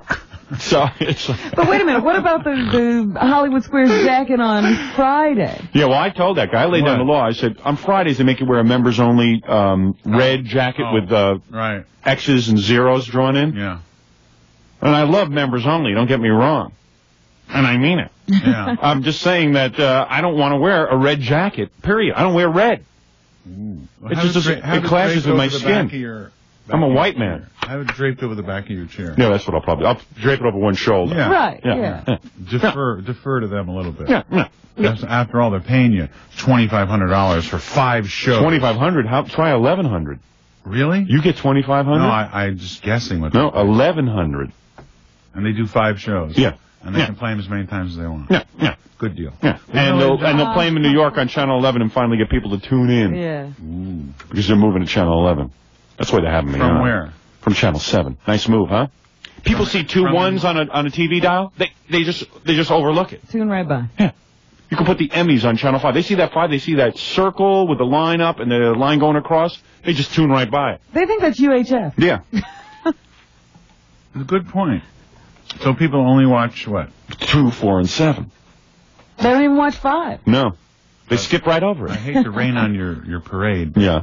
Recent studies indicate that. Go ahead. That viewers are fleeing the networks. Yeah, but they're not watching the Independents. They're watching the Independents. They're renting videos. They're watching cable. They're not watching Channel 5. I know that for a Isn't fact. Cable 5 It's Fox Network. I know they're not watching it. They're doing pretty good. They're doing terribly. The Bells doesn't know what he's talking about. The Bells is so out of it. He thinks it's just like. I just read a whole 14-page analysis of the industry, but I don't. Right. Okay. You read it. You read about it. What are you, a school teacher? You read about it. I happen to know something. Okay. I happen to know that Rupert Murdoch is losing billions of dollars. He's got deep pockets, babe. And it's like he's throwing money out a window. You know what he ought to do with that money? Deep pockets. You know what Rupert Murdoch ought to do with his money? Yeah, I know he ought to. He ought to light a big fire with that money because at least people could heat food on that money instead of just throwing it out a window. He ought to heat light the fire of his money and heat the food of the people that Trump is displacing. Exactly. Yes, thank you very much. The political bells sleeping through. We went 25 good minutes without without bells him getting sleeping political in. once. I can't believe it. All right, listen. We're going to call. We're going to speak with Chevy Chase, Bells' new friend, find out what Bells and Chevy are up to. New friend, I've known him 17 years. More But Hollywood, ladies and gentlemen. More Hollywood Squares strategy. Is Elvis coming back? Yes, Elvis will be here. Elvis will be here? That's right. Because I heard Elvis wants to get into stand-up. I want to ask him about it. He washed up on the beaches at... that was Elvis. That was no uterus. That was Elvis's uterus. You guys can push a person only so far. All right, we'll be back right after this word.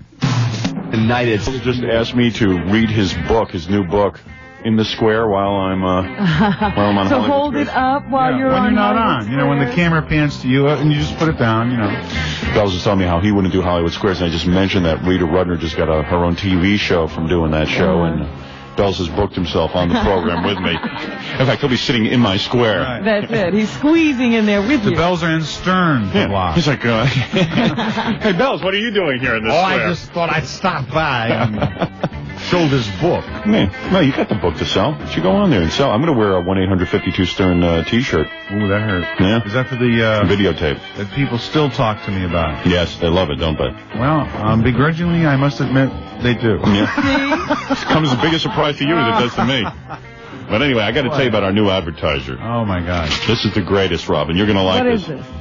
Fred, get the horns ready. Uh-oh. It's ankle wear. For those that have injuries, come down to ankle wear. Crestmont Auto World. Ouch. Whoa. Yes. Wow. Do they sell Cadillacs, Fred? Matter of fact, what they sell is BMWs, Mazdas, and Buicks.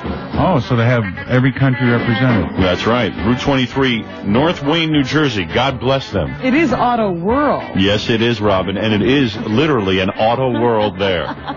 It's an auto world after all. It's an auto world after all. It's an auto world after all. Yeah, I'm thinking of taking the kids there. I was going to say, I want you two to get into those love teacups it. and let's spin them fast. They'll love it. Bells, we should be hanging out together. We have so much fun. I'll go to Disneyland with you. Would you? Yeah, and goof on your kids. But Hey, ladies you and two could be gentlemen. in the parade. Yeah, go in the cup again. Yeah, throw up again. Yeah. I like to spin around in a saucer. Yeah. Stand in line for 4 hours to watch a 12-second exhibit. Right. Yeah, good. Watch my kids shrivel up into the size of a Yeah. prune from the heat. Maybe Mickey yeah. will come over and say hello. Yeah. And then they'll be scared and up in your arms. Yeah. No, actually, it's great.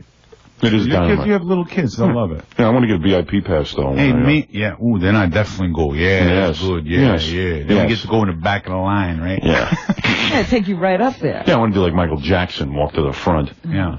Yeah. And disguise myself in a big, fluffy afro wig and beard. Yeah, did you see those sideburns and the You mustache? look like Link from Mod Five. Yes, he did. In disguise. Excuse me, Mr. Has, Lincoln Has, can I have your autograph? Oh, Link. Oh, Link. Excuse me, aren't you Prince's father? Ooh, that hurt. Yes. Anyway, there's no gimmicks over at Crestmont Auto World. Everybody get over there. Route 23 North in Wayne, New Jersey, 2 minutes from the Willowbrook Mall. Look for the American flags. Open till midnight Friday. Also, the big sale starts July 25th, goes through Saturday, July 29th. Check out their great selection of new and demonstrator models for sale, some discounted as much as 50%. Did you say the sale ends July 29th? This sale starts July 25th and goes through Saturday, July 29th. That is correct, Robin. Well, Saturday is the July 30th. 29th. Saturday is the 30th. Well, there's obviously a problem here. Gary, add their list, their name to the list on that memo. Receive a 35mm Fuji camera for each purchase. That's right, for each purchase this Saturday. Well, I'll take several cars then. So get on over to Crestmont Auto World. Big new sale. They're a big new advertiser, and we love them. Yeah, sales all Fort over. Wayne, is it?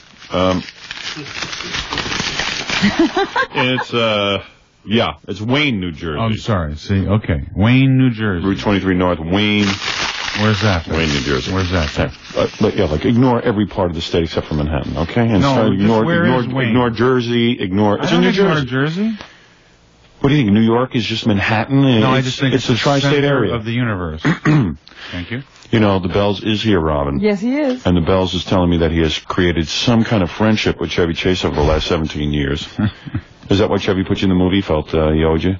Not necessarily. I just asked him if I could be in it. Did you really? I said, Chevy, I want to be in the movie. He goes, no, you don't want to be in it. I said, yeah, I do. He said, all right. So he called the right people, and I got a call, and they said, come in. What's your part?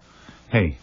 Then I get touchy. Yeah. I talk about it. He's the love interest. I play the lion, in the beginning that goes, the MGM lion. Seriously, Bells. I play a Greek gangster. Greek? The Koukakis brothers. The Koukakis? Yeah. This was like Dukakis? Well, you put your own twist on it. And what do you do? That's so subtle. Yeah. Thank you. Is it a good movie? I don't know. You never know. I mean, you read the script. I don't know. I'm reading the script now.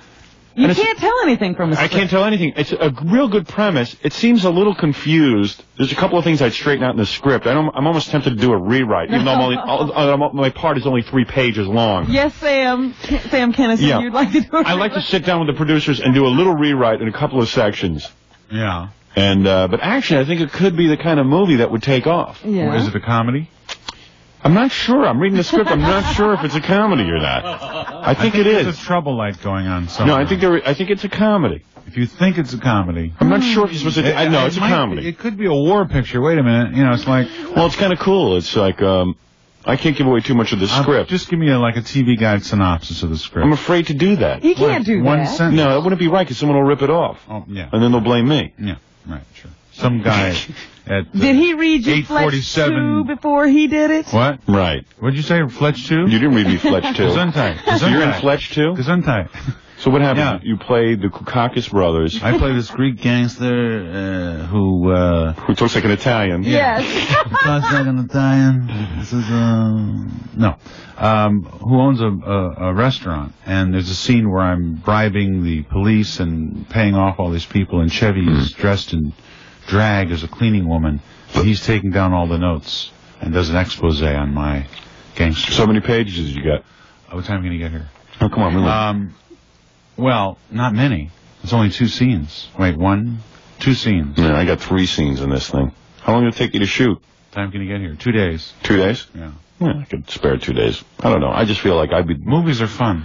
It's fun, but I feel like I'd be lending myself to the movie and my name and probably bringing in a lot of business in the New York and Philadelphia area. I do want to be compensated. Sure. I can understand that. Yeah. I believe in compensation. Is it a major studio? Yes. No, it's a major film. So the producer's a very big name. Well, do it. Someone I respect. Well, then do it. Are there a lot of producers banging on your door? I don't think so. Yeah, I've gotten about 7 scripts that I've turned down. How many years?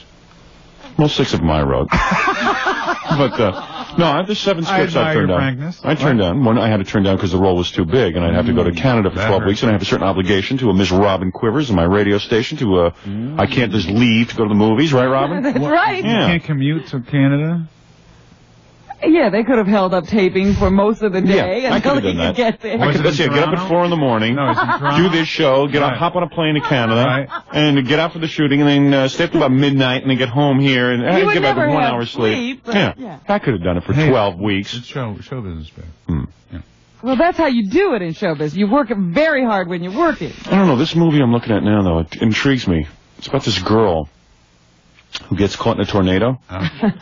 She meets the Scarecrow, this Tin Man in this line. Yeah. Okay, now dig the premise. No, go ahead. I'm with you. It's fabulous. I'm with you. I like the idea of a storm. Yeah. This is kooky dude. Yeah, go. It was in a, what do you call it, a booth, and then he's making believe he's a wizard. It's nutty. All right, listen, I got to take a break, then let's call Chevy, and then get back to the news, because you like doing the news with us. We'll I was going to say, the Democratic convention I'll let you know what's happening just happened. in America. Oh, good, because the Bells is in here doing Bush jokes and Right, stuff. and I'm wondering if the Bells was there. Kakis? What? At the convention? Were you there? No. He read about it, though. Okay. I just watch CNN for 27 hours a day. Thank you very much. I picture the Bells sitting in his apartment just watching CNN. Watching CNN, look. Getting no sun.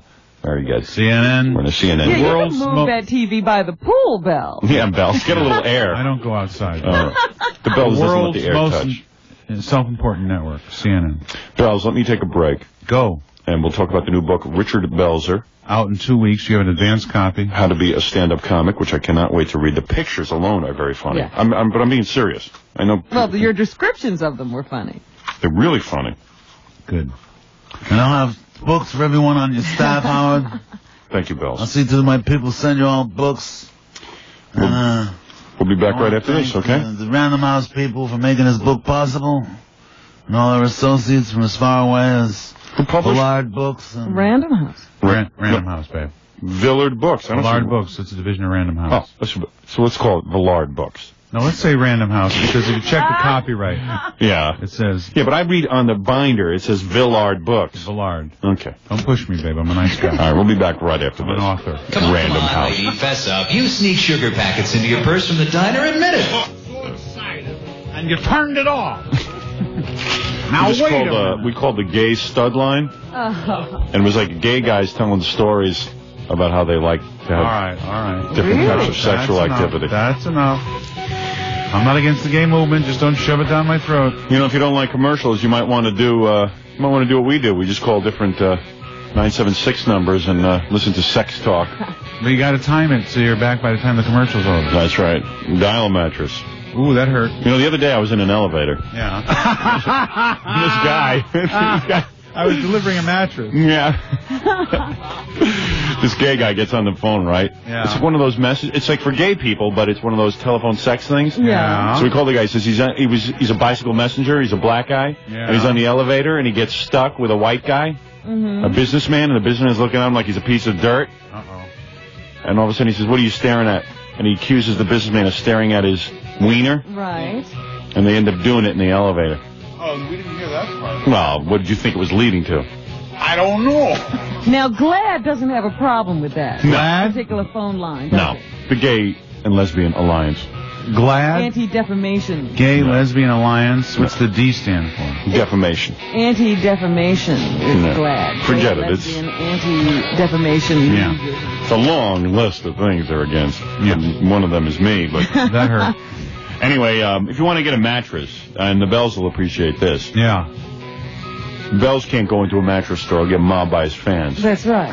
Now that he's in the new Chevy Chase movie, that'll be out 1987. 1997. It's going to be out before. Yeah. It's like, It's going to be out a long time ago. yeah. It was reviewed before it was It's written. on airplanes Hey, now. how's your other movie doing? It's on airplanes now. I knew you were going to ask me that. Yeah. Wrong guys? Wrong guys. United Airlines, babe. Yeah. Yeah, that's why nobody can walk on it. But you know, ladies and That's a gentlemen. good strategy, though.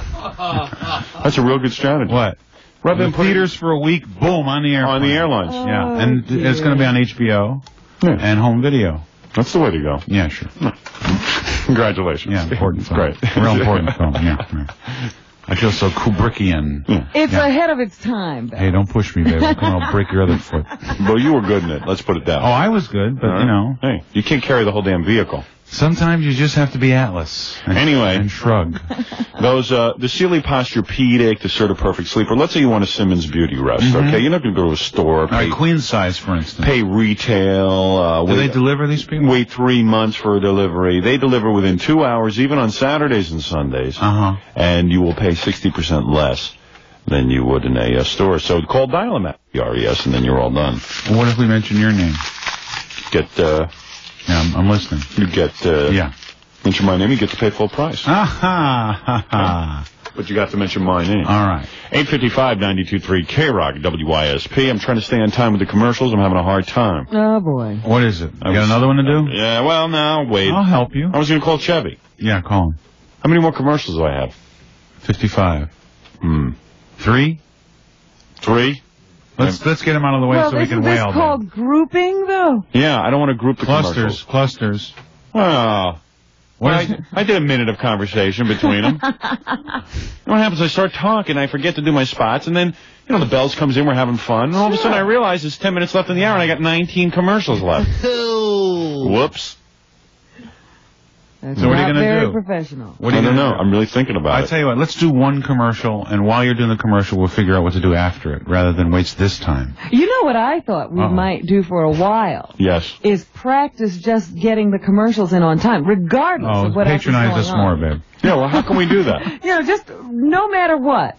If you had She's a like good a second thought, grade teacher. She's Just- good. Now, students, if you practice doing the commercials... No, but she's got a this is point. good, Yeah, go because ahead. If we What get is it? in the habit of doing commercials all of a sudden it becomes a part of the flow. Yeah. That you know. But the I gotta Bells isn't stop here now. every day, babe. You can't predict what's going to happen when the Bells is here. Do it when your other guests are here. When the Bells is here, it is Be on difficult. time. This The is more Bells. eclectic when I'm here. Yes. Eclectic, too. I right. know. Whatever.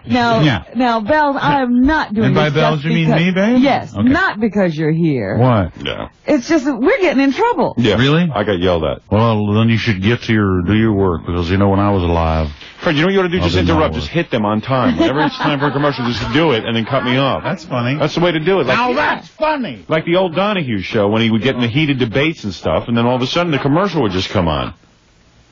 Donahue. At 92.3. There you go. K-Rock, See, they're on. Get Howard Stern all morning. Now I have to shut up. New York's best classic rock There you and go. roll all day. For some reason, it... $13 an hour. Yeah. That's $1,500 a minute, thank you. Ladies and gentlemen. 15... Let me just do some quick math. don't do that. 1,500 times too 13. gauche. 3 times 0 is 0. We don't mind. 0. 3 times 5 is 15. Just to remind people how much money this show brings in. 3 times 1 is 3, and 1 is 4. And 1,500. Bring down the 2 zeros. 5, 9. I bring in $195 a day, okay? I think Hardly worth coming in for. No, I think I bring in $20,000 an hour times 5 Four. is oh, that's right. 4 is $80,000 a day times 5, which is 5 times 8 is what? 40? Which is $400,000 a week times 4, which is 160,000 No, 1.6 million Imagine. a month, which means Whoa. we bring in $18 million a year. And you're making what, $500 a week? Yeah. Okay. God, I don't All right. get it. We're making $18 million a year. You got to get an agent. The numbers don't match up. What's sad is I have an agent. Yeah, that hurts. And I got to tell you something. What? Does this sound familiar? Break some Sound You know what familiar? sound I'm going for, Fred? Fred? What sound are we going for, babe? Sound of me firing Fred? Up there it is. Yes, it sounds familiar. What is that the sound of, Robin? Do you know? The sound of my car glass. I thought it was Michael broken Spinks' again. jaw. I'm That's sorry. right. I'm sorry. Hey, now, hey. Sorry. Don't Michael step on the Spinks' line, jaw. Belzer. Did anybody see that punch? Well, let me tell you something. What you heard is the sound of glass breaking in a car. Has your car ever been broken into for the radio? Oh. You drive a Mercedes, don't you, No, guys? I don't drive German cars. You don't? No. Now, what have you got against them? Why, just because you're Jewish? Oh, wait a minute. Don't get me started What's on the matter? You that. resent being locked in a box like a veal? Huh? Howard. What? And I mean it. That's touching. Don't do that. What? Don't do what? No, I have an American car. Why, you really don't like you won't buy anything German because of World War II? Good guess. What do you think it's time to... No. Hey, they got rid It's of all never those time. guys. It It's was not never the time. whole people, It's Bell. never time. Yeah, but Bells, don't you think that the people in Germany today... No. You're never going to forgive them? No. Even like... No. You mean black people shouldn't forgive any of the white people today because No. 300 years... No. Oh, then what's happening in this country I'm not is saying fine. you should not get along with each other, but Mm-hmm. don't trust the people that once enslaved and murdered you. Right. Okay. You may have a point. Yeah, maybe. I hate white people. Me especially, too. Especially Germans. German white people. Yeah, but I hate most white people. White people are ruining this planet. It's Yeah. over. I've always said that white people are No, bad. white I males agree. run most everything, and the ozone layer's depleted, the ocean's polluted, the You don't air's forgive... disgusting. You don't forgive Hulk Hogan and Mr. T for dropping Well, you on that's your head? different. They're lovely, lovely gentlemen. What's going on with that? Well, they're getting married. Oh, what's going on with that lawsuit? I don't know. It's still in litigation. You're still in litigation. You got dropped on your head on national television, and Right. no one can figure out whether or not you should collect money. I mean, a jury is See what hung. I mean by white men? Yep. I have a white lawyer. You have a white lawyer and a white And it's a jury. white and a judge. and a white judge. And a black jury, because no one can find any white people to serve on a jury. That hurt. And you know what I'm saying. Now, wait a minute. Now, let's talk about glass. All right, let's talk about glass. There is nothing worse than having... I don't mind when my body's violated, Ouch. but when my car is violated, that's when I get angry. Ooh. And those are fighting words. You're an angry woman when your car's You broken. betcha. She can turn, Miss Stern. She'll turn on Absolutely. you. Yes. So, anyway... Okay, what happens when your car's broken into? When your car is broken into... Yes. She becomes a bitch. She becomes a bitch. It's right. I'll tell you something. I'm just not pleased about it. Who can blame you? Okay. Thank you. Okay. Now, so if you call 1-800-282-GLAS the next time your car is broken. Glass. Yeah. 1-800-282-GLAS. You get in touch with Liberty Glass. These are the guys who, when you bring it to a car dealer, these are the guys who end up taking care of it. Uh-huh. Liberty Glass does it all. They can replace any kind of glass. They even did Sammy Davis's eye. And I mean it. It was a nasty business. It really was. In one day, by the way. He didn't have to. He just had to sit there without the eye in for a while in the waiting room. And then, Mr. Davis, your eye's ready, you know. And they even put a car radio in while they were doing it. A security system so the eye doesn't get stolen. If it pops out, a big alarm goes on. So, wee. So it's, wee. Is that one of those impact alarms? So if you touch the eye. Also, if he's in trouble, he takes the eye out and he blows into it. It's like a whistle. That's right. Ooh, very good. The eye whistle. Skull whistle. Yeah. So anyway, it's, really, Liberty Glass is fabulous. And same-day service. Bring your car in the morning. Mm-hmm. They fill out all the insurance papers for you. You don't have to do that? You don't have to do anything. Good. Because if you ever have to do that, that's a real hassle. That's a drag. I hate that. They take care of it. They call your insurance company for you. Tell them who it is. They take care of it. They charge them. Uh-huh. You do the whole glass number. It's over with. You're done. The one thing they don't do is catch the culprits. That we can't do. Mm-hmm. They're not police. Seriously, they've done everything. They've done it, and that's true about Sammy Davis's eye. In fact, look at Sammy Davis real close on the next telethon that he does. Yeah. You can see Liberty. You can see Liberty Glass imprinted on the bottom of his eye. If you get real close. To the bottom corner, right by the cheese. They don't blow the glass, do they? No, they don't personally blow it. They don't personally blow the glass. No. But maybe that's why Sammy had to talk to Linda Lovelace. I'll blow the gas. But anyway, Who was that? all right. 9 o'clock at 92.3 KROC WISP. Anybody want to call Chevy Chase? Well, we've only talked about it for an hour. We'd better do He it. probably went to location. She's probably gone already. She is? Well, we can call her at the Astoria Studios. And we should ask her about all these new books coming out about Cary Grant. No. No? He can't sue now. Is she upset about Cary Grant? No, she's not. Great looking book, huh? Thank you. Oh. Yes, hi. Please put me through to Chevy Chase's room. This is Howard Stern. Thank you. You're welcome. I'm on the air. Mm-hmm. We're on the air. Mm-hmm. Mm-hmm. Radio. Thank you. Say, Chevy, I always liked you. Chev, I always like you. What's the deal, baby? What's the problem? What's the problem, Holly? I'll tell him the Bells is here. Everything will be cool. If he's there, I won't believe it. If we wake him up, you'll be out of the movie. You'll be on the editing floor. I'll be cut up like confetti at a parade. Chev, the Bells. Yep. I like the way Ever go over his house? his old house. I like the way they put you right through. Good security at that hotel. Yeah. Yeah, no problem. Hello, this is the Nazi headquarters. Can I, Sorry, sir, no answer to Mrs. Chase. All right, thank you very much. You're welcome. Bye-bye. All right, let's swing with, get the number to Who's Astoria. Who else do you know? You know those studios in Queens? And Silver Cup or? no, Astoria Studios. Astoria All right. Studios. Gary? Because that's where he is. Because we'll get right through with the Bells. He'll be kind of thrilled that you're calling him Howard because he thinks you don't like him. I do like him. Well, what did he say specifically? He said any man that works with people of other races. No. He said... What did he say? What did he say? Oh, boy. He said Bells... Yeah, He has that list. No, yeah, that. Bells... Which was Stern, you know. Is that what he said? No, he said... No. Said, I heard... Oh, no, some guy said to Chevy, yeah, I heard Howard put you down or something. I put everyone down. I put you down. No, but it was funny because the guy, Chevy said, well, what did he say? He said, well, he said that you kind of like aloof and self-important or something, and Chevy goes, yeah, so he was right. Yeah, and don't bother me with that. What's wrong with that? Yeah.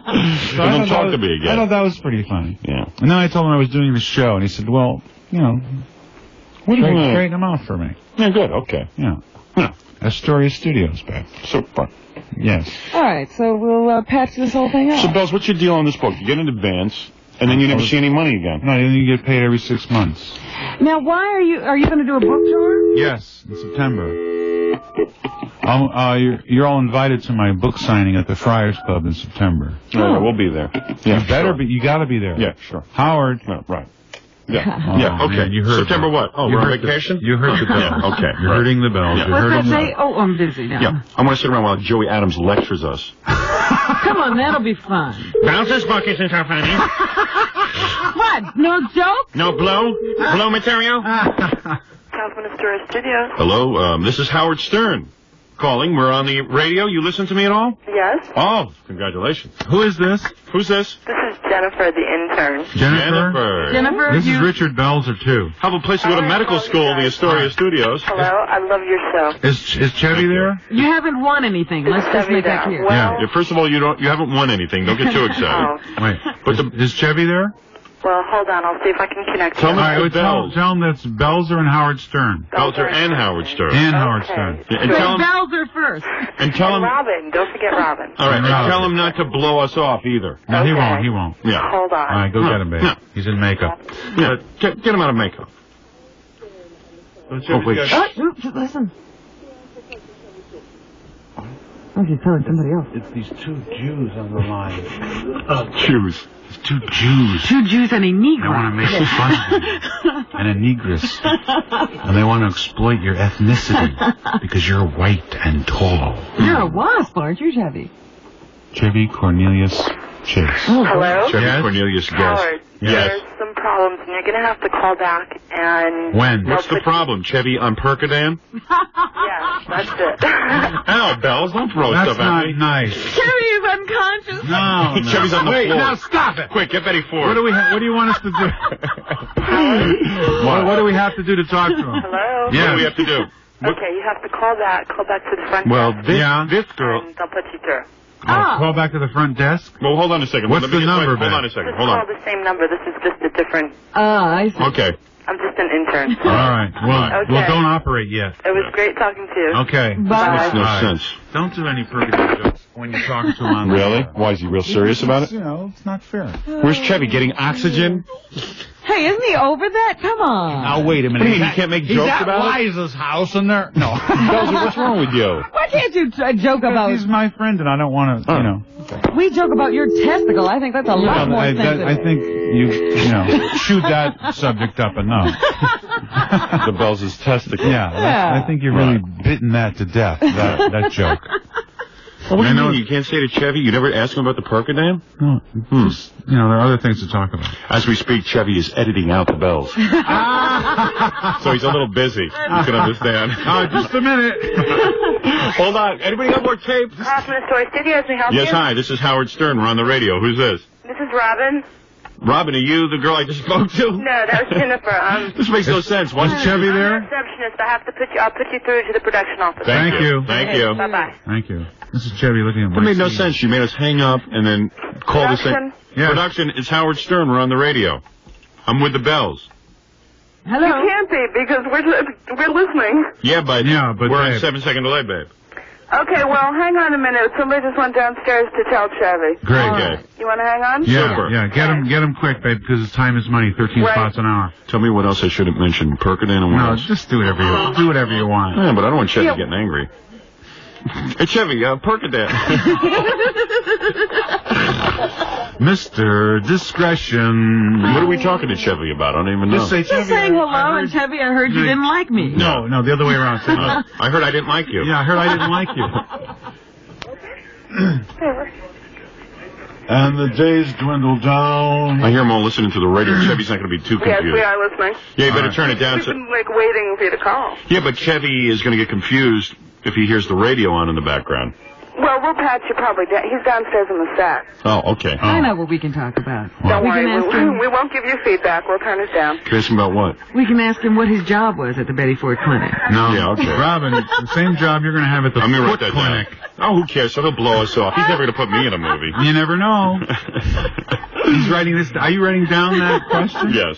Man. Oh, come on. That's a good question. What, did he clean Don't the ask him that toilets, or first. did he... No, I'll wait second. Be nice. All right. Be nice. I will. And who was there while he was there? And don't ask Not him allowed any, to say. Don't ask him any Belushi questions. That I'm not going to do. Don't ask him any of those Oh, questions. Belushi, he likes to talk about. Oh, he does? Come on, you He didn't kid. like him. He says Belushi was an idiot for dying from drugs. You know, yeah. That's right. Okay, easy, Belzer, will you? John was a good friend of mine. I don't want you to. Hey, and what about me? I Like, I didn't know the You're guy? alive. Oh, I didn't know the guy. You're alive. You did too. You met him at the bottom line. Remember that? You were sitting Well, that's behind right. him? Yeah, I was sitting behind him the whole night. Hello? Hello? Hello, Chevy? Chevy? No, not yet. Chevy, I love that female voice Where you is put on. where is she? Where is she? Where is she? Where We is want to Miss talk to her. Chase? She is in disguise here. Is Miss Chase there? Hello? Hello? Yeah. They're trying to find him. They're trying to find him? Yeah, I think It's hard to find him. He's hiding. Follow the money trail. Yeah. He's hiding. Yeah. He's the lead in the film, by the way. Yeah. He's the guy. He's called Fletch. Yeah. He's the one called Fletch. He's the guy, if he wasn't there, no one else on that set would have a job. Okay, Can't thank find you very Chevy much. Now, Chase. could you find him, Yeah. please? Yeah, because of him, you're working, but you can't find him. Yeah, okay, Yeah, good. yeah, yeah. Don't great. recognize him when you see him? Yeah, good. Yeah, good. Sure. Yeah, Good. Monday, Tuesday, Wednesday, I'll be at Caroline's. Oh, the Bell's not even mentioning that until now. He forgot that. I didn't forget. I just like to spread them out. Richard Belzer, of course, with his great new book, How to Be a Stand-Up Comic. When will this actually be 2 for weeks. sale? It'll be on the stands in the bookstore. Now, where are you going on your book tour? I'm going to New York. And he's going to come here again. September. I'll be there. I'll be here in September. What else are you going to do? What other Washington, shows? What Chicago. other shows are you going to do in New Yeah, York? what show? Oh, in New York? New York. I guess live at 5 and, All that stuff. Whatever. Regis? Whatever book people Regis. do. Regis. Yeah, do Regis. He sells a lot of books. Seriously. Yeah. Yeah. Hi, Regis. Hi. Yeah. I right. guess maybe I will do Regis. Hey, Regis. Are you a hump? Yeah. Okay. Yeah. Regis. Regis, yeah. Luckiest man in show business. But ladies and gentlemen, I've always felt that Joe Piscopo is the luckiest man in show. today. I don't know. I don't know. I want to thank. I feel I'm the luckiest man in the world, except for Joe Piscopo. Lou Gehrig impression, ladies and gentlemen. Yeah. Gary Cooper doing Lou Gehrig. I want to thank the Babe and all the guys on Murderers Row. It's been a great life for me here playing baseball with you guys. That's now, very good, if you then. can take that bat out of my ass, I'd be able to go to first. The Gary Cooper story. Richard Belzer is Gary Cooper tonight and tomorrow. Hey, Bells. I want to play Gary Cooper. Yeah, right. Okay. Right. Yeah, right. Yeah, okay, Jew, get in line. But Yeah, right. Not a Jew dissatisfied with his ethnic appearance. No, yeah, right. Yeah. I'm not dissatisfied at all. Okay. Yeah, you I want to just look know like I Gary won't- Cooper. Yeah. Right. He just brings it up a lot. I'll meet you at high noon, Mr. Stern, and we'll see who the real guy is. The secret of Gary Cooper is you have to grit your teeth together. What is going on here with this Chevy Chase phone call? I'm getting a little annoyed. I tell you, Chevy We is think hiding. they started rolling. I think she's keeping Oh, me could waiting. you find out, babe? We're trying. And I mean it. A really good communication down there. Hey, Bells, don't be hard on her. They know I'm just kidding. Right, Charlie? Right. Did you see the Bells when he was shooting his little thing? I did. Yes, how was he? Come Was he into the office to say hello, though. was he good? Well, you know how the Bells is. Yeah, the Bells can't say I was hello. in my trailer eating my Perrier burger and having my champagne omelet. You can't stop and As talk you to get in the movie business. Monday, Tuesday, Wednesday at the Seaport, Caroline's, Richard Belzer. Tell me something. Yes, sir. What are you doing, New Year's Eve? Well, I hadn't thought about it. What are you doing? What? What are you doing down at the Friars with the book signing? You mean a bunch of Friars are going to stand around? No, while I'm you sign the inviting book? all young comedians and all people from the media and show business to come to the Friars. Yeah. And have a book signing. So you're going to have guys like Joey Adams sitting around? What's wrong with that? There'll be people like you. Miles, what do you got? They Richard book? Lewis. What's going on here? I'm trying to eat a decent lunch. I come Gilbert. We'll have Gilbert there. And go, can I have a bacon on that bagel? here- I try to eat a decent lunch. A lot of times I come here for the peace and serenity to just sit here and fall asleep in my suit. This is the all-purpose old comedian impression. That's right. It's not any one particular guy. It's sort of George Jasperl and Henny and Henny. Joey. I never thought I'd meet you, yo. And here is my beautiful wife, Cindy. Joey, my hair is pulled back so tight I can't see. Could you lead me through the door? You know, I love that beautiful bonnet on top of your head. Hello? Hello? Yeah, hi. What's up? Well, we'll know about it. They're rolling, and if you want to hang on, hopefully when they're finished with their take, he'll come over to the phone. In other words, it's sort of like, hey, screw them. So how do we keep them on hold and still do the show and know that? Shall we just leave keep them this up line like open? that, and we'll we leave can you up like continue. that. All right, as soon as he's ready, say Howard and Bells are waiting. Okay, I'll I'll interrupt you Keep guys us posted. when I get them. Keep us posted. All right, I tell you what, we'll keep you up and we'll roll some commercials. And if Chevy comes to the phone, we'll be able to hear it. And we'll stop the commercial, all right? Okay. All right, listen to these words. 92.3 K-Rock invites you to roll with it. Hold it a second. Hold it a second. Yeah, now I got you guys up, so if Chevy gets on, we can hear you, but I'm going into commercial. Okay, well, we're like within walkie-talkie communication. I think we're going to bring him up here to talk to you. Oh, He's on his super. way up. He's on Walkie-talkie communication. Walkie-talkie communication. Yes. I I'm love it. impressed. You know, Bells, the movies. Phillips is in this movie. Who is? Julian Phillips. Bruce's ex-wife? Yeah. Hmm. And Hal Holbrook. Did you mention Cleavon Little. Cleavon Little? He's good. Yeah, he's good. Well, I've got you on. Our production office says hello. We listen to you every morning. Oh, thank you. Yeah. Hi, Howard. All right. So where's Woody Allen? Is he there, too? Stubby K's there. Stubby K? What's he doing? He stubbed his foot. But you know, ladies and gentlemen. Stubby K. Is he dead? Yes. He could be. No, he's not. That's not a fair. Not? No, he was in Roger Rabbit.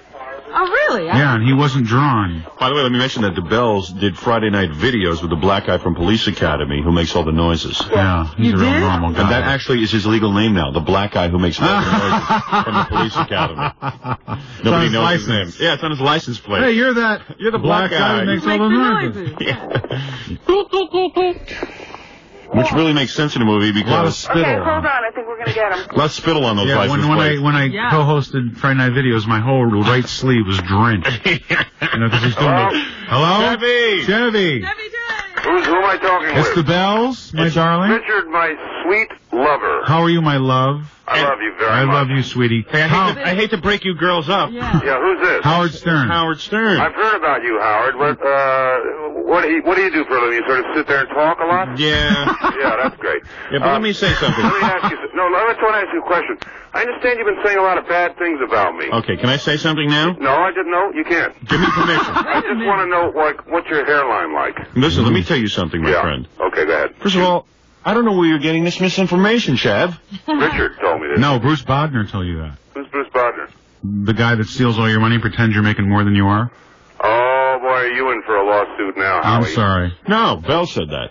Yeah, be careful. Howard said that. Bells who say Yeah, bad Bells. things about Okay. Howard said that. Bells, you don't mean that, right? No, I don't. Right. So the Bells is now in for a lawsuit. No, I didn't mean it. It was a joke. That's right. Oh, okay, yeah. Trying to get you out of it. Thank you. But, Howard, you do have a radio show, am I yeah, right? and the thing is that I never made fun of you. Oh, go ahead. Hey. No, don't I bother said you me. were good. I don't know what your accountant there is talking about. My accountant? Or whatever, whoever it is. My accountant's talking about that laughter I get when I head toward the bank. No, but... That's disease. No, but Chevy, seriously, Yeah. the thing is that I know you're filming Fletch 2. Yeah. And the point is that I'm sure you're a fan of our show. Oh, yeah, I turn it on whenever I get the chance, particularly like if I'm in the shower and I can have it on real loud. Yeah, and the thing is that we don't... Bells is afraid we're going to insult you. No, you go ahead. We want to ask you sensitive questions. And All right, you go ahead. Really? Ask me a sensitive question. All right. What was the first sensitive question? Just don't ask the one. All right, here it is. All right, you ready? What was your job at the Betty Ford Clinic? I actually was at her house, Howard. You were at Betty Ford's house? Yeah. Oh, that was a misnomer. see there? My job was I had to clean up after her. Is she messy? Not particularly, but that's very little bit of your business. So, Chevy, how was it? Jerry who was messy. You mean the Bells just... Jerry Ford was messy. The Bells just comes up to you and asks you for a job in the movie and you give it to him like that? Well, not exactly. There was some handwork. Involved. There was a handshake. Yeah. There was a handshake. Yeah, a very prolonged, kind of tricky handshake. Yeah. Well, and what's the deal? You're not the producer of this thing or anything like that. I don't know that anything in my life is really your business, Howie, but I'll tell you. I might be the producer, depending on how well the picture does. You're right. It might be, I might name take above the credit, title. I might take blame. In all seriousness, I never said anything bad about you. If I can just say what I said, and then you tell me if you think it was so bad. And then hang up on me, right? I said Chevy's very talented. Yes. And he's a great talent. Haven't I always maintained that? Yeah. Have you had any schooling, Howard? Yes, as a matter of fact. Yeah? Yeah, unfortunately. Perhaps you could tell me where Sumatra is on the map. Yeah, but listen, come on, Chevy. Yeah? I'm being serious. Okay, go ahead. What I'm saying is, look at the Bells. He's like in love. Look at him. Yeah. This is like his lover on the phone. Look at him. for What, are God's you on sake. TV now? I love the Chev. Look at him. Yeah, okay, I'm looking. See, the Bells knows how to network. Oh, yeah. I know a lot of famous people, And they all hate you. and they hate me, and they never put me in anything. Now, who's with a high voice there? Is that That's your me. husband? Yes, that is me. I have to do both voices on this show. Oh. No, that's Robin. Oh, hi, Robin. Hi, Robin Bird? No. No, Quivers. Robin Quivers. You don't have to strip for me. Well, that makes two of us. But listen, Chevy. Yeah? So the thing is that, so I was on the air talking, and I just said that I thought it was kind of funny that. Oh boy, Well, wait a minute. Let me explain. Yeah, okay. We do a satire show. Right, like Saturday Night Live, that kind of shtick. Oh, golly, yeah, I remember that stuff. Shtick time. Oh, golly, he remembers it. And, you know, it's kind of a hip thing to be harpooned or lampooned by us. Yeah, you know, the word hip, that didn't go out long ago with the word modern. Yeah. Yeah, okay. So it's a kind of a mod thing, you're saying. By the way, Chevy, Bell's appearing on our show is not the low point of his career. He's doing a book signing at the Friars in 2 weeks. Okay? That's all right. So this That's is okay. Hey, you better read his book. I'll tell you why. funny. Listen to why. Yeah. You want to know why? Yeah.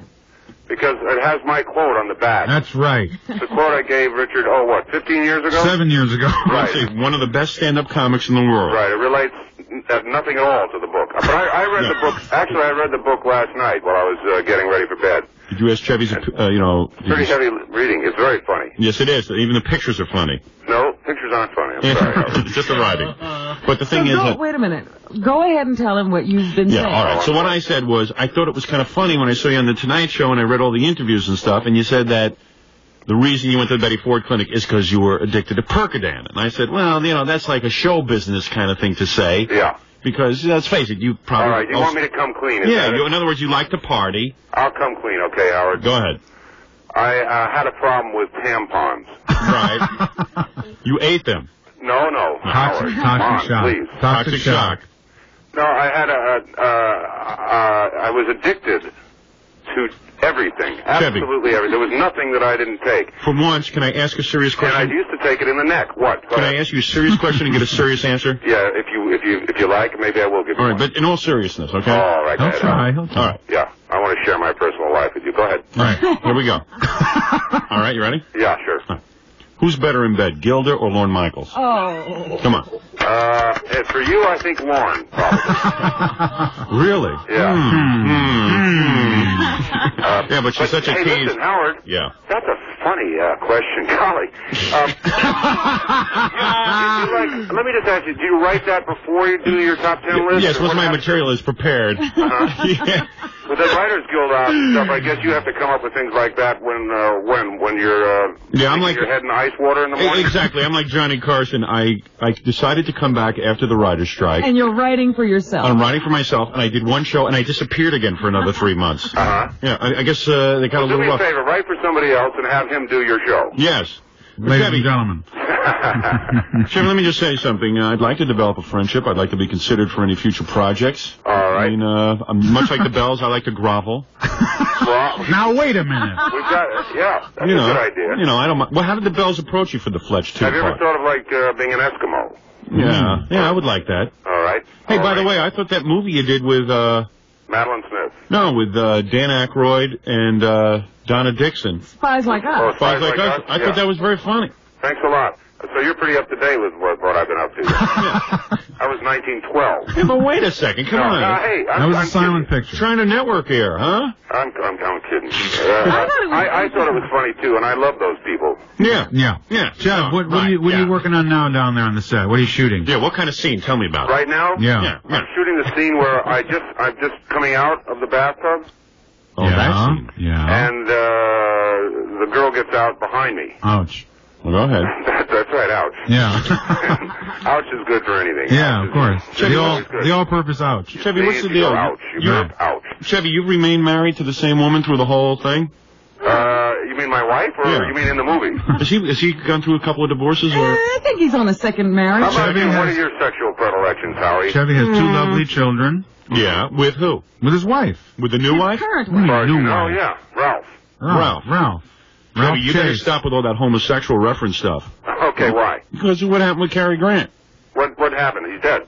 That's it. Now we can talk about them when we want, can't Yeah. And everybody's taking the opportunity we? Yeah, to. she's great, isn't she? I said he was a homeowner. There was a mistake there. I said he was a homeowner. Oh, that's And there was some kind of a blackout. I don't know what happened. There's an electrical storm. That was a smart decision on my part. No, but Chevy, I'm saying, when did you get married the first time? The first time I ever was married, I was 12. Oh, come on. It's true. He I was married a Russian doctor. How old was he? Zhivago. As far as I know, he was like 13, 14. No, come on. Bells, how old was Chevy? I wasn't at the first wedding. Hey, ever meet Bells' wife? I've only been married once, Howard. Oh, you have only Yeah, been you son of a... Has he only been married once? Yes. Oh, he has. And you stuck with the same woman even through all your fame and everything? You bet I have. Is she a model or something? Yeah, that would be a good criteria for sticking with your wife. Nice.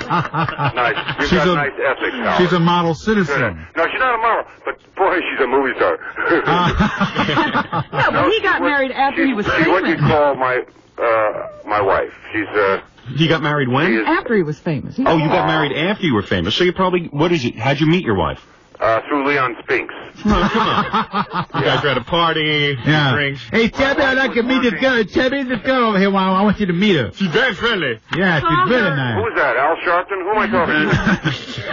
He saw It's the the girl Brawley from Bunch. Smile. No, I met my wife on Under the Rainbow. She was the production coordinator on that. She's was working behind the cameras, if you know what I mean. Oh, I see. And then, of course, she didn't know who you were, just like Yoko didn't know who John was, and then she fell in love with you for you. Howard, are you trying to say, like, my wife's like Yoko and, you know, one of those star things? Yeah, and she married you for your money? No, I'm not trying to say that. Well, what are you I would trying to marry say, you Howard? for your money. I figure you're worth $25 million, okay? May I make a conservative estimate? You're wrong. Am I in the ballpark? No. Really? Yeah. All right, let me ask you a serious question. That's far being for me to answer seriously. Yeah, right. When did you first notice on Saturday Night Live that Garrett Morris had absolutely no talent? Go ahead, and I'll let you, expound on that. Garrett Morris has more talent in his hairpiece. Go ahead. Hey, wait a second. Now, wait a minute. I didn't know he wore a hairpiece. I'll tell you something that's easy, Howard. It's easy to sit there and say whatever you want over the mic, but if you ever go to Garrett's house and say that, you know what'll happen? What?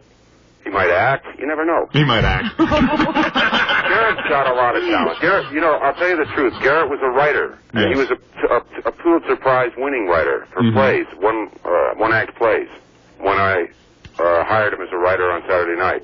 Hey, you know something? No. I didn't realize that. Yes. I take it all back. I'm absolutely telling you the truth. The problem is that he was not necessarily a sketch writer, and his very first thing he worked on was sort of a parody of Superman called Colored Man, and it was about 23 pages when I sort of stopped him and said, that's a little long. It's a little long. It's a little and long. I suggested to Lauren that he would be great in the Not Ready for Primetime Players.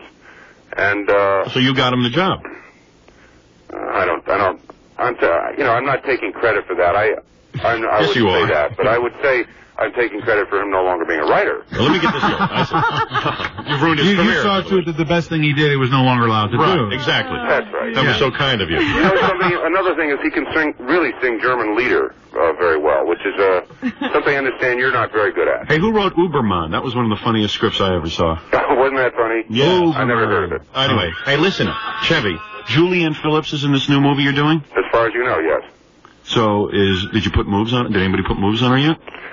What kind of moves, Howard? Explicit. Well, I'm saying, did anybody Come on. get to third base with her yet? What do you mean by that, Howard? Yeah, you know what I mean. What does third base mean? You mean like playing baseball? You know what I'm saying. Is anybody coming on to it? Why do you explain this to your audience? We want to know what kind of a chauvinist pig you really are. Come on, Chevy, tell the truth.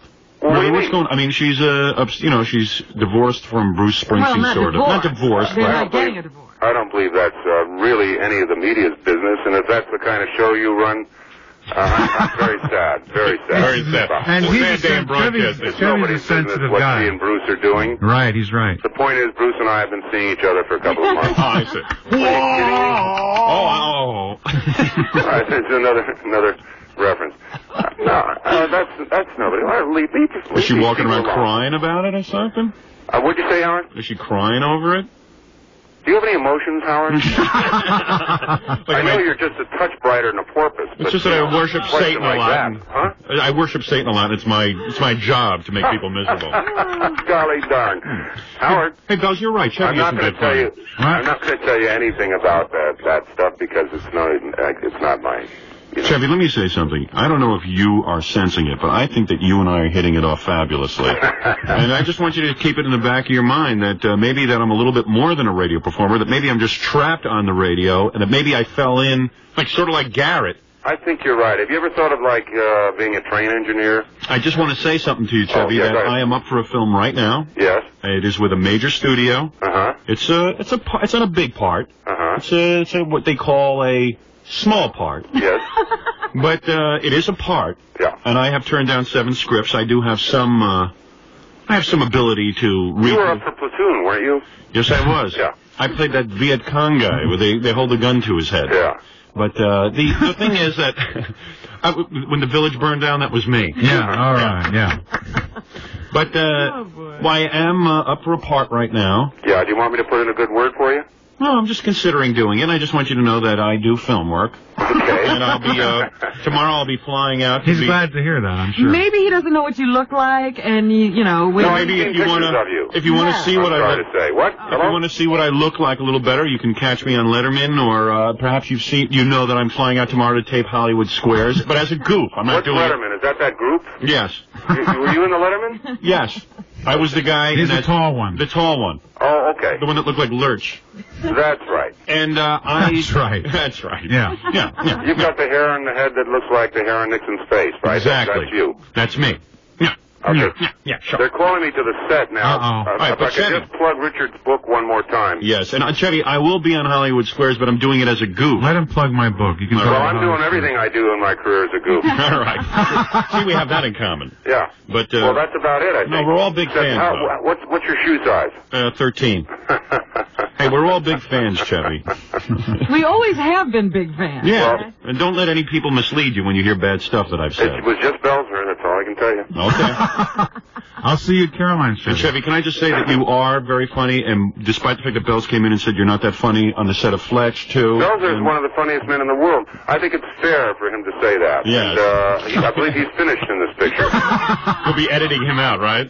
I have to go now, Howard. Hang 10. All right. Chevy, I'll see you thanks a next lot. week, Chevy. All right. I'll speak to you again, Howard. How about, 4 or 5 years? Yeah, thanks. Bye. Bye. Well, goodbye, Chevy. Well, that was nice, man, Bells. Yeah, Chevy's all right. You got the Chevy to the phone. We got the Chevy to the levee. Yeah. But the Chevy was dry. Finally knowing you has paid off, Belzer. What? Going Chevy to the levee, but the Chevy was dry.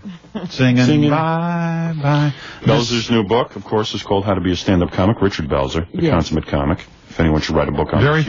Can I just say one thing? I mean, I'll come back and sell the book next month, but yeah, it's a book that's for people that are funny, for people who want to be funny, and for people who just want to read something that's funny. So it's for everybody. We'll be back right after That said. K-Rock and Roll With It weekend. I just got to interrupt. What? Go. Oh, all right. We'll get back in a minute. Okay. K-Rock It's important that you Winwood to Radio City Music Hall. Important that Steve Winwood sell more tickets. And to celebrate, we're giving you a Roll With It. That's one. And Legend Volkswagen, 2 great car dealerships, good friends of ours. Porsche. I used to have a front Porsche. Hey, the Porsche is a great car. As a matter of fact, someone you and I know, Robin, just bought one. Really? Yeah. Chevy has a Porsche. Chevy drives a Porsche? Yeah, he has a Porsche. Is it Chevy or Chevy? I call him Chevy. Chevy, yeah. It's, we still don't know what it is. He just calls him Chevy. Yeah, right. No, it's Chevy Chase. Chevy. Chevy, Yeah, not Chevy. Sounds kind of weird. Chevy. When's the last time you've been over his house? 1956. No, come on, really. Not for a long time. Since he moved out of Hollywood, he moved to Palisades. Pacific Palisades. Why don't you just give his home address, huh? We'll all go over. Yeah. Pacific Palisades is pretty vast. Okay, take it easy. Okay. All right, calm down. I'm sorry. Calm down. Yeah. The Bells is never on calm bed. Bells, was there any trouble memorizing the script? Memorizing that Fletch 2 script? No. Had any problems with that? No, it wasn't I have problems when I have a lot of material to learn, yeah. Yeah. But I always learn. How do you do it? I'm intimidated by it.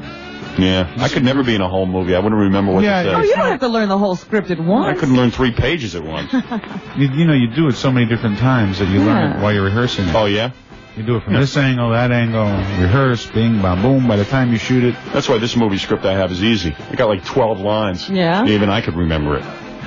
You should do it. When are they? I'm actually perfect for the part. When are they shooting it? Oh, I don't know. Very soon. The guy said I had to give him an answer real soon. Do it. I don't know. Why? We'll see. I don't know. Just for the experience, my goodness. Yeah, well, I don't do things just for the experience, except for Hollywood Squares. Yeah, dig it. You'll do Hollywood Squares, but you won't do a feature film. Thank you very much. Yeah, but you want to be in the right vehicle. Yeah. And wait for Star Trek 9. Yeah. Yeah, a movie could hurt you. You know? Well, it could if it was real bad. I've never been hurt. But you know, ladies and gentlemen, so are we selling something? Is that why this music is... Legend, Porsche, Audi, Saab... No, I just wanted to dance with you. It's my way of seducing you. He's waiting for you to ask. It's seduction. Like a Western kind of Wrangler dance. That's what it is. Well, take your brand 9, stick it over here. Yeah, go ahead. Anyway, you can lease a Porsche. Now, let me ask Bells. Let's see if Bells is savvy. This hurt. You lease your car? Yes. Okay. A Porsche 924? No, a Cadillac. No, but a Porsche 924. You're familiar with the car? Yeah, Very nice car? Yes. All right. What would you say you'd have to pay Legend, Porsche, Audi, Saab, Sterling a month for that, for the privilege You mean of having after the $8,000 down payment? Nope. I'm not talking about a down payment. There's got to be a down payment on a lease. Very small down payment. Minimal. And like how much? Like a few $100. Now, what are you negotiating? I'm just curious. So how much a month? It says here, it doesn't say anything about putting any money down. Well, you know, it's called... It says they can, but we don't know how. Misleading advertising. It says you can lease... Oh, it is. Okay. All right. It says here, you can lease a Porsche 924 for... Take a guess. I'm talking about with hardly any money down. $499 a month. $314 a month. Really? Yeah. How much you got to put down, babe? No, nothing. I don't think. You don't think? We don't know the exact details. Let's Okay, put it mislead that the way. public more and, like, be proud of it. Hey. Oh. And we don't know, like... Well, I don't know. It's not public here. be damned. It says for a short time you can lease the Porsche 924 for a $314. short time. Yeah, it's not for a long... $324 for a day. Short-term You get it lease. for a day. Yeah, it's a couple of weeks. Now, what about the Saab 900? Seen that car? Damn nice. They are nice cars. That's right. Yeah, sure. How are those to drive with a broken ankle? I Sob can't. story. I see. Sob story. I do have a sob story. Well, that's right, because you have the stick shift. I couldn't drive it regardless. How'd but you I get do here? have a Limo, stick babe? shift. Limo? Yes, yes. Yes, she's got the car. She's got You the had car. your car pick her up? No, she has her own car. What else? You But don't she need my car. can't drive. Her foot's broken. She has her own limo. Yeah, somebody drives the limo, Bells. I'm not driving it. She's not Is it Steve a- Rossi. She doesn't drive her own limo. Is it a white driver? What difference does that make? I just want to be provocative. Bells, you're such a racist. No, I'm not. You are. I'm What not. is I it, hate Mitch? white people. Wayne just called and said to come in here and tell you that all those prices are available with no money down. Wow. Wow. That's Okay. great. Thanks for See coming there? in. I'm glad to know that. Yeah, you should know that, you wise ass. How dare you question our advertising? I got $324.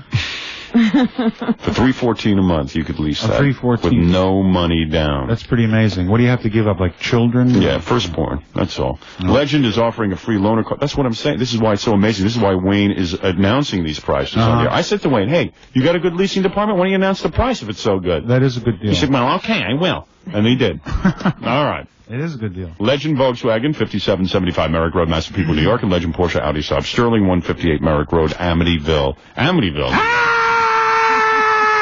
944 92.3 K-Rock WYSP. We're here with the Bells. We're doing news. We're taking phone calls. We'll do a little news. Robin, you had a couple of more news stories. Well, yeah, since the Bells is here, I wanted to talk about the campaign. Oh, God.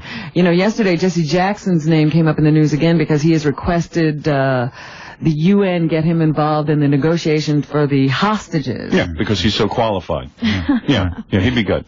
He wants to talk to the Iranians about releasing those Americans over in Lebanon.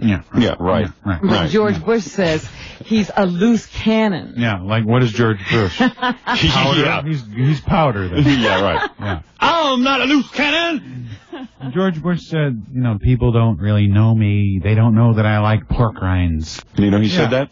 It was in USA Today yesterday. He's trying to be like big he wants to be a regular guy. Yeah. And he also said, you know, Michael Dukakis speaks Spanish. I wish I spoke Spanish. I don't, but I have 3 grandchildren with half my blood coursing through their veins, and they're half Mexican. What do you mean, his daughter's married to someone Mexican? His son is a Mexican wife, but that's a pretty long stretch from Dukakis speaking Spanish to him having grandchildren that are half Mexican. Yeah, well, he had to get it in. This is a presidential mind. Yes. Yeah, this is a guy who can put different facts together. He's well, a real, yeah, I know. real comforting guy. Trying to tap into that whole everyman thing. He says everybody wants to paint him as an elite wasp. I wish they would glue him as an elite wasp to the wall. Yeah, but you can't be that thrilled with Dukakis either. George Bush. Well, my feeling is this. This election has to do with one or two things. The main thing is, under which president will there be less suffering? Oh. So I think Dukakis is probably more compassionate than Bush. And that's my criteria. Oh, I see. Because he's son of an immigrant? No, because... But Bells, you're making the 6 figures now. Wouldn't you be suffering? 6 figures, Ben? Thank you. Oh, 7 figures? 7 figures? Like you How guys many totally, figures are totally there? brag. Yeah, More like 7 figures. 19 How about 19 figures?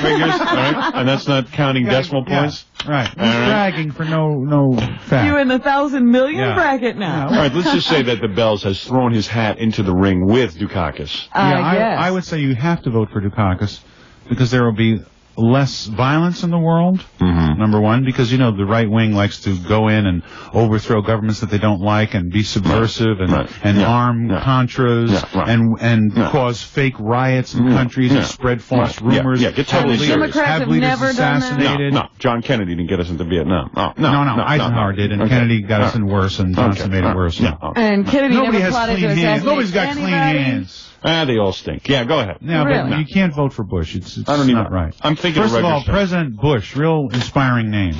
Like reporters won't have a good time with that. Bush went out on a limb today, Bush was trimmed today. It was a close shave for Bush. Yeah, right, exactly. Okay. But Dukakis is a nice name, right? Dukakis. That's what our parents said to us when we were 3 years old. Dukakis? Not yet. I'm holding it in. Dukakis? No. No. He's 5 years old and he's not toilet trained. Right. Dukakis yet? No. Sorry, babe. Sorry, Plus babe. his wife. Sorry, babe. His wife, Kitty, Yes. who is a 20, Jew. Yeah, that's okay. Yeah. For 26 years was on speed and he didn't know it. So he's a real observant guy. Yeah. And they're so close, you know? 26 years she's whacked out of her skull, but he didn't notice. But now she's very much anti-drug because she couldn't even handle diet pills. That hurt. That's it. That hurt. All right. But so, she is thin. Yes. She's very thin, She so looks dynamite. I'm wondering what she's doing now. But I hear she actually did that Richard Simmons thing. is that right, Deal-A-Meal? Deal-A-Meal, but she ate 6 of the Deal-A meals and then she got addicted to those. Now wait She's a eating the minute. Now hold pictures that. Now hold on a second. But at any rate. At any rate, let's hear what happened. What? Oh, that was it. That's right. Yeah, the one thing I did notice the other day was that President Reagan He's still is around. very, very upset about the Democratic Convention. Oh. And he said it got his Irish up. Yeah, right. Watching Another that ethnic all slur week. on himself. Does that mean he's going to bomb a church or something? Yeah. So, yes, he says he's going to be telling the truth about Reagan what telling the happened truth? in his administration. Now let's hang Very clothes soon. on his nose after he tells the truth. But the other thing everybody's saying is, Bush says he's going to create an ethics committee to watch everybody he appoints. Yeah, he needs 12 people to tell him what's ethical, like he doesn't know himself. Yeah, right. Great. Good. Yeah, ethics committee. Yeah. I can eat that. How about a thinking committee? But ladies and gentlemen.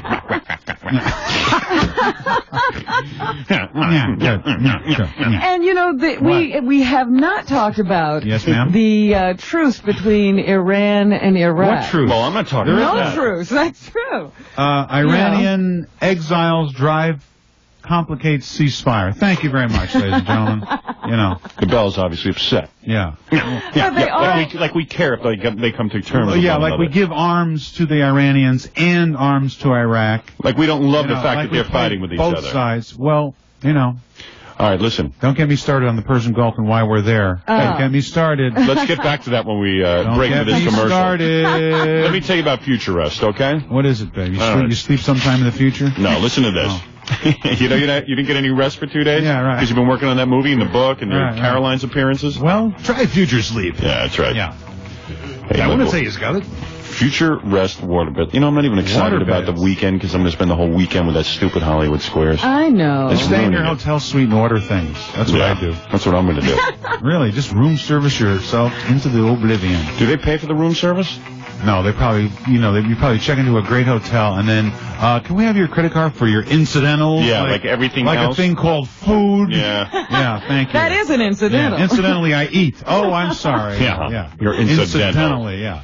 Great. Futurist waterbeds and bedroom furniture at Delaware Valley's and North Jersey's largest waterbed and bedroom furniture dealer is having the clearance event of the year. I am so excited. Isn't this the 80s? Unfortunately, I cannot go to Belzer's book signing because I will be at this big event. I'll have a waterbed there for you to sign on. Listen to this, over $3 million worth of waterbeds. Robin, this blew your mind yesterday. That hurt, and that must have hurt. They are having a sale. Over $3 million worth of waterbeds and bedroom furniture sets will be marked down with savings up to 60% off, but never mind that. Do they have water chairs there?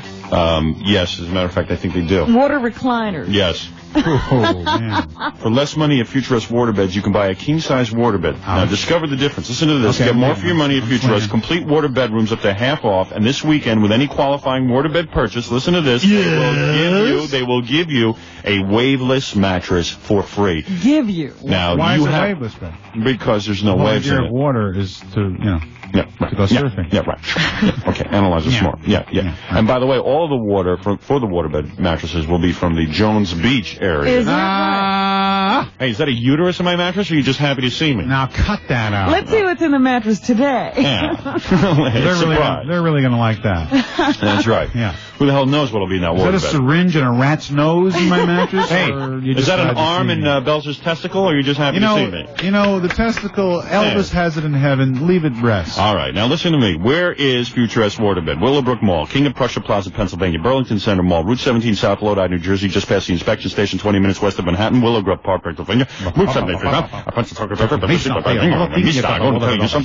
want to bet over there. It's soaking wet. If you lay down, you get up, you're dry. It's amazing. Route 73 South, Pensacola, New Jersey, Clearance Center, Rockaway Town Square Mall, Baltimore Pike, Springfield, Pennsylvania, Tilton Road, Northfield, Colonial Square Mall, Route 22 East, Greenbrook, New Jersey, Plymouth Meeting Mall. I feel like that black guy who makes the mouth sounds in Police Academy. I'm spitting all over the... Michael, spit on whoever I'm with, Winslow. Yeah, was he really spitting all over the place? I swear to God, my left arm was soaking wet. We were sitting on the set of Friday Night. You know how small that set right. is. Yeah. And we're like on beach chairs next to each other. Yeah. And we're doing this thing, and I lean over to him during a commercial. I said, all right, we'll ad-lib out of the brig.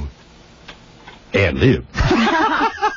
Unless you mean a sound, man, I ain't doing it. Ad-lib. Ad-lib this. What do you mean? Well, it's a thing where, nothing's written. He's not a comic, he just does sound. Really? Well, I didn't discover him, but he was on Hot Properties. Oh, really? Remember that show back in 1985? Before Police Academy? And he came out with a little speaker and his own mic. Yeah. And he sticks the mic not just in his mouth, but down to his larynx. His throat, yeah. His larynx. Yeah. And he goes, yeah, great. Yeah, okay. Yeah. We have things that already make those noises. Yeah. You're right. Can I have a table for the man with the mouth sounds next to Joey Adams at the Friars, please? Mr. Mouth is here. Mr. Mouth. Anyway. But he's making a lovely living. You're damn right. God bless him. God love him. And he's a nice guy. Plymouth Meeting Mall, Pennsylvania, Echelon Mall, Woodbridge Center Mall, and 60 South York Road, Hatboro, Pennsylvania, Cherry Hill Mall will be back with everything that Richard Belzer is doing for the next couple of weeks right after these words. Wow. After you hear this, you let me just mention Roselli. Yeah, Roselli. When the moon hits your eye. Well, Belzer was on the boat ride. I forgot about that. Did You he met get Bill to meet Roselli? all the sponsors? Yes. Did you meet him? No, seriously. Yeah, the moving guy? Yeah. What did he look like? He was a tall, short, fat, skinny guy with an elbow halfway down his arm. That is Bill Roselli. Okay, thank you. Didn't you see a little short guy who had like a ponytail thing in the back? Yes. Nah. Yeah. He's bald. He's bald. He has a ponytail. He's a real conservative guy, and then he grew like this little thing sticking out of the back of his head. It sticks out of the middle or the lower part? That hurt. It's sort of like, it's out of the lower part, sort of like My Favorite Martian, except lower. Like the little What antenna. about him? He's a great mover. You ever move? Have you moved recently? You move. I moved to the left. No, I come on, moved you to move. the right. I moved to the front. I moved to the side. I gotta move my thing. I'm sorry. They got a move here. They got moving. They got storage. Do they got move a from L.A. to New York? I think he does. I guess he does tri-state area Can't stuff. help me. Buddy. Can't help me. Anyway, he's available to you. Or my friends that want to move in the area. Yeah. Okay. I think he'd move to California for you. He'd take your stuff from New They York. move the bells and stuff. He would do it for you. All right. He does it all. And he gives you a free phone quote, which is really neat. You just tell him how many rooms you have, what you have in the rooms, and he'll tell you what it's going to cost you. It's very convenient. Do they tie everything up and do all that stuff? Oh, they do the whole thing. Yes. Packing. I didn't lift a thing. I hate packing. I'm not a packing I didn't queen. pack anything. I'm talking about even the stuff on my desk. They just like wiped it off the desk and threw it into a box, and that was it. Did they put it back neatly the way you found it? Not only did they do that, really, after all the boxes were packed, I said to them, Can I have those excuse me. boxes? Oh, I said, no, what'd you guys do with my vitamins? I didn't want you to pack them. So we took them, Mr. Stern, because he knew right where they were, which box. That's amazing. 718-ROSELLI. Dig it. What famous couple are beards for each other? That's all I'm going to say. I'm going to tell you something later. Now, Robin. wait a It's minute. going to blow the lid off of what you're... Really? Yeah. But it's not for air. No. Aw. No, of course, I don't want to be sued. You don't say anything that's suable. Of course not. I know the line. Sony Car Stereo, I know That's the that's line good. right there. Right there. I've gone too far. Yeah. This is the final commercial of the morning. Thank goodness. And I do want to say that... Ladies and gentlemen. What? Thank you so much. Welcome to the... How wild, ladies and gentlemen? Thank you. Welcome Yeah, I to was playing Tahoe. golf with Chi-Chi Rodriguez. I got Yeah. a 9-iron. Sony Car Stereo Disc Jockey CDX820 is... have you seen this? Yeah, it's great. What is it? I can't even spell it. Huh? Do you know what it is? CDX, what is it? Spaceship? It is the... It's the O-ring for the Challenger. I don't know, what is it? It is the... Oh, boy. It is the CD player that mounts into the trunk. Mounts? Mounts. Oh, those are great. I know somebody that has one of those. 10 CDs Who goes has in. one of those? Chevy Chase? No. Somebody, I forget, Arsenio Hall or somebody like that. Are you hanging with him or what? I know it's Arsenio. Do you? You like him? He's a good guy. What'd you think of the new Eddie Murphy movie? You like it? I didn't see it. Thought it was pretty good. Yeah? Except for when they get into the makeup and try to be old Jewish guys. Was that kind of anti-Semitic or? No, it was just. I don't care if they're anti-Semitic. I just care if they're They're annoying. funny. Yeah. They're talented. Eddie's talented. Yeah. Eddie's greatly talented. Arsenio's He's talented. Yeah, right. Yeah. I mean, I could have done his role. It's not. Sell the thing. It's just that I haven't sucked up to Eddie Murphy to the point where, I get to be in all his movies. You get to be with your buddy and have fun. Right. Dig it. Yeah, and unfortunately, I was born white, so I don't get to be in any Murphy movies. It's not a race. I'll save you all the legal. Really, Bells? What's wrong with I'll you save this you morning? the legal hassles. I just realized Yeah. what you did, yeah. I'm saving you legal hassles. I'm sorry. Okay. I don't want to hurt anybody's feelings. Sony Car Stereo Disc Jockey We don't CDX want to hurt 620. your That was very pocketbook. sweet of you, Howard. Yeah, thank you. Boy. I just care about you. To protect me from her wrath. Yeah. Because if she ever heard that. Yeah. Oh, my go. goodness. Go, babe. Anyway, the bottom line is Sony Yeah. Car Stereo has everything. Okay. And the disc jockey is great, but also get your amplifiers, equalizers, speakers, and of course CD players and AM, FM, cassette players Can I from just Sony. ask one question? Yeah. You got to pull over to the side of the road when you want to change a display. No. How's that No, work? you got 10 CDs in there. You can remote control it, wireless 10? or wired. Yeah, Oh, so you could drive It's across awesome. the country and Yeah. never hear the same song twice. Right. you can have about 10 hours of tape. How much does that thing go for, Ben? Roughly. I'm not sure. I don't think it's that bad if you go to Parkway Car Stereo in East Meadow, New York, or East Perfection Plus, Paramus, New Jersey. Okay, so they get a good deal then. Yeah. All right. And it's time to say that, number one, the Bells will be at Caroline's. At the Seaport. At the Seaport. August 1, 2, and 3. And he has a new book coming out in 2 weeks called Richard Belzer, How to Be a Stand-Up Comic, which is a very funny book. I haven't read it yet, but Now, the wait a pictures minute. are funny. Yeah. I have to ask. Now, do you tell everything you need to know to be a stand-up comedian? Actually, there's enough information in there. Here, let me give you the kind of information. Now, this is funny to me, okay? Go ahead. There's a picture of Bells sitting on one of those Jack Parr stools, Yeah. like with his shoulders all scrunched up and, like, being intimate. Okay. And he goes, "This is the let's pretend I'm sitting in your living room pose, even though I'd never hang out with you in real life look." To me, that says it all. Okay. Yeah, I like that. Yeah, I show what different styles of comedy are, how to handle audiences, what it's like on the road, how to deal with hecklers and club owners, what to wear, Yeah, there's some real funny stuff here. All right. and plus the history of stand-up. You get the Bells with his hair greased back, like holding his forehead, like sort of like a Mort Saul look. Mm-hmm. And it's the 1950s jazz bop heroin addict found dead naked in a bathroom look. He gives you different looks to use on stage. It's good. Like he's got he's got the Bells in a real wacky space costume. Mm-hmm. And that's the my look is my act look. Ah, okay. I love Pee Wee Herman and so forth. Exactly. Okay. So the Bells pretty much analyzes show business. Yeah, there's some there's one chapter in there, I think. If I may open it, yes. It's called, good that you don't Sacred remember. Cows. Sacred Cows. Look that up. You'll appreciate that. By the way, I see here that... What? Sacred Cows, babe. In the copyright section, it is Random House, a division of Random House. Would the Bells lie? Yeah. Thank you. How dare you? Sacred Cows. Now, you were just telling me before that Joe Piscopo helped you with some of the ideas in the book? If it wasn't for him, I wouldn't be in the business. Sacred Cows. Got it? Sacred Cows. It's a very Here it is. I got chapter. it. What page? 124. Looking in the Bible. How many? This is a pretty big book. 208 pages, ladies and gentlemen. Thank you so much. What page did I just say? 124. Thank you. Oh, goodness. And you're supposed to remember 12 Read this lines. one. This is good. There's only one sacred cow in the comedy business. Francis Albert Sinatra. That's his quote, right? Yeah, read the whole thing. Rule number 1 of the comedy business. Never, never, ever make fun of Frank. That's so true. Yeah. Read the whole thing, Ben. Oh. Don't push me. Dead comics tell no jokes. Right. If you get my drift, bam. Right. Oh. But occasionally, you'll find yourself on a roll, and out pops a great line about the chairman of the board. There is one and only one course of action, and it must be taken immediately. Utter the phrase that has kept Don Rickles from doing his act with a respirator instead of a microphone. This is your only chance of avoiding a painful and slow death. Say it now to yourself and memorize it.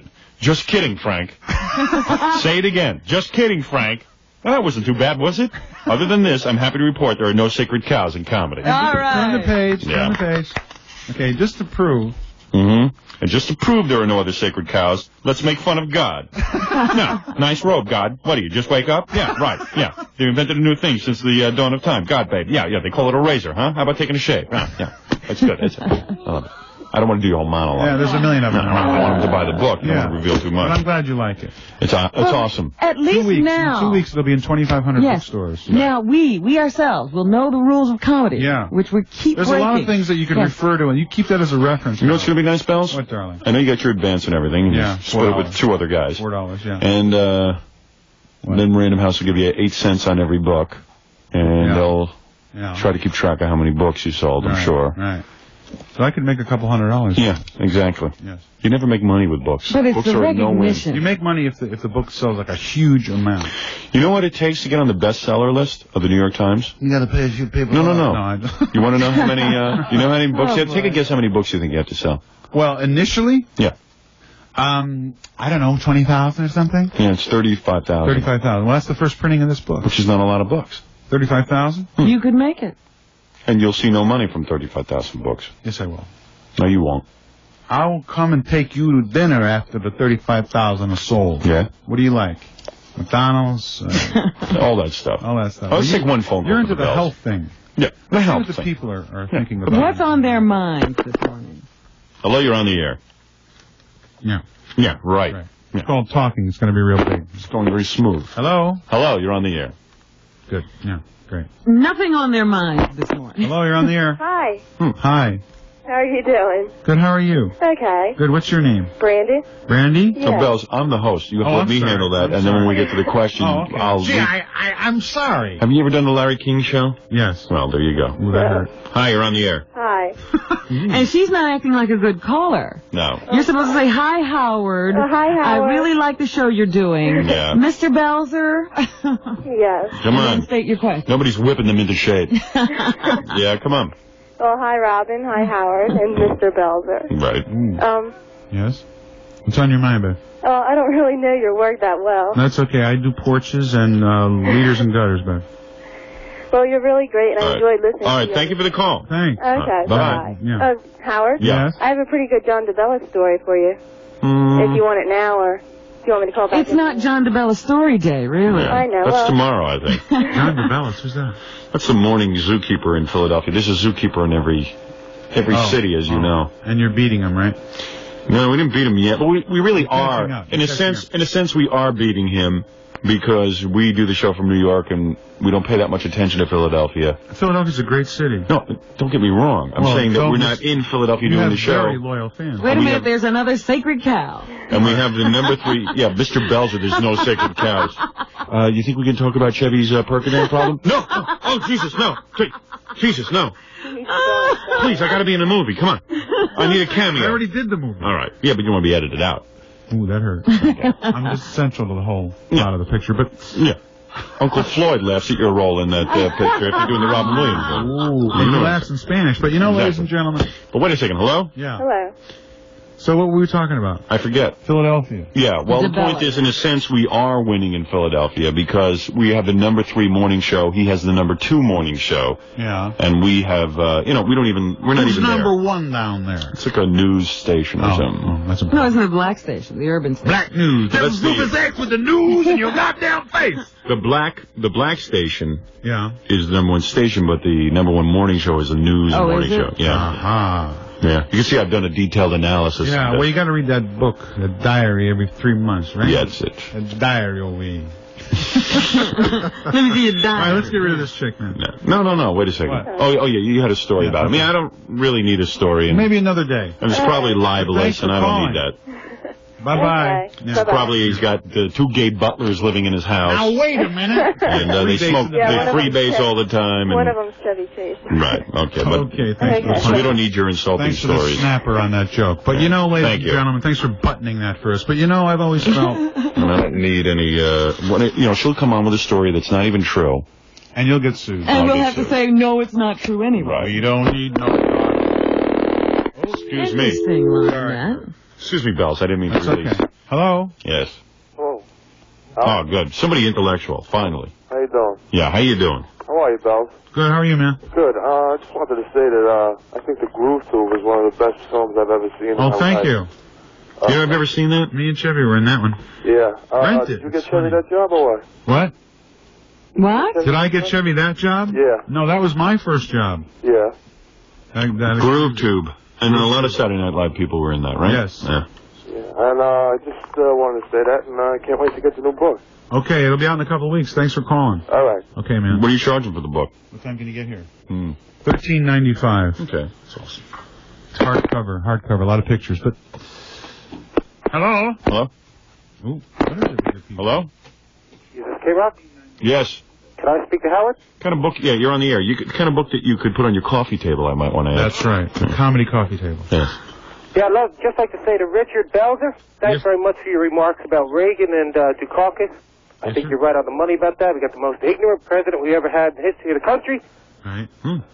Well, Warren G. Harding wasn't exactly a nuclear physicist, but... yeah. Who even knows if Lincoln was that bright? I know Howard doesn't know what's going on too much in this country in politics. Howard's he's more astute than he lets on. Yeah, what are you talking about? I don't know what's going on. Well, you're always putting Dukakis down. Well, Dukakis isn't any bright man. Dukakis is a big dummy. He's just a less dangerous man. But what Belzer is saying is he's a lesser of 2 evils, and I don't even know that. Well, it's true. You got to wake up and smell the coffee. And you don't know a thing. Let me tell you something about most people. You don't know. Did you hand me that coffee? I have to wake up for a second and smell it myself. Yeah. Wake up and smell the coffee. Yeah. Let me just tell you something, genius. I'm freebasing my coffee. It's just that I know you think you have all the political answers. You're like Belzer. He thinks he has all the answers too. Now wait a minute. Well, you got to address the problem. Everybody thought Jimmy Carter was going to be a great president. Everybody voted for him, and the guy ended up sucking up in office. You never know how a man is going to be. That's right. You can't predict how a man is going to rise to the office educated guess.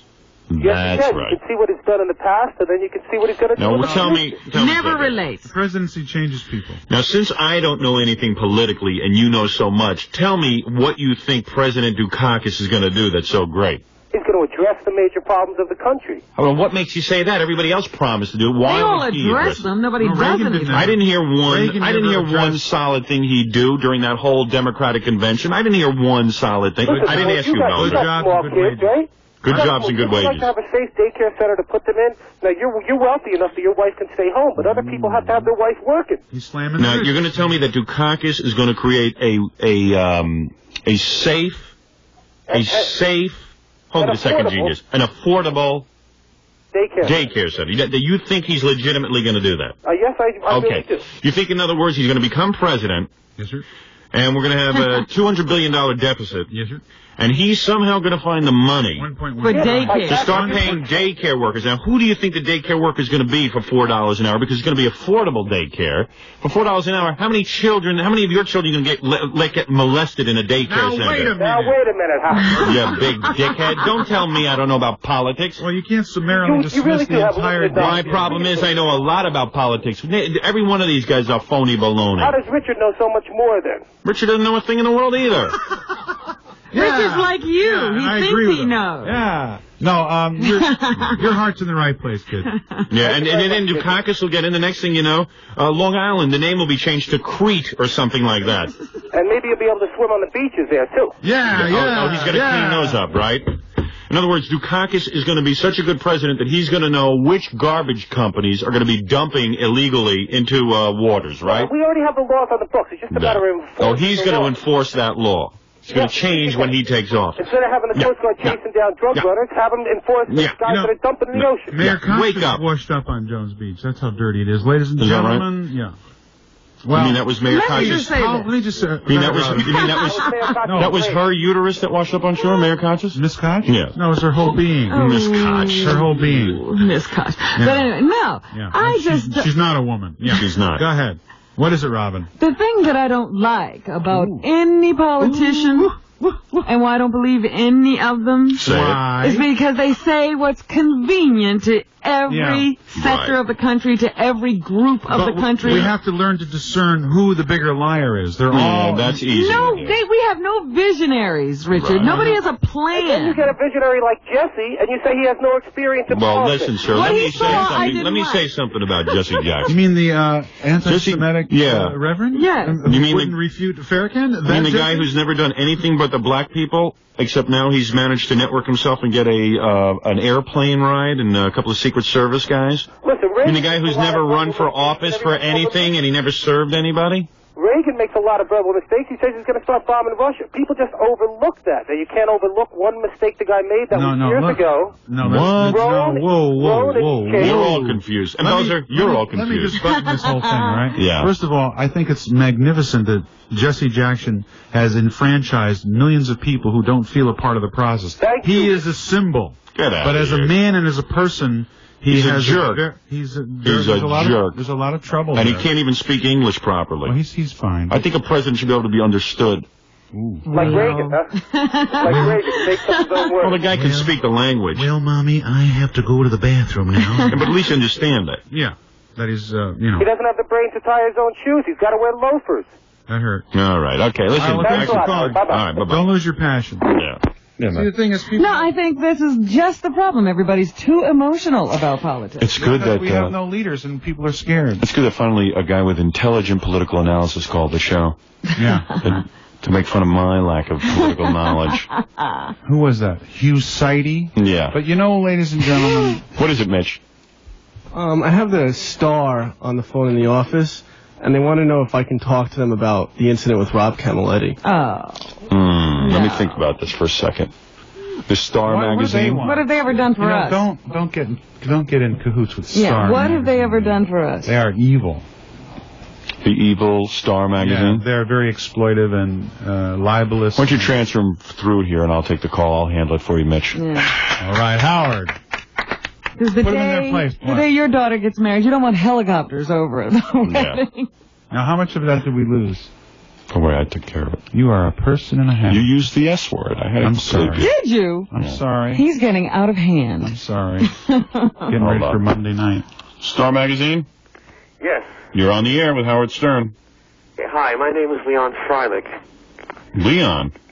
I understand that one of your interns had a run-in with Rob Camilletti. Now, let me say Maybe. this. Let me say this. Yes. Maybe he did, maybe he didn't. But, you know, I've been advised by my advisor, Richard Belzer. Have you ever heard of him? Sure. Yes. You can print that. And you can print this. Yes. But, you know, making statements to you guys can be dangerous. And then if we don't make a statement to you, then the next week I read about how I have a tail surgically attached to my spine and that I'm really son of Satan.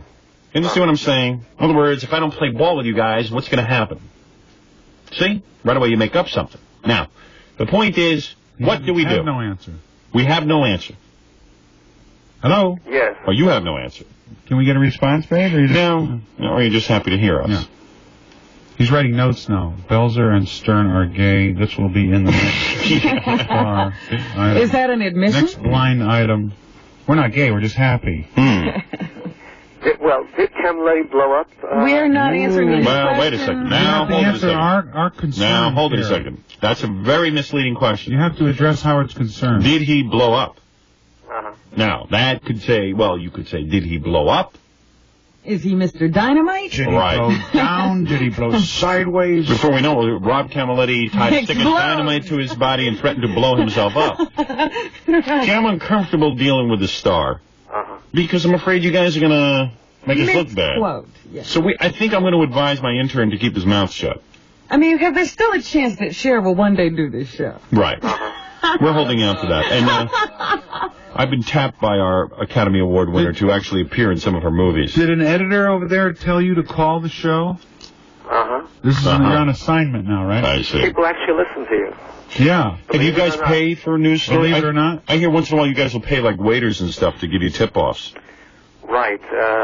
Are you going to be a waiter this weekend, busboy? What I'm thinking is I would accept a fee, though, to let you speak to my intern. That wouldn't be. We might cater your funeral, if that's what you mean, but... Give me $10,000, I'll tell you the story. No. 10,000. $1,000. All right, 1,000. What could you tell us for $1,000? Pardon you? What could you tell us for $1,000? Well, I'll tell you exactly what happened. Cash, I could give you a full story. I could give you a whole story what happened to him. Okay. Plus, we want a byline, Ben. Yeah. I don't like What really happened by Howard Stern? I want a byline. Right. What do you think? Was Camilletti in your studio? Or Hey, baby. Hold it. Don't be a lawyer. Don't push us. Wait a second. You're pushing me now.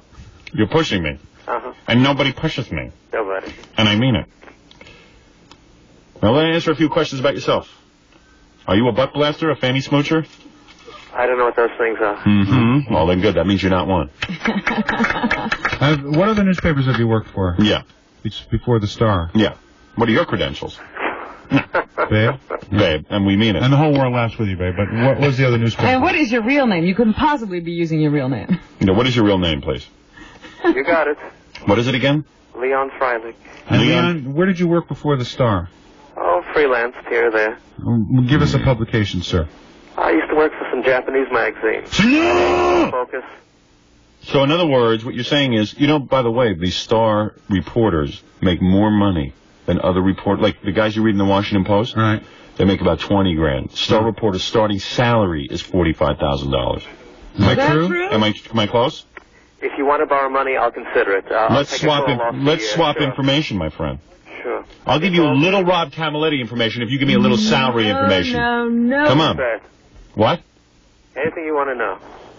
How much is your starting salary? $55,000. Okay. 55. What are you making now?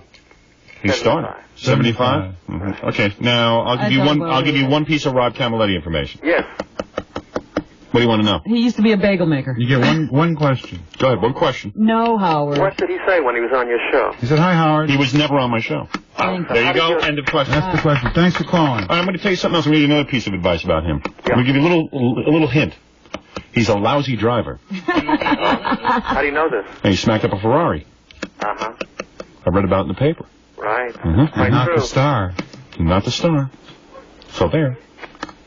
Uh-huh. This guy's a real dynamic reporter. Okay. Why should we supply him with information? Yeah, what do I get your for job. This guy broke the Arms for Hostages story for Oh, that's true. Magazine, yeah. Weren't you involved in that whole Iran-Contra thing? I'm still chasing that story, yes. Where did those arms wind up? I know a little bit about journalism. I know a little about your field. When I got out of school, I was a reporter for the Fire Island Kneeler, which is a very fine publication. And, Pick up any scoops? Yeah, I would say so. One or two. Speaking of scoops, but there were some scoops. Yes. There were scoops, all right. We did some heavy scooping. Scoops aplenty. With whipped cream. Anyway, listen, now I feel uncomfortable Yeah, we don't want to be a part of this Yes, we are our own news libelous service, sir. rag that Yes. you work for. So And we develop our nothing own personal, stories. Leon. Is it Leon? Yes. Yeah. Nothing personal. By the way, not that we're not a libelous rag, too. Yeah, but we can edit ourselves. Right. But once you go to print, you know. That's it. They're still gedacht. Exactly. With direct source, Mitch. What? Excuse me? You're not the one who spoke to Camilletti. Well, I speak for Mitch because I am his Mitch superior. can't go on the air unless Howard okays it. Oh, I see. Yeah. Right. All right, I'll let Mitch speak for himself. Hold on. Mitch, come in here. Mitch! Get in here, you hairy monkey. Now, don't print that. Now, Mitch. Howard Stern's hairy monkey Mitch. Howard Stern's hairy monkey Mitch said today in an interview, Mitch, are you comfortable I'll let you make the decision because I don't want to screw up your career. If you think it's important for you to be in the Star and you want to be misquoted and get all screwed up, I'll let you talk to the Star right now and I won't say a word. I'll just listen in. I'm going to bow out. Oh, what good taste. No, you talk to the... No, I feel I'm influencing Leon you. asked... You could... Go ahead, Let Leon Get talk. the show business by bowing out, Mitch. This is your chance. His chance to do what? To get on the air and tell your story. You can't hear. He just did that. Take Jackie's headphones, for God's sake. Mitch. He Put doesn't it on need over them. the helmet. Is he going to? Are you going to call Camilletti? There he again? goes. Are you going to be speaking with Camilletti again, he wants to know? No, not in the near future. Not that I know. See, now you're cooperating. See, stop. Don't ever answer their questions. They play games. Playing games with your head. Yes. So you Why don't did want to talk to him. Why did Camilletti? Yeah, don't put get words in the upset boy's mouth. when he Oh, found sorry. out that he was merely getting down what he was saying accurately? There's nothing more accurate than a tape recording, after all. No comment. No comment. See? He doesn't want to talk to you. Is that what you want from Camilletti? No comments? Yes. No comments can't get you anyplace. Mm-hmm. Mitch, What? get out of here, will you? You're not even dealing with the guy. Go hang by your tail. Mitch, he'd have a story out of you in 5 seconds if you were alone. You know Mitch is dying to talk to the guy, too. Well, I'm going to save Mitch the hassle. I got to go, okay? Okay. All right, sorry. I'm sure you're a nice guy. All right, Okay. bye-bye. Bye-bye. Yeah, he's just doing his job. Well, anyway, I want to thank our good friend Richard Belzer for stopping by today, who just went to the bathroom. What? Jackie the Joke Man Martling, Wednesday, August 3rd at Mr. Rips in Valley Cottage, Sunday, August 7th at Laughs in Hampton Bays, and this Sunday at the Eastside Comedy Club. It has been canceled and moved to Thursday, August 11th, so you can see Jackie at the Eastside Comedy Club. And did everybody get to change their calendar? Yeah, and Scott, Saturday, August 13th at Marco Polo's in the Poconos. Yeah, you got to keep your calendar straight when it comes to Jackie's appearances. It's important. Yeah. And by the way, just a little teaser, on Tuesday when we come back after I've done Hollywood Squares, you'll be hearing this voice on the air. Oh, Howard, my feet hurt. Oh, this Here's is going to be everyone. fun. Howard's my buddy. Okay? Did you read that article I gave you? Hey, you know, I didn't finish that. Just the picture was good. I mean, you throw things away. I can't keep No, I have it. Oh, It's just that we've been kind of busy. The all-new Jessica Hahn, the new and improved Jessica Hahn, will be on a newsstand near you Monday. The former church secretary who brought down the PTL ministry bears all and shows off her new nose, breasts, and teeth. Yeah, and what about her crotch? That's left not that out. new. In the September issue of Playboy. Again? She's going to be in again? Yeah, but she shows, shows everything this time. Well, it's a new body and a new Jessica, you see. Yeah. How is Jessica doing? I guess okay. I think that Doesn't she's... she call you once in a while? Yeah, she calls us a lot. Uh-huh. I think that she's trying to, get the money thing together and sort of She has a few dollars. get into show business, that whole thing. Read on. There's some interesting quotes there. Han, who posed topless in the mag last year and vowed she'd never show more, leaves nothing to the imagination in the latest sizzling pictorial. She looks real good in it, too. I wouldn't know. Posing nude for the magazine was probably the best time of my life. Uh-huh. Except for when I found God, Han told USA Today. Really? I got to teach her when she comes in here how to, talk to the newspaper. Yeah. Han told USA Today during a poolside interview at a fashionable Beverly Hills hotel. Gee, I wonder which one that was. Now, let's see. Can you imagine if she was wearing that mini skirt near the pool? Oh, well, look at what she's got on. I mean, that's one of her outfits. I know that outfit. She has every outfit that shows off most of her breasts. Yeah. There isn't an outfit that doesn't show off her breasts. Something happened to me during this photo shoot. I've never felt freer. I didn't have any preacher's wife or church ladies telling me to put Band-Aids over my breasts like they did. Church lady. Church lady. Yeah. When I sang in the church choir. Ouch. Han, never unattractive, has been transformed into an auburn-haired beauty. Never unattractive. It says that there? Yeah. Okay. With a bust that grew from 36C to 36D. What? Here's what she was wearing by the pool. What's the purpose of that? Dressed in black miniskirt and revealing top, she sipped an iced tea and showed off the uplifting results of her implants. That's what she did for us by the pool. Yes. I thought I was special. She decided on breast augmentation because they were at my hips. Oh, not my hips, at her hips. Are these quotes from her? Mm-hmm. Yeah. She needs a spokesperson. Proud of her glamorous look, Han said the $11,000 she spent on surgery and dental work was worth it.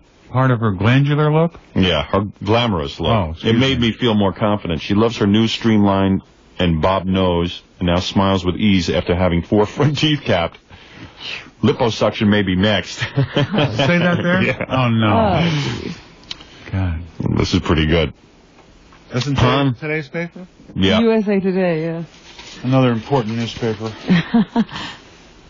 I'm going to advise her to take those Band-Aids from her breasts and stick them on her mouth if the USA Today comes by. She needs a spokesperson, you're right. We got to talk to her. Now, She she'll needs a get upset spokesperson. about this, but Robin, I really you should be think her press person. Yeah, She she said- needs to be talked to before she talks to the press. She said posing nude doesn't conflict with her religious beliefs. What was in conflict with my religion is what happened with Baker and others. The churches for sinners and centerfolds. For the first time, Han admits in Playboy that after the Baker incident, she had an 8-year love affair with Gene Profeta. Oh, she did, huh? Now she admits that. Yeah. Who's he? He's her former pastor in New York, now under federal investigation for alleged mismanagement of church finances. Oh, nice guy. Yeah. When you're really in love with someone, they can do no wrong, Han said. I never really had a mind of my own. Ava Braun said. Yeah, we gotta get her. We gotta get her someone. Yeah. Ava Braun said. Yeah. Insert name. Yeah, if you love someone, they can do no wrong.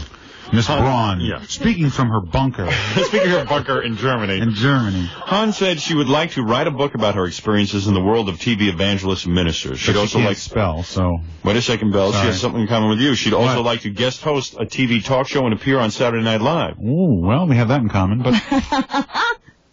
Oh, this is great. Wait till you hear the next paragraph. Uh-oh. No wonder you gave me this. Han spends a lot of time with close friend and confidant Sam Kinison. Robin actually introduced them. Sam invited us. Confidant. When we were in L.A., Robin and I got invited to go see Sam perform. At the Universal? So Jessica was hanging around with us. She went. And ever since then, her and Sam have been, pretty close. Bosom buddies, if you Yeah. Sam Kinison, a former preacher turned comedian. He's somebody I really care about, and he cares about me. He's funny, he's intelligent, and he loves God. Hey, what? Yeah, Sam and I often got together and talked about Yeah. religion. It seems that she's latched onto him and dumped me from the newspaper. Right, She used to talk about me. Now it's Sam. Did she appear on stage with him? Yes, Yeah. she does. Yeah. Yeah. How'd that work out? What is that? What do they do? I don't really know the context. She kind of is introduced, and he comes up, and I guess he does some of his preacher material. Yeah. She was never more than friends with Playboy. See, I couldn't take the relationship any further. I put her on the cable special, and then I can't spend time being her confidant because my wife gets all upset. Well, yeah. And rightfully so. Well, I don't think so.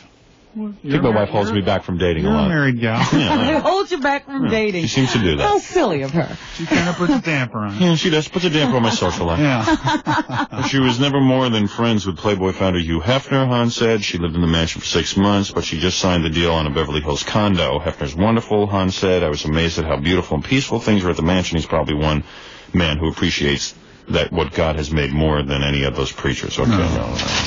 Yeah. I'll get a hold of her on Tuesday. Right. She needs a quote person. Yeah, we'll work out. Oh, you know what? I'm going to save this article. Yeah. We got to work on Yeah. that. All right, and How let me she remind should have you. done. You could rewrite it how she should have done it.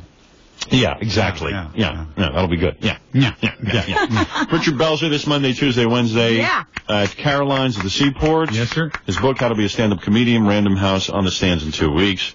And How to Be a Stand-Up Comic. That's right. Now, the book is for people who are funny, for people who want to be funny, or for people who want to read something funny. I hear you saying that on Live at 5 to Sue Simmons already. I'm going to be saying it to every person. I see it in the ad, yes. And Howard, that'll be your mantra when the book's released. You're damn right. Don't worry, we'll put that thing on the bestseller list. Oh, please, I need it. You know it, babe. All right. And I mean it. I need to, buy things for my wife and kids. You're not kidding with that wife. My daughter's going to NYU in the fall. Oh, that's nuts. And she's going to be here, and you're going to be and there? Uncle Howard better behave himself. Is going to be very respectful. Do I spell Belzer's daughter Dial-A-Date? Yes. Aunt Robin. Oh, yes. Aunt Robin. Poor Belzer gets married, inherits somebody else's kids, and now has to pay for their college education. What a guy. Where's the husband in all this? Well. Yeah. Where's the real father? I think of them as my children. Okay. And they think of you as stepdad.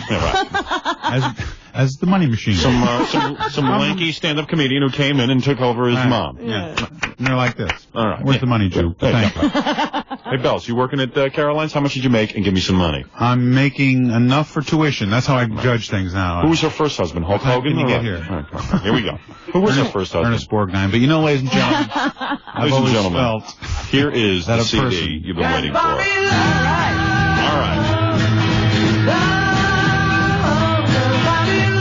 What?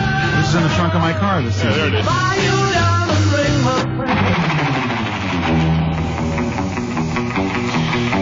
This teenage hooker on the cover of Post. Post is doing a series on teenage hookers. This one looks like Julie Brown from MTV. She's wearing like one of those Betsy Johnson dresses with the top, like with her bare midriff showing. This is a little too good of an advertisement for teenage hookering. I mean, you get girls who look like Zoli models.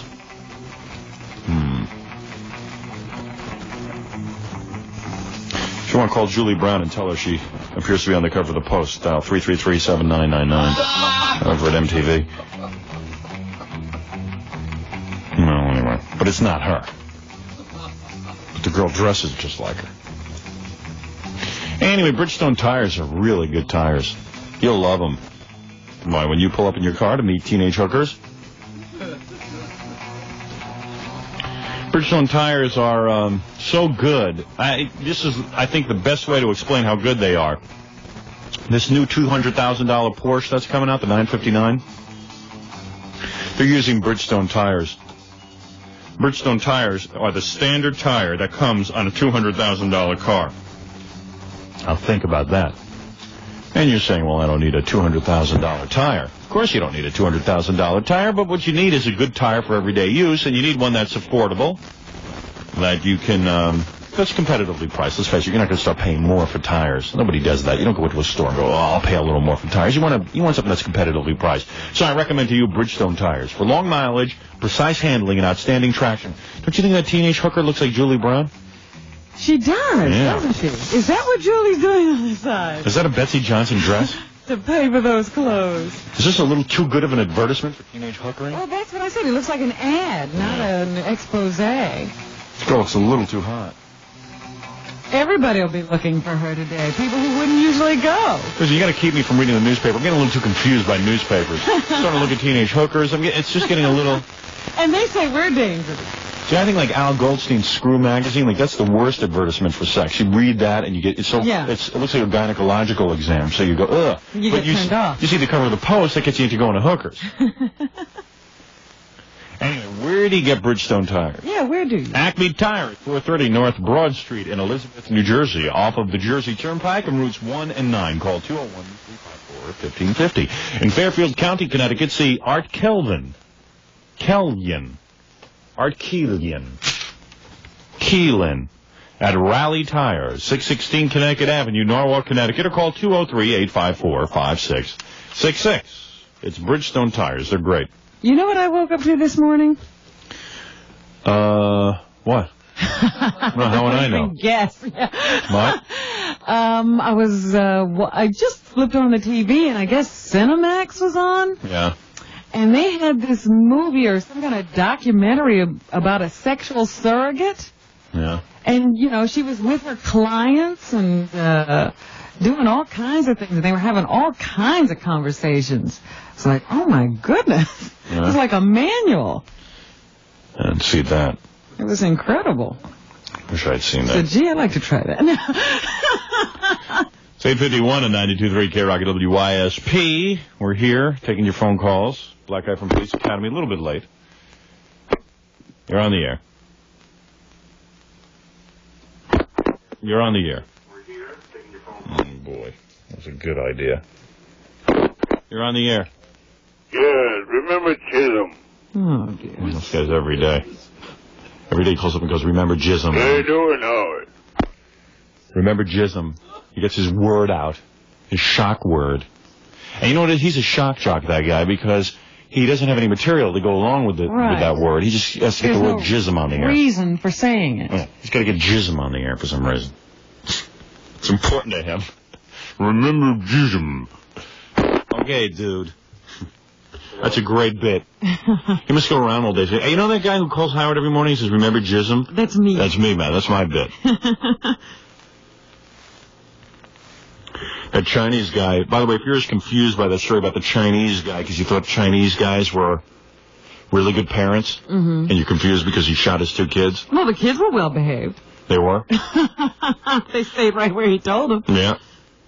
But you got to remember, a lot of Chinese, there's all kind of Chinese. There's Chinese that boil their kids if they're daughters. Well, yeah. Well, that's in Red China where you can only have one. And they cook them and eat their kids. I guess we're not supposed to say Red China anymore. They're allies. By the way, the ironic thing is the guy who killed his kids, his name was Shu Chu. Shu Chu. Shu Chu. His nickname, Shu. Shu Chu. Shu Chu. See? Shu Chu. Anyway, you're on the air. Hello. Yeah. How you doing, Howard? All right. What can we do for you, my friend? Hey, man, I just wanted to compliment you, man. You did pretty good on Dave Letterman. Well, thank you very much. Bye-bye. Are you looking to represent someone?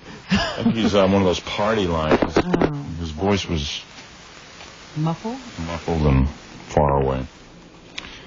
Yeah, Ed McMahon's wife was on the telephone with him.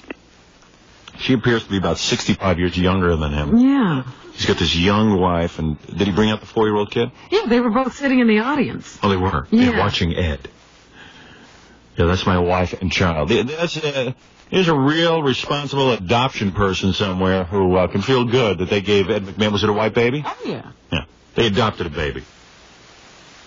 I mean, God knows what genetic mess would have popped out with Ed, actually delivering the goods to his wife. I mean, the guy's 60-something years old. Yeah. There's a point where sperm just gets flat, like a bottle of soda left open. You know what I mean? Just kind of fizzles. It's there, but it's flat. Yeah. It's not good. And Is it good? And your kid comes out with a flat forehead. Give birth to something resembling E.T. But, so Ed somehow, I guess, convinced some adoption agency to give him a white baby. I mean, I don't know. If I was the person in charge of that, I'd look and go, okay, Ed's got money, but Ed is 150 years old. I'd say at some point, and he's married to a 30-year-old woman, and they're going to have a 4-year-old kid. What, is that to keep her company at his demise? Yeah, I mean, what is that all about? My goodness, I don't know what they're thinking of. Yeah. He can't relate to a 4-year-old. Look at him. So many white babies. I mean, there's only so many white babies who go around, and Ed McMahon somehow gets pushed to the top of the pile. I don't get it. And it's almost as if they decide to adopt a baby today, and they have a baby tomorrow. It appears that way to the public, anyway. I mean, maybe they're taking a little long. I mean, Lonnie and Bert just got married. Yeah, but that's the whole adoption mentality, by the way. You don't tell anybody until you actually physically have the kid. That's the adoption mentality. Oh, no, Bert and Lonnie were saying our kid is going to be born on such and such a day. Oh, yeah? Yeah. Well, they don't have the adoption mentality about it. All I know is I watched Burt Reynolds playing Win, Lose, or Draw the other day, and it's his game show. It's him in his living room. It's set up like his living room. Yeah. And all I know is the guy can't get one answer. How bright is he? And he can't draw to save his life. He must have thought it was a real difficult game. Yeah. You're on the air. How you doing? Yeah, I guess to Burt Reynolds, that's like chess. Yeah. You know what I mean? You can't lose or draw. It was a real challenge for him. He thought everybody'd be that stumped. What about win, lose, and smack Judy around a little bit every time a hair falls out of your head? Even the name doesn't make any sense. Win, lose, or draw? You always have to draw. Right. Yeah, there's no or in the draw part. Oh, no, the game is just totally bogus. It's Pictionary. Yeah. I'm surprised the Pictionary people haven't sued his ass off. But it's win, lose, or draw. Now, okay.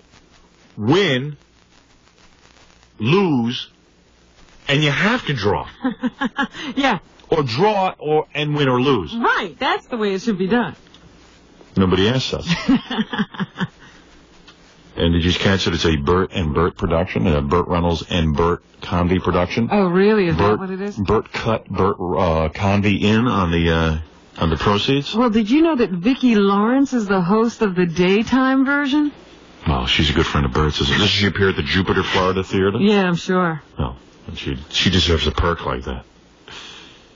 She's a dynamic-looking woman and a dynamic superstar in her own right. Yeah, what did you want? How you doing, Howard? Morning, Robin. Good morning. And how about Ed's teeth? What about him? The dentures aren't too obvious, are they? Hey, Miss Joe Franklin, what was that all about? What did Joe he do? Franklin was answering phones at the telethon because they had to have all the Channel 9 people represented on the show. So anyway, Joe Franklin was answering phones, and I guess Fitz or somebody came over to him, and they said, Joe, you said you had a message. Uh-oh, Joe prepared a message. Hey, there's a combination, Fitz and Joe Franklin. You gotta have a telethon. If there wasn't a telethon, I'd be severely depressed every year. And Joe said, in his inimitable way, that he had done his own homework. Yeah. And he knew that there was actual research being done to find a cure for muscular dystrophy. So Joe went home, instead of like hiring someone to do his homework for him, Yeah. or instead of his parents helping him with his homework, went home and did his own homework. Yes, he researched it himself. He looked it up, and he saw. The greatest one looked this up. I have no idea, but this is what he said, that he had done his homework, and he knew that there was research. Someone told me that Joe Franklin actually went undercover and got a laboratory coat and was like actually camped out at one of the labs that does muscular dystrophy research and actually counted the exact money they put into it. Well, that's what he said. The research was going on 24 hours a day. Yeah, he did his homework. 7 days a week. This is a man who can't clean his own office from his memorabilia to get it organized. He did research. All right. Hey, listen, I got to go, man. And then the other thing he said was that he wanted to dedicate the next portion of the show to a man who had inspired us all, a great star. Bill Boggs. Someone who we all loved and who had done his show many, many, many times. The author of Tropic of Cancer? No. Susan Berkeley? No. Who? Dennis Day. Oh, well. Okay. Enough said. All right, we'll be back right after these words. Hi, this is Joe Mater, the Rock and Roll Madam, inviting you to join me tonight at 11 as we venture into the K-Rock and Roll Vault for rarities. Super. Each night we'll dust off rare B-sides, cover versions, and important classic rock and roll dust off your tunes. rare beast, So if you like your rock beast and on roll lips. rare, tune into Rarities tonight at 11. Yeah, and dial a mattress.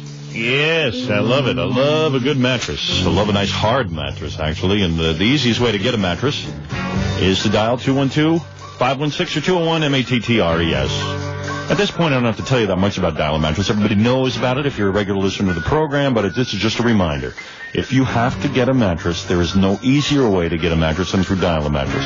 Any name brand, anything you want. They even have the Goose Down Pillow Top Mattress by Simmons. All of the great, big, expensive mattresses you see in the department store are 50 to 60% cheaper through Dial a Mattress. You will get the mattress within 2 hours. Tell them what day you want it delivered. Even if a Saturday or Sunday comes to mind, they will be there for you within 2 hours. You can even fax your order to Dial a Mattress.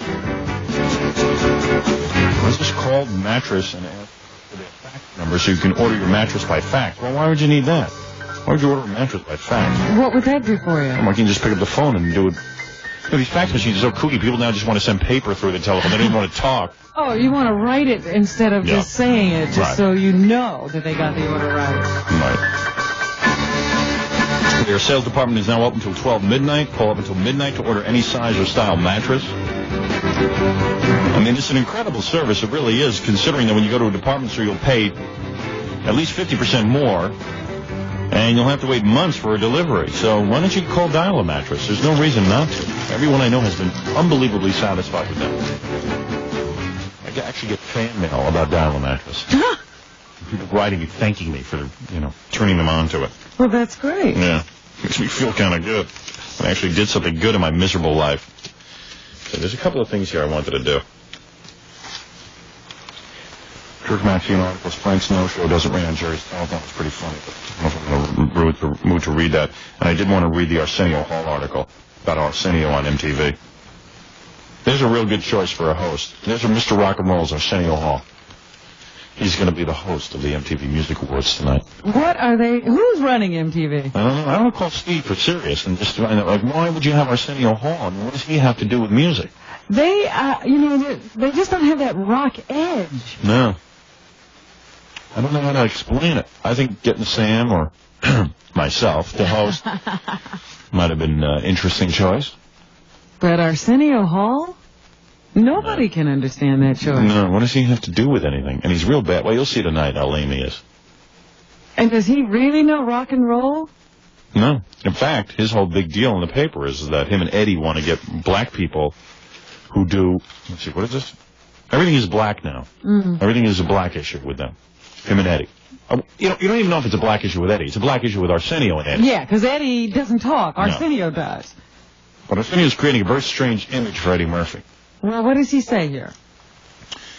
Jill Brooke evidently interviewed him, which is frightening in itself anyway. Jill Brooke's the same one who called me up and asked me, I'm doing an article on what people do on Friday night now that we can't go to the Hamptons. I said, whoa, what are you talking about? The Hamptons? Who goes to the Hamptons? 5 people? I mean, out of all of New York? What's a Hamptons magazine? I said, oh, okay. You want to know what to do on Friday night? If you don't go to the Hamptons. And I said to her, well, why would you call me? I said, I don't go anything on Friday night. I go to sleep because I'm so exhausted from getting up early. It's not even Dallas reruns in the right. And she was like, well, I just thought you'd have something funny to say. Well, I have nothing funny to say. Let me go home and sit home with your wife. Just, do something. Go home and see your kids. And she was like, well, I just thought you'd have something funny to say. And I'll be honest with you, I really don't on this topic. You're asking the wrong dude. Leave me alone. She was real disappointed. I mean, people think of silly articles to write. I can't help them. And then you're supposed to flesh it out and make it funny. Yeah, and I said, what's wrong with me that I can't think of something funny to do on a Friday night? But, if I could, I'd be doing it. Anyway, Arsenio Hall didn't hesitate when he agreed to host tonight's, these questions I get. Dirty dance. Yeah. Go home and dirty dance. There's nothing you could say that would really be that funny. All right, go home and make love to your wife. Go home and make love to your girlfriend. I mean, what are you going to say? Really, dirty dance in your bedroom? With your neighbor's wife. Yeah, and it's going to sound like a stupid answer. Really? All you can do is be corny at a time like that. So what I do is I try to get reacquainted with my children when I don't have the pressure of going to work the next day.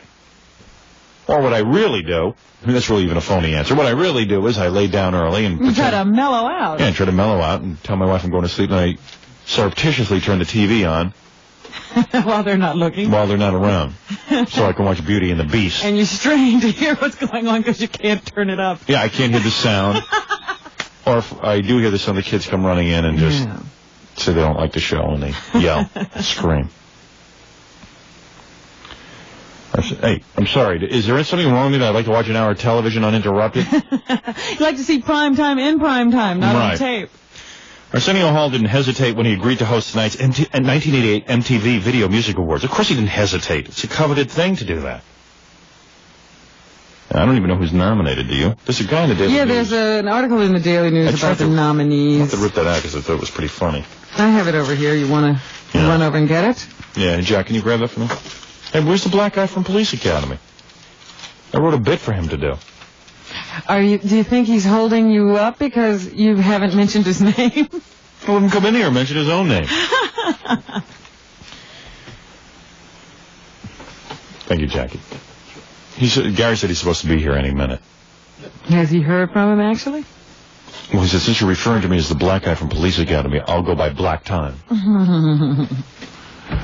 Oh, he's here? He's here. Oh, he's here. Oh. Yes, he just arrived. It's about time. Well, why don't you bring him out? I will. My buddy from Hollywood Squares. I gotta ask him. Yeah, go ahead, I'm sorry. I was just saying to Gary, we'd rather see him than you, Gary. Yeah, so Why don't you come in and sit down? Gary plunks himself down in a chair. He's ready to chat. Unless Gary can do some wacky sounds with those teeth of his. Yeah, I don't see any amplifier on his back. Yeah.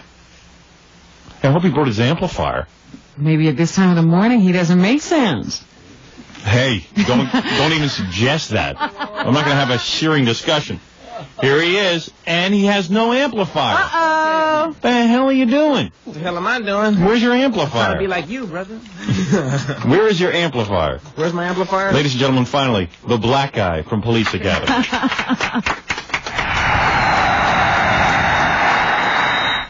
I was trying to help you out there. I was going to do a little echo. appreciate it. Do you want echo on your mic? Either or. Go ahead, put some on there. Let's see how this works. Here he Our goes. time has come! See? Our time has come! He was doing that the whole time on Hollywood Squares. You'll see. Really? He's a nutty guy. We need to be able to pray together, to sing together, to tell Martin Downey to shut up together. He's wacky. This is Michael Winslow, everybody. Well, good morning, ladies and gentlemen. Good morning, Manhattan. Good morning, New York. What's happening in Harlem? What it is, Did you hear me talking about? Did you hear me talking about you on Letterman? I only heard part of it, the spitting part. Yeah. You covered me. Please instead. explain. Please explain. I'm looking forward to it. You know when you do the part, when you do the World War II sound effects. Let's hold my Rambo blade here. Now, explain this. Start from the beginning. Robin, I'm already damp, okay? Okay. Just from the... He's already damp. Hey, how come every time I do sound effects, my mic goes out? Listen. Ooh. Hello? You know, it's that.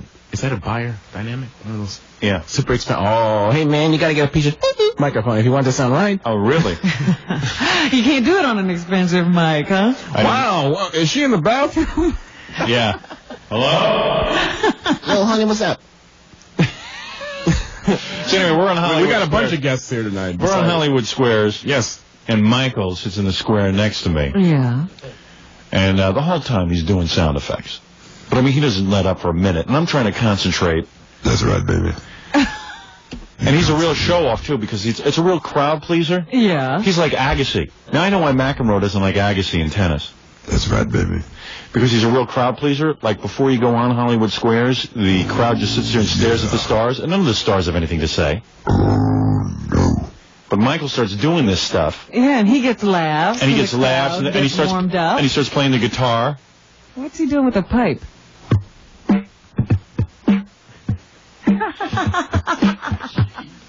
Sounds like a Casio. I have in my hand an Australian didgeridoo. Hey, let me tell you something. So he starts doing his wacky sound effects. Now, Michael, talk to me, will you?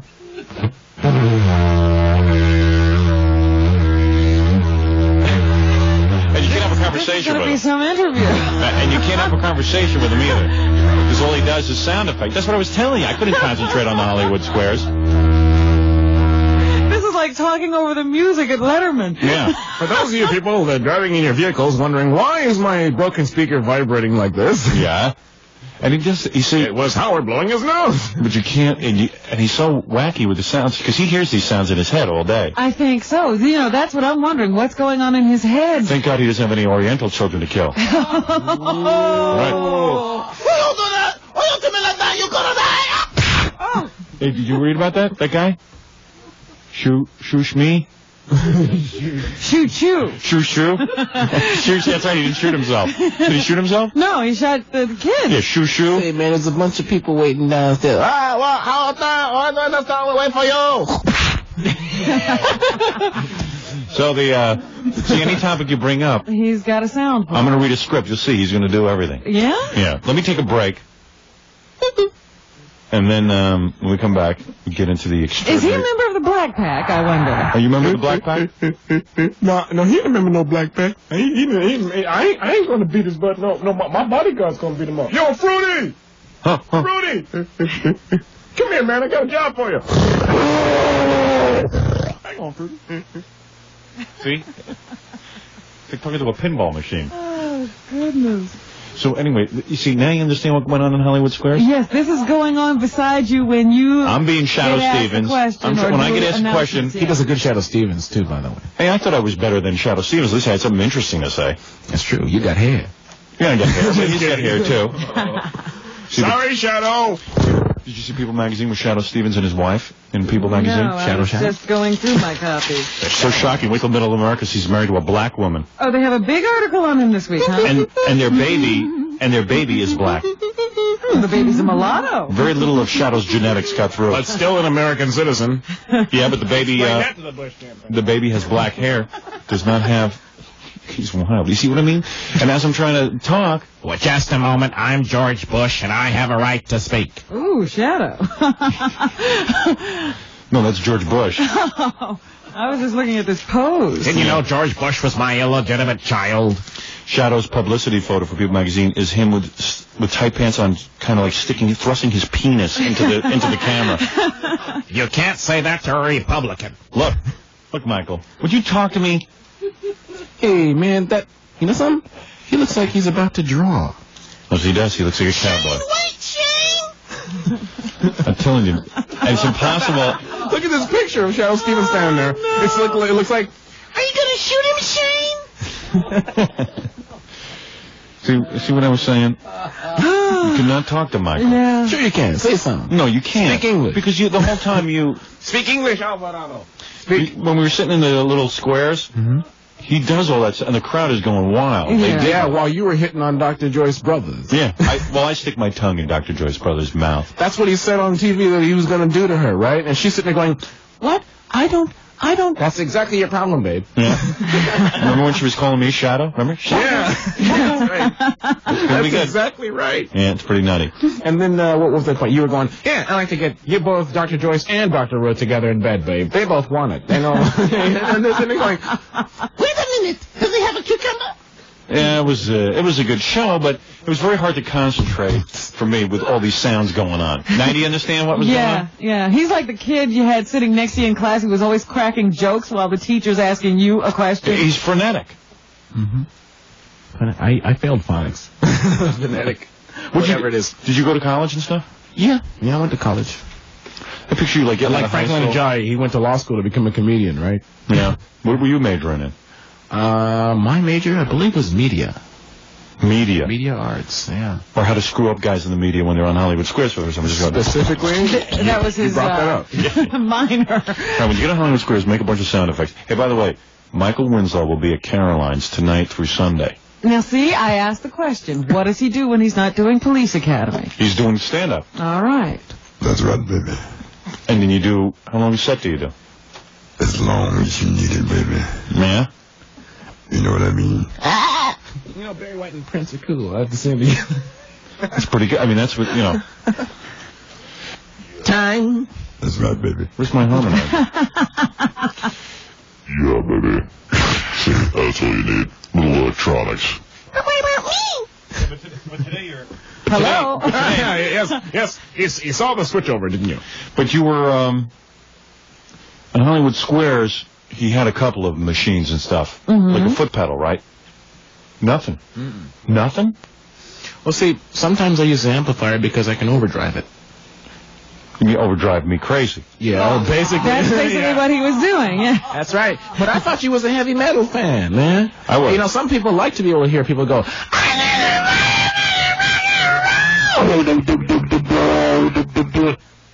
Do the thing with the guitar.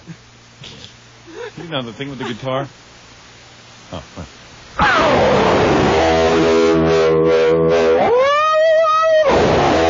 Who made who?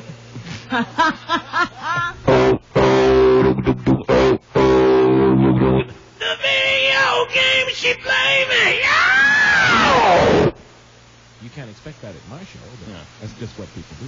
What about when you play the guitar with the, then the audience erupts into incredible, Erupts in. Yes, there. Incredible applause, and you're all sitting around like a dick, just spewing emotion. The spewing of emotion. Right? It's a real crowd pleaser. Yeah. All right, have another guest. Come on in, brother.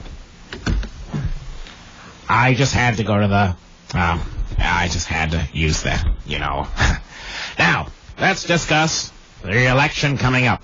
Because I feel that Ronald Reagan is helping me become the next president. And I also own a cigarette vote.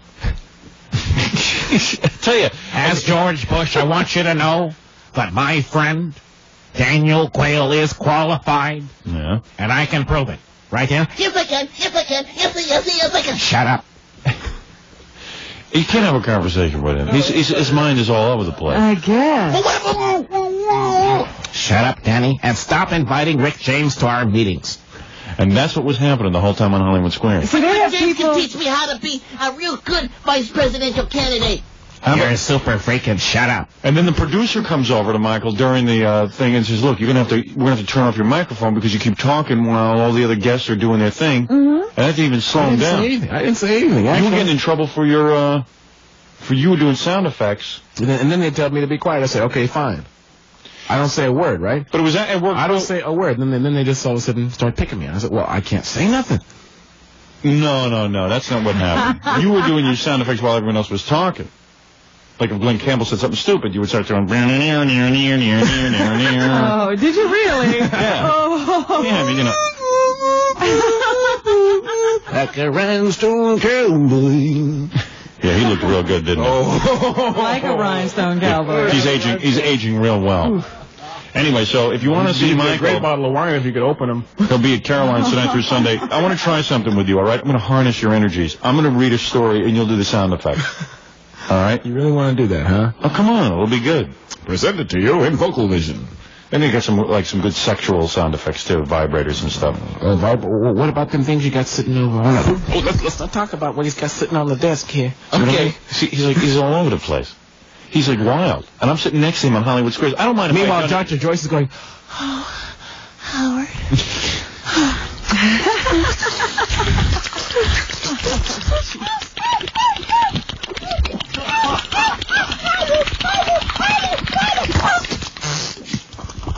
All right. We'll be back right after these words.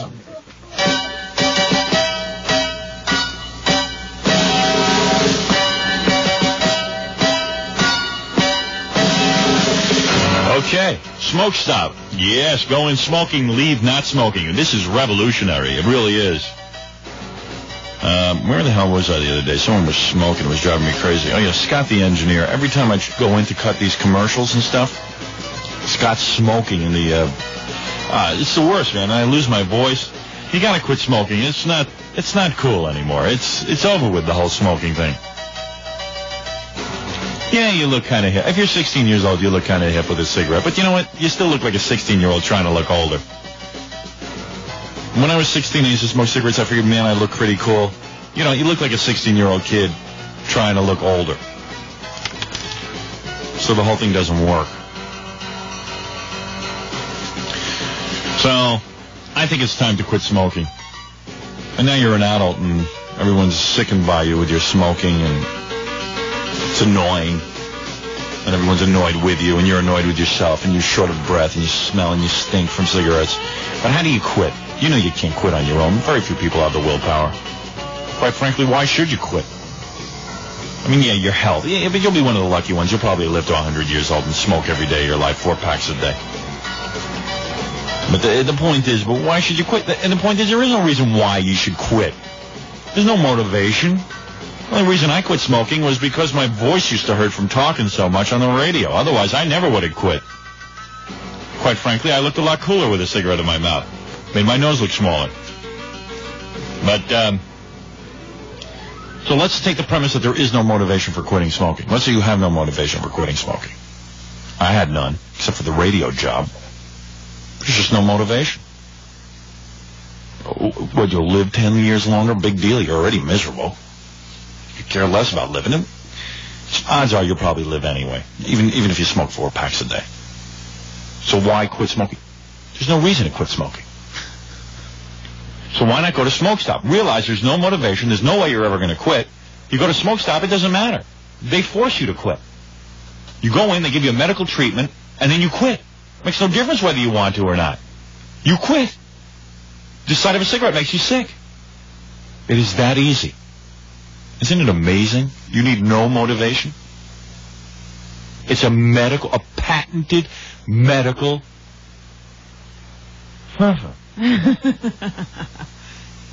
You saw Marianne Freeman do it. Yeah, but I just don't understand the rationale behind your argument over there. Well, then who asked you? Well, what I'm saying is that very few people are motivated to quit on their own. They don't have the motivation. They don't have the willpower. They don't have the discipline. Yeah. Willpower. The motivation is there. You don't need motivation. You don't need anything. Just go in and let them do their magic on you. Whatever. It's amazing. It is amazing, isn't it? It does work. It works. Regardless of what Howard says. Actually, I can't see a good reason for quitting smoking. Well, you live longer? What's so great about living? Let's say you got young kids and stuff. You don't want to be dead by the time you're 40. You'd like to see them grow up so they can nudge you. We are the motivation. Non-smokers who make your life miserable every time you light up. Yeah, I gave them that rationale already. Oh, you did? But they said they didn't care. Oh. Anyway, call 212-744-5800 or 516-466-STOP. 212-744-5800 or 516-466-STOP. It's called Smoke Stop. Another episode.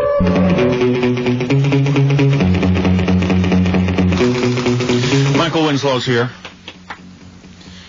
We've just been reviewing that whole Hollywood Squares experience. Yeah. Your shared moment. Yeah. We both were pretty angry. No, seriously, Michael. We're both pretty angry, aren't we? About the whole Jim J. Bullock thing? That was really strange. You know, I still say that Jim J. Bullock is living proof that you can't just say no. That's it. You really have to try. This is Leslie West with sound effects. See, she liked that. I know how you feel. No, didn't they give Jim J. Bullock the best? He was the best square, the best position. No, they give him like really good stuff to do. Like they throw he was water in the on center him. square that Yeah. day, Leaves in his hair. Yeah, there was a whole thing going on, and we were looking at each other. Around it. Figure that out. Yeah. Well, we did some cool stuff to him, though. We took those giant keys. You have to hold up a key at the end of the show. Uh-huh. We took the giant keys and started banging on a square. Oh, he hated that. He hated that. That drove him nuts.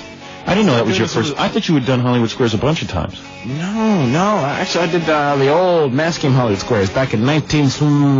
we don't talk about that very much. He did Match Game Hollywood Squares with Bowser and Gene Rayburn, where Gene Rayburn used to sneer at Bowser because he knew Bowser wasn't a professional announcer.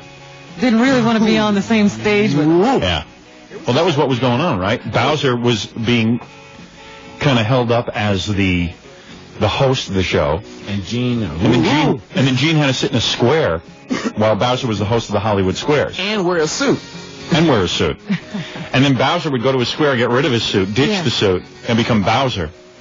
And then Gene would host the match game. Right. Yeah. And Bowser would sit there and play Magic Game. Yeah. What a concept. So you were on that one.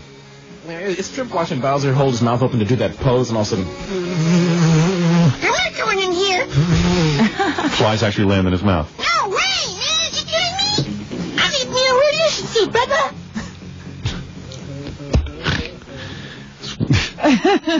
Anyway, let's talk about Len Just a Scrapper. moment. Just a moment. No, My wait a name is second. Michael Dukakis. Yeah. I have a right to speak. Where's my Velcro eyebrow?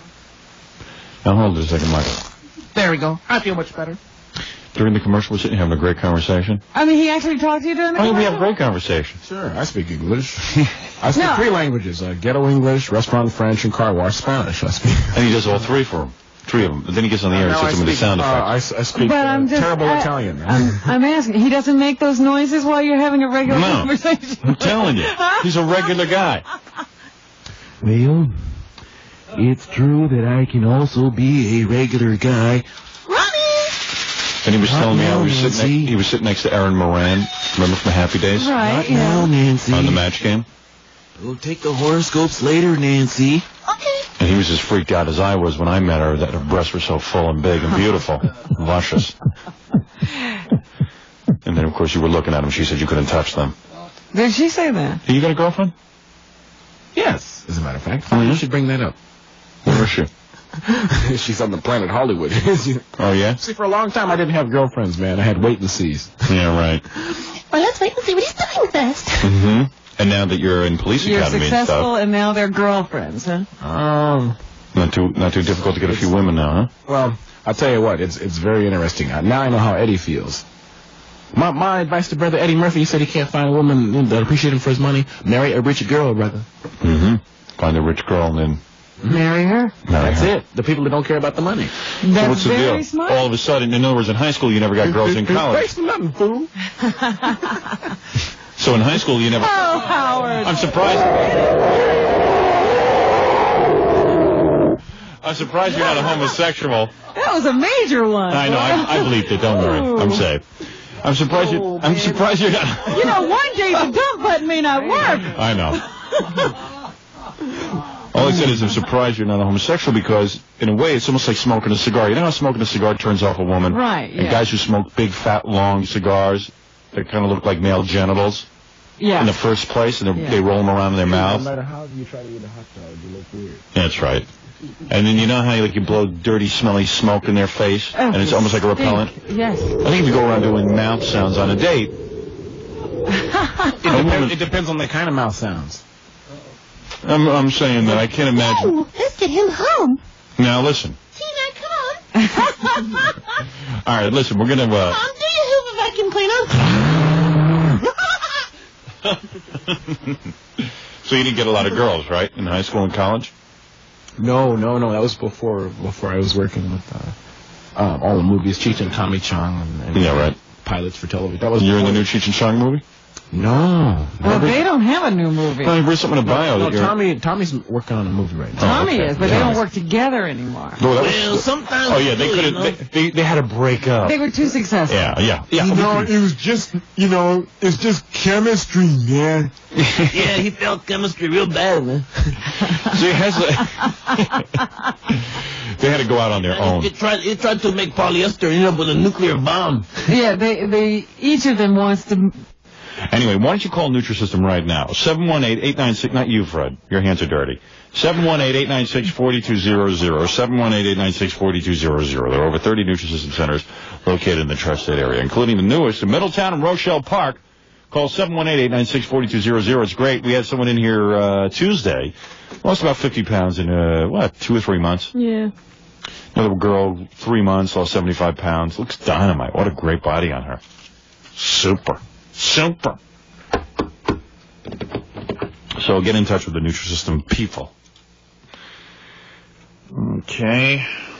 I want to Dial-A-Date tomorrow. Because Dial-A-Date's kind of fun, and I want somebody wild. You know what I mean? And it's usually when we know that's wild. It doesn't look like a complete dog face. Although she's pretty hard to look at. You think so? Well, you don't know. We were just talking about that. She's okay. I don't really remember all that. Now, what is this? It's her answering machine. I thought she was home. I don't know if she's home. Oh, I thought Gary had... No. Oh. Yoo-hoo, it's Howard. My little spanking friend. Are you talking about me? Oh, it's you. We're on the air. Yeah, were you? Wait, let me lower my radio. You didn't recognize yourself? Who else would we be talking about? No, but I mean dog face. That's not me. No. You're not a dog face. You're cute. I said you're not a complete dog face. Well, geez, thanks, Hal. You know, she's so hot for me. She writes me love letters every day. Yes, and my heart's beating out of my chest right now. Well, that'll be attractive. She's a little creepy, though. You know what I mean? I don't know. Well, you don't have to go out with her. But she starts acting real wild. Her eyes start rolling into the back of her head when she's... But that's what we want. We want you to go nuts. We want a wild woman. We want a wild woman down here. Women who aren't afraid to take off their tops. And you're not afraid to have them take off your tops. Yeah, right. No, I want to... There's been a lot of fear the last 5 women we've had on here. When Jackie turns to me and goes, don't let them take their shirts off. You know, then you know it's a tip-off. Yeah. Yeah, I wanted to do the, what was that, Midnight Express thing? What midnight? What was that? You know, the window. What window? Oh, yeah, right. Press up against the window? Yeah. You'll do that tomorrow? Yeah. Remember Midnight Express? The guy's been in jail. That, yeah. He's been in jail for about 15 years in a Turkish prison. He's been getting on with the guys in a shower. Good-looking guys in a shower. Then his girlfriend finally sees him, and he begs her to lift up her top just so he could see her with her top off. Yeah, and she had Pretty to, good. I don't know what she did.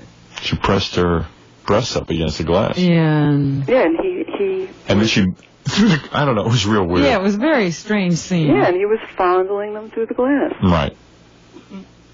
Normal. I don't know how many years I'd spent in a Turkish prison, but I don't think I'd fondle glass. I think I'd know it. I'd be embarrassed. It's not a good way to meet a girl. Fondling glass. It's an erotic adventure. Yeah, well, let's see. I think you have her down here tomorrow, huh? What do you think? Guys, You could make it down here tomorrow? Only if I could get a leg wax appointment today. A leg wax? Yeah. Oh, boy. What? Just to get a leg I wax. need a leg wax. Can't you shave your legs? No, I've been doing it for 10 years, and you can't shave ever. Oh, you have to wax your legs. Yeah. Well, how overgrown are you? How overgrown? And what are you going to wear down here? I when I'm on the phone with you, I get so nervous. Good. I like that. Really, I'm like jelly. Jelly? Jelly. I thought you meant like Tom Selleck's wife. Oh, like jelly, yeah. Jelly. Oh, great. I see, she's getting hot. She's going to be great. You're right, she is whack. No. Yeah, she is. She's wacky. You should see the wacky letter she sent me. Did you get the recent one? Yeah, get them all. The one with the Jesse Helms? Yeah, the one where you're naked on a beach. Oh, yeah. And the sun is touching your breasts. Ooh. Didn't that burn? She got a terrible case of stuff. She sends me a letter about how she's on a beach and she's thinking about me and she's naked and the sun is coming down on her. And it's making her excited, and all the people on the beach are staring at her because she's naked. Uh-huh. So all of a sudden she gets up and she starts hitchhiking naked. No. Listen to this fantasy. She starts hitchhiking naked on the, like off Jones Beach. Is it supposed to be Jones Beach? Yeah. Uh-huh. Yeah. It's not. It's And you true. didn't It's all true. Oh, you've done it? Yeah. So she starts hitchhiking naked, and some guy picks her up, and he has sex with her while she's thinking about me. No. Yeah. Something. Come to think of it, you better not come down here. You've got to have some kind of disease. Listen. Wait, he didn't have sex with me. He was having sex with himself while I was just, being a visual for him. While I was thinking about you, he was looking at me. And I see. Because you've got to have some kind of disease. I mean, if you're thinking about me, a disc jockey, you must be, fulfilling yourself with What do you do when you see somebody you really like? Yeah, right. And you're there. You go wild, right? No, I don't, because men are stupid. Yeah, and I'm a real intellectual. No, really, no, because they don't know how to appreciate me, so I don't give myself out. Oh, I see. So when's the last time you gave yourself out? I'm not buying this. Months. I'm not buying any of this. I've seen her in action, and I don't think she's got a lot of restraint. I don't think she said to herself, well, I can't have Howard, so I'm just going to wait for him for the rest of my life. Yeah, I do that, actually. Yeah, uh-huh. Wasn't that your uterus that washed up on the beach this summer? We have your uterus. You can come claim it at the Jones Beach. Lost and found. No, it might have been my tampon, but it wasn't. All right. Come on. Let's be civil here, huh? Let's be civil, huh? Let's be a little civil. So you're telling us you haven't been with a guy in a long time. Yeah, I can't. She told you 3 months. Boy, that's torture going without it 3 months. Oh, boy. Did she say 3 months? Yeah. I said a few months. So would you go out with a guy? Would I? Yeah. Found it. No, that's an old joke. Would I? What, on a dial-a-date? Remember that joke? Yeah. I don't know the joke. On a dial-a-date, you mean? Yeah, dial-a-date. Well, I would do the date, yeah. Yeah? Well, what do you think, Robin? Why not? Yeah, okay, you'll be wild. Are you going to be this contained? Discontained? Yeah. Well, I told you, when I'm on the phone, I get very nervous, so... Don't you have a job or something? Yeah. I work for myself. Oh. You work for yourself doing what? Hello? Yes. Wait, don't hang up on me because of that, please. How much do you pay yourself? How do you determine a salary for someone like you? And who negotiates for you? Right. Me. And what do you do? What kind of work? What do I do? Yeah. Massage. Oh, you were a masseuse. Yeah. So you work in a massage parlor. No, I work for myself. Professional, legitimate, straight, schools, massage. I mean, and then you get guys on the table and you don't do anything to them.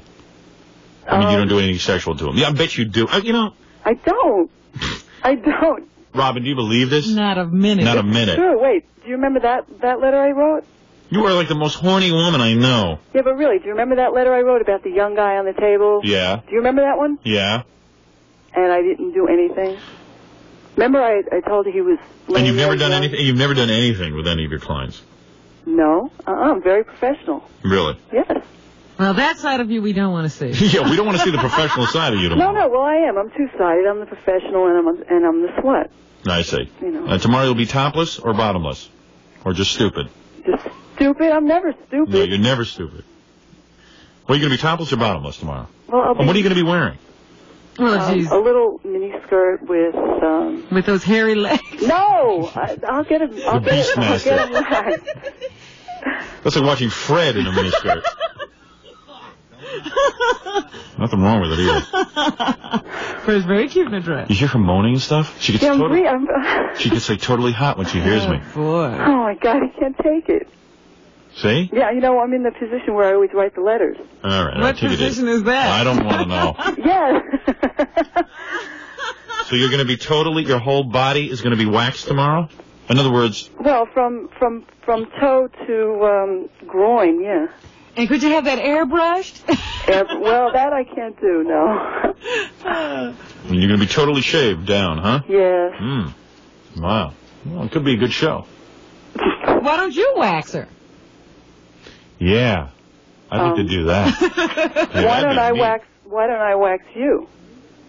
Because I don't want hairs ripped out of my body. You're used to it. Yeah. I haven't been doing it since I'm 5 years old. This is a real kinky woman. Yeah. I mean, don't you think that would be exciting to have Howard rip the hair off of you? No, that needs to be done by a professional. Yeah. You're not going to be all red and irritated, are you? No, I'll be very smooth and Texy. Texy, right.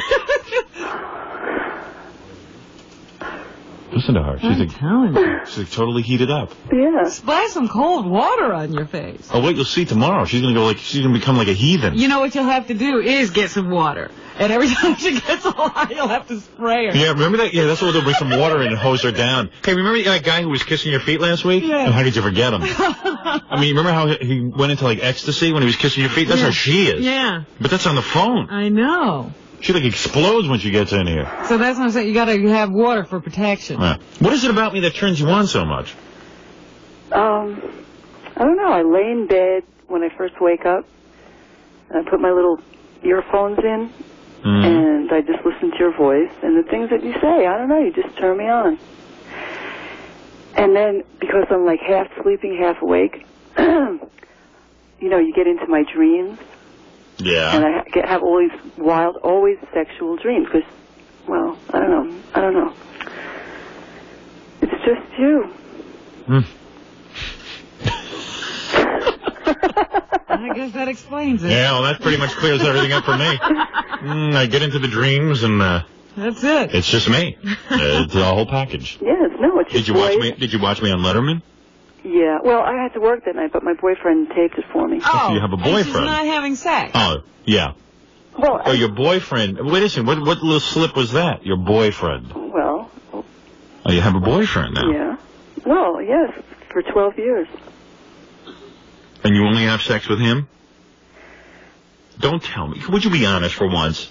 All of a sudden. There's no one as sexually charged as you who only has sex with her boyfriend.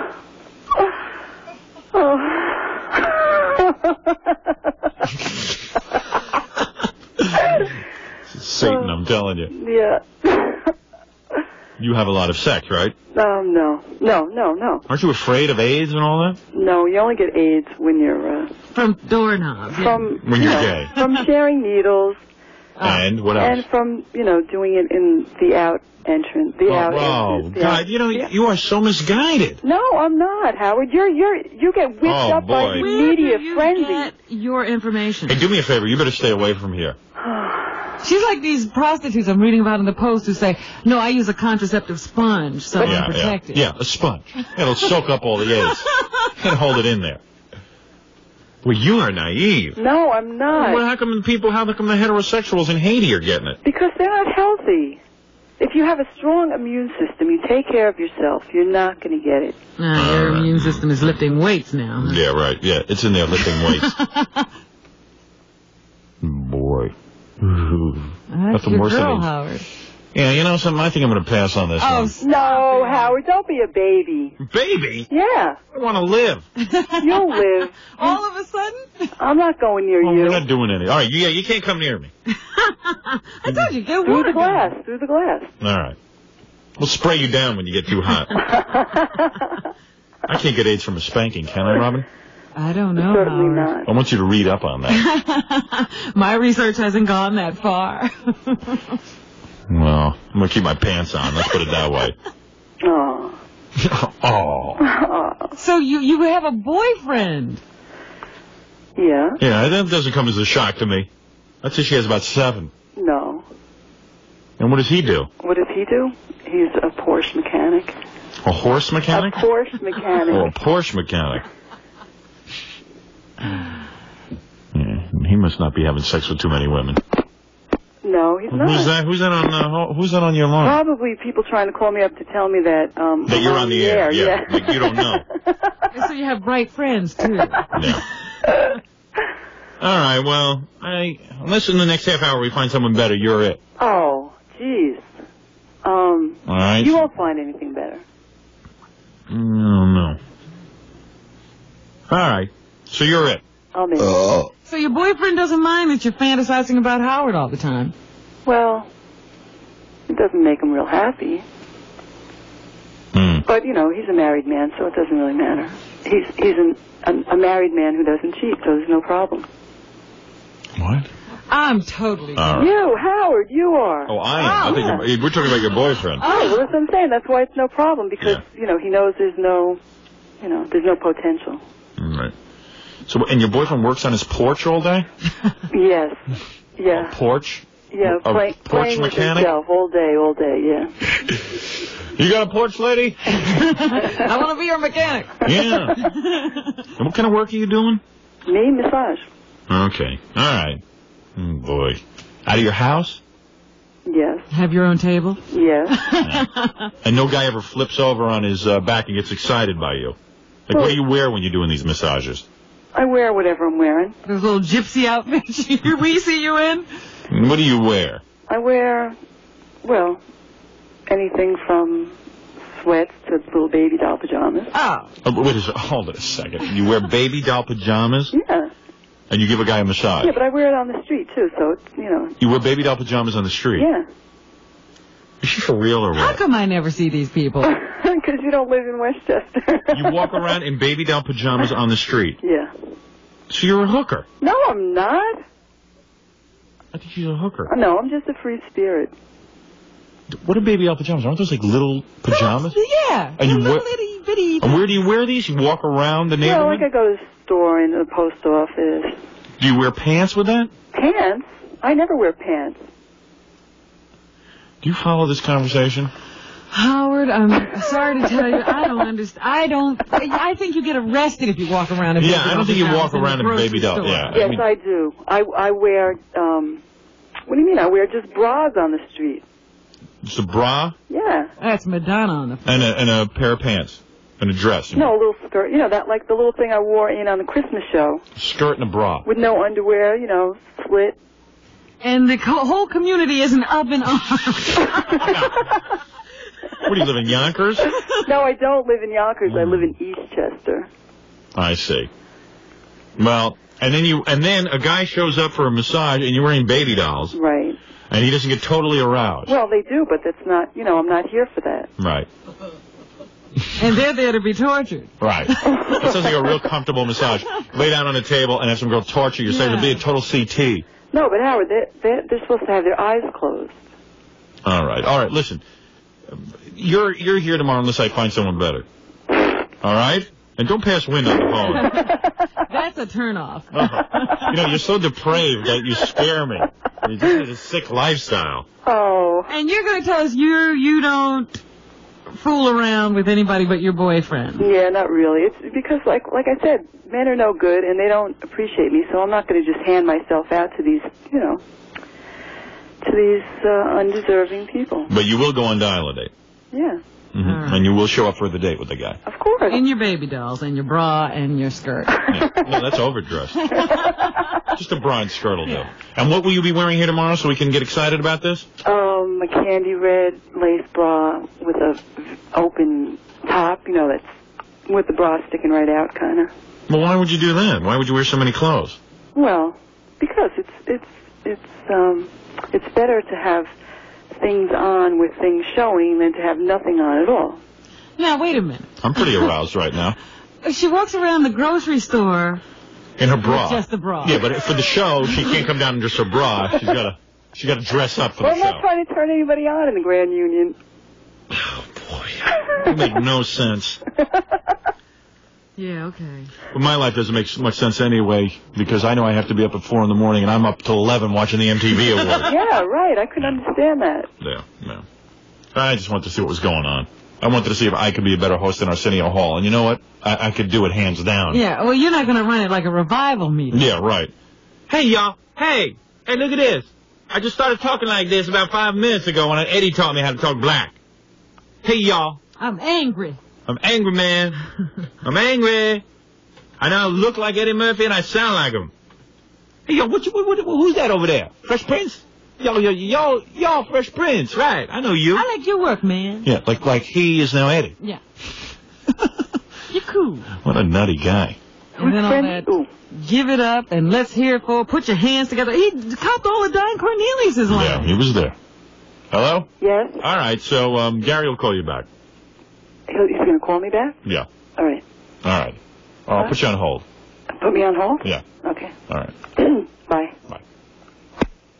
So we'll have the men don't appreciate her dial. Oh, we didn't even get to it. But you're going to wear a red bra and a shirt and what else? Hello? Oh, she disappeared. Oh. We get a break for a commercial anyway. Who, me? Yeah. I put my radio back. A bra and a mini skirt? Yeah, a little black mini skirt, black panties. All right, hold on. I get the idea. See, you get, she wears underwear for you. Yeah, for me. That's special. Why do you wear underwear for me? Why do you wear underwear for me? Well, I could take them off. All right, hold on.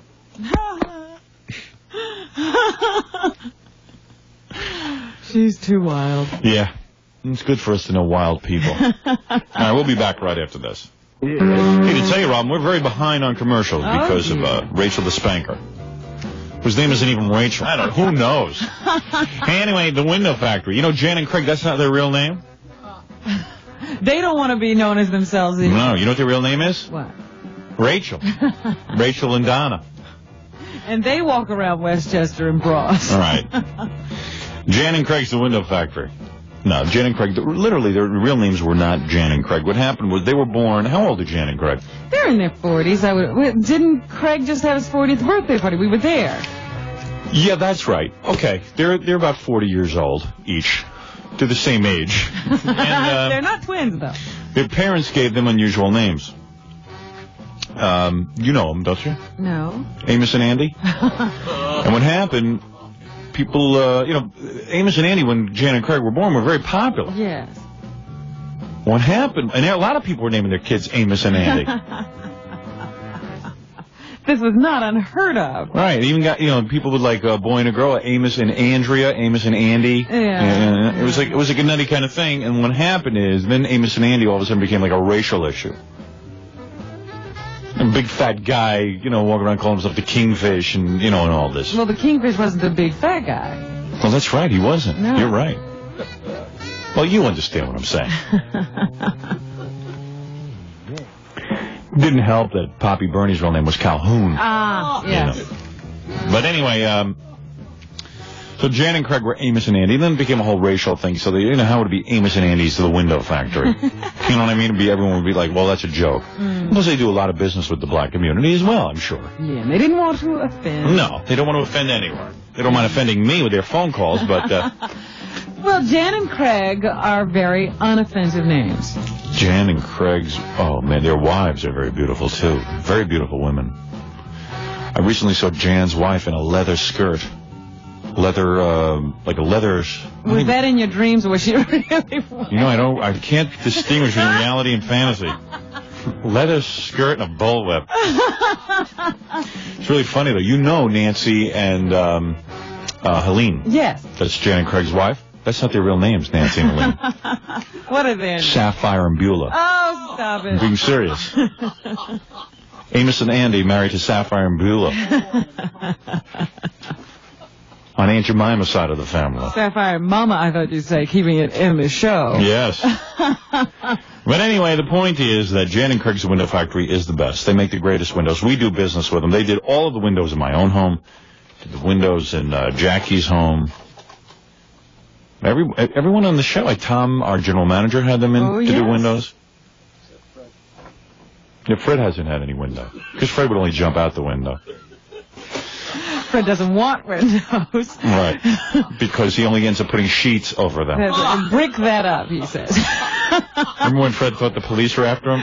And he put the sheet across his window? And I said, Fred, I don't really think. You know, I think Fred is a closeted radiant. He'd really like to put rugs over the windows. Yeah. Put a rug over his head. No, what happened was Fred was under subpoena. They were looking for him. And he called me up, and I came over, and he wouldn't answer his phone. Right, yeah. NBC was issuing some kind of warrant. Because An injunction. An injunction. And Fred didn't want to be served with the injunction.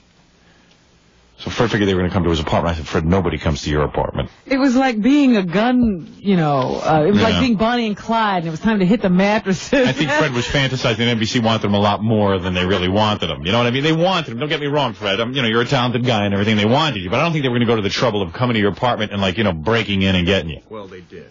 Oh, they did? Yeah. See? They did not. Yes, they did. They left a thing the size of an Encyclopedia Britannica outside my door. Oh, yeah, outside the door. Yeah. But I mean, couldn't go out. What? Fred was afraid what was going to happen is that they'd spot him in his window because he had a first-floor apartment. And they would climb in? No, that they'd see him in there and then they'd bang on the door and stuff. Right. But I think legally now you can just, instead of like a guy tracking, I never understood that whole process anyway. They get subpoena, guy has to hand it to you. If you were home and they knocked on the door and they knew you were in there, I can't explain it, but it would mean that it's like when they throw it down in the gutter in front of you. You don't even have to receive it. So in other words, if they threw it in front of your door, you didn't technically receive it. If they threw it in front of my door and I wasn't home, no, I didn't receive it. But if they knew I was there and they could prove it... Oh, I see. So then that's when Fred put the sheet over his window. Yeah. Well, you'd call Fred on the phone and he'd be Fred, what's the difference? He goes, so I tap my phone. So you're saying NBC's tapping your phone? Come over here. No, as it turned out, you were the one that was trying to break in. It was me trying to break into your apartment, and he thought it was the guy trying to serve him with a subpoena. And it was me. And then I was trying to break in on his phone because it was busy. Yeah. So Fred got nervous. Yeah. And thought that it was the FBI tapping his phone. Oh, there you go. Oh, it makes perfect sense. I can see this. And the only reason they knew you were home, Fred, was because you did a stupid move. He left his car out front with the shovel inside. They know if the shovel's inside the car, he's home. That's right. No, but actually, the point is that I could understand. Fred thought it was a paranoid time, and me trying to break in on the phone could have been a tap. Right. Hey, you've done some things. So he got nervous.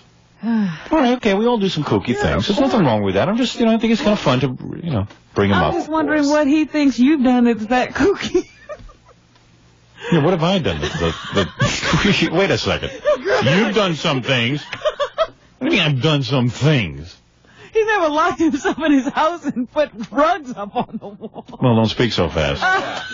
Seriously.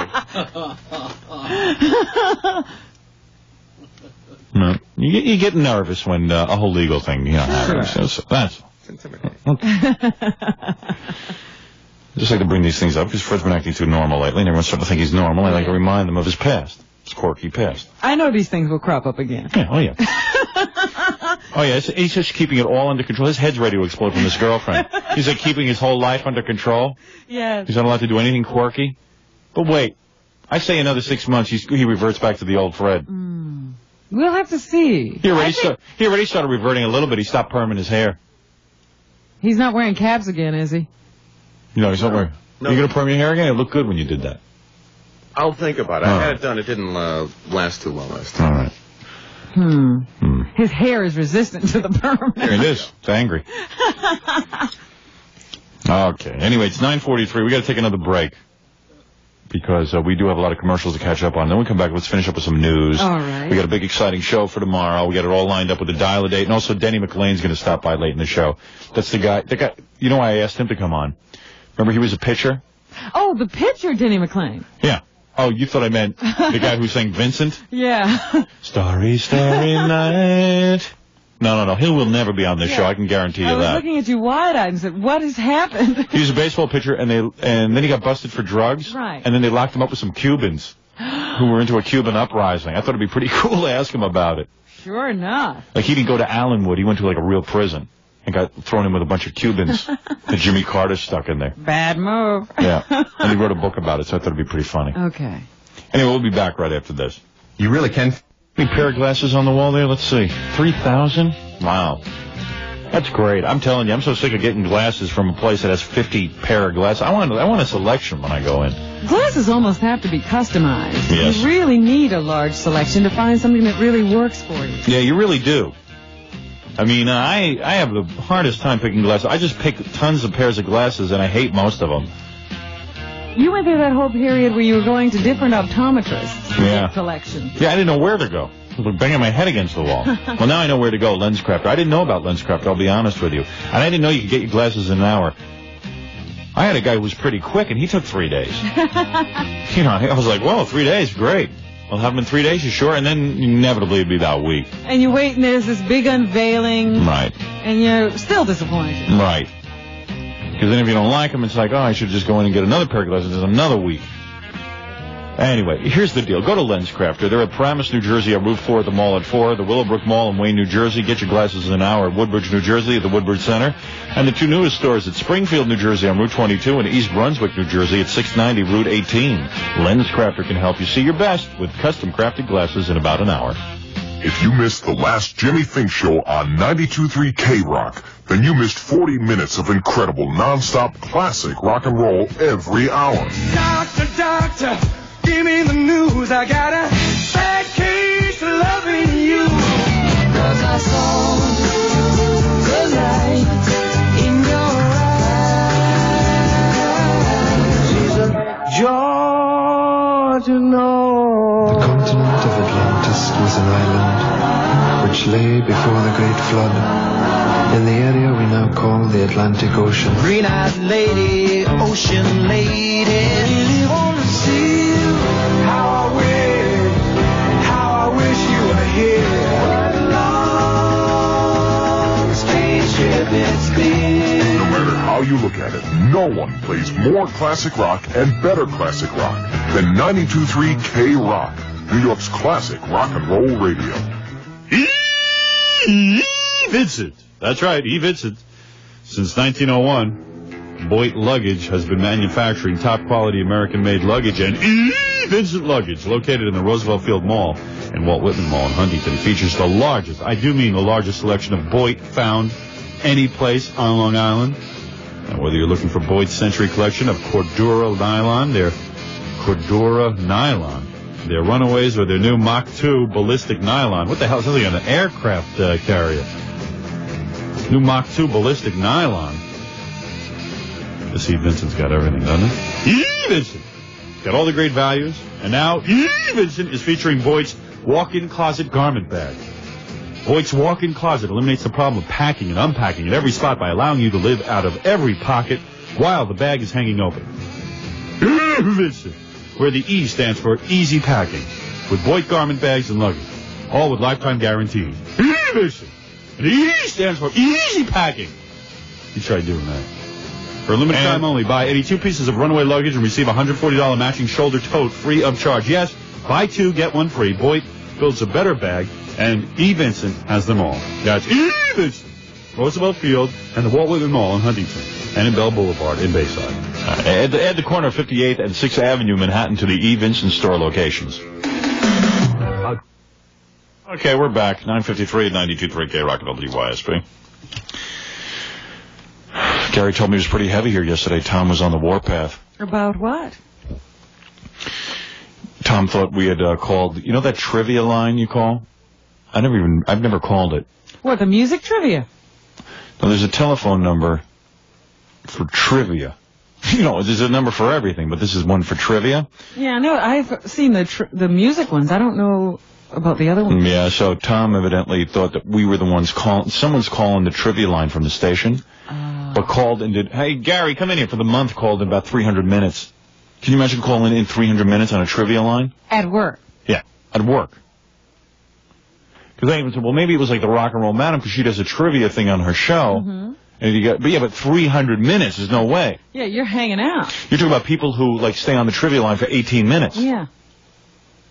Now, there was one bill for 18 minutes, so I think he tried to pin it on us. Why? Because who else? Do we look like those kind of people? If you ran a station, who would you pin something on first? Think about it. So he was like, why did you guys call the trivia? You know, it was like trying to be... Probably thought we called the trivia line and did, you know, what we usually do, just leave it on while we're talking on the radio. Right, yeah. We like to do that. No, that's pretty much what I have time to do, call the trivia. I don't have time to breathe when I get off the air. What is it, John? Gary's in there with Tom in the production studio. Oh, right now? Do you know anything about the trivia thing? I don't know nothing about it. Do you know anything? No. Well, you know some stuff. I know. I'm only teasing him. One thing he doesn't know is how to make the M sound without stuttering. But seriously, John? Yeah. You didn't know about this? But you're not calling the trivia line, are you? No, I don't remember anyone calling the trivia line. I don't even know what the number for the trivia line is. I don't know about the trivia line. See if you can grab Gary. Okay. And Gary has to, like, play the best of stuff for Tom. Yeah, I just asked him. He said to tell him that he's in there with Tom. No, screw that. I'm doing a radio show. This is more important. Being in there with Tom is stupid. All right. Tom's going to screen stuff. He's been pretty liberal lately, though, letting everything go through. Why does Gary have to be there while Tom listens? There's absolutely no reason for it.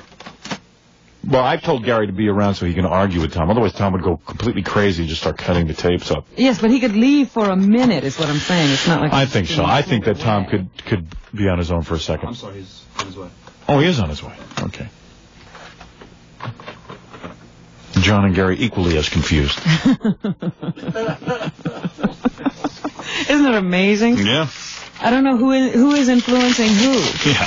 Because when John came here a couple of days ago, he was a pretty clear-headed guy. Yeah, he looked okay. How you doing, Tom? Everything clear for next week for that best of? It's the best of the best of ever. Tom is cleared everything. Wow. No arguments this time? We're just sitting there listening to Sam and Bob, and you just losing total control of the show and we're laughing. Yeah, it's funny. Sam was really out of control that day. Yeah, he's good, man. It was very funny.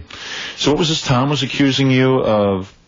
No, he wasn't accusing me. He just asked me. Someone had run up a pretty hefty phone bill on the trivia line. On the trivia line. Music trivia? No. Well, it's all.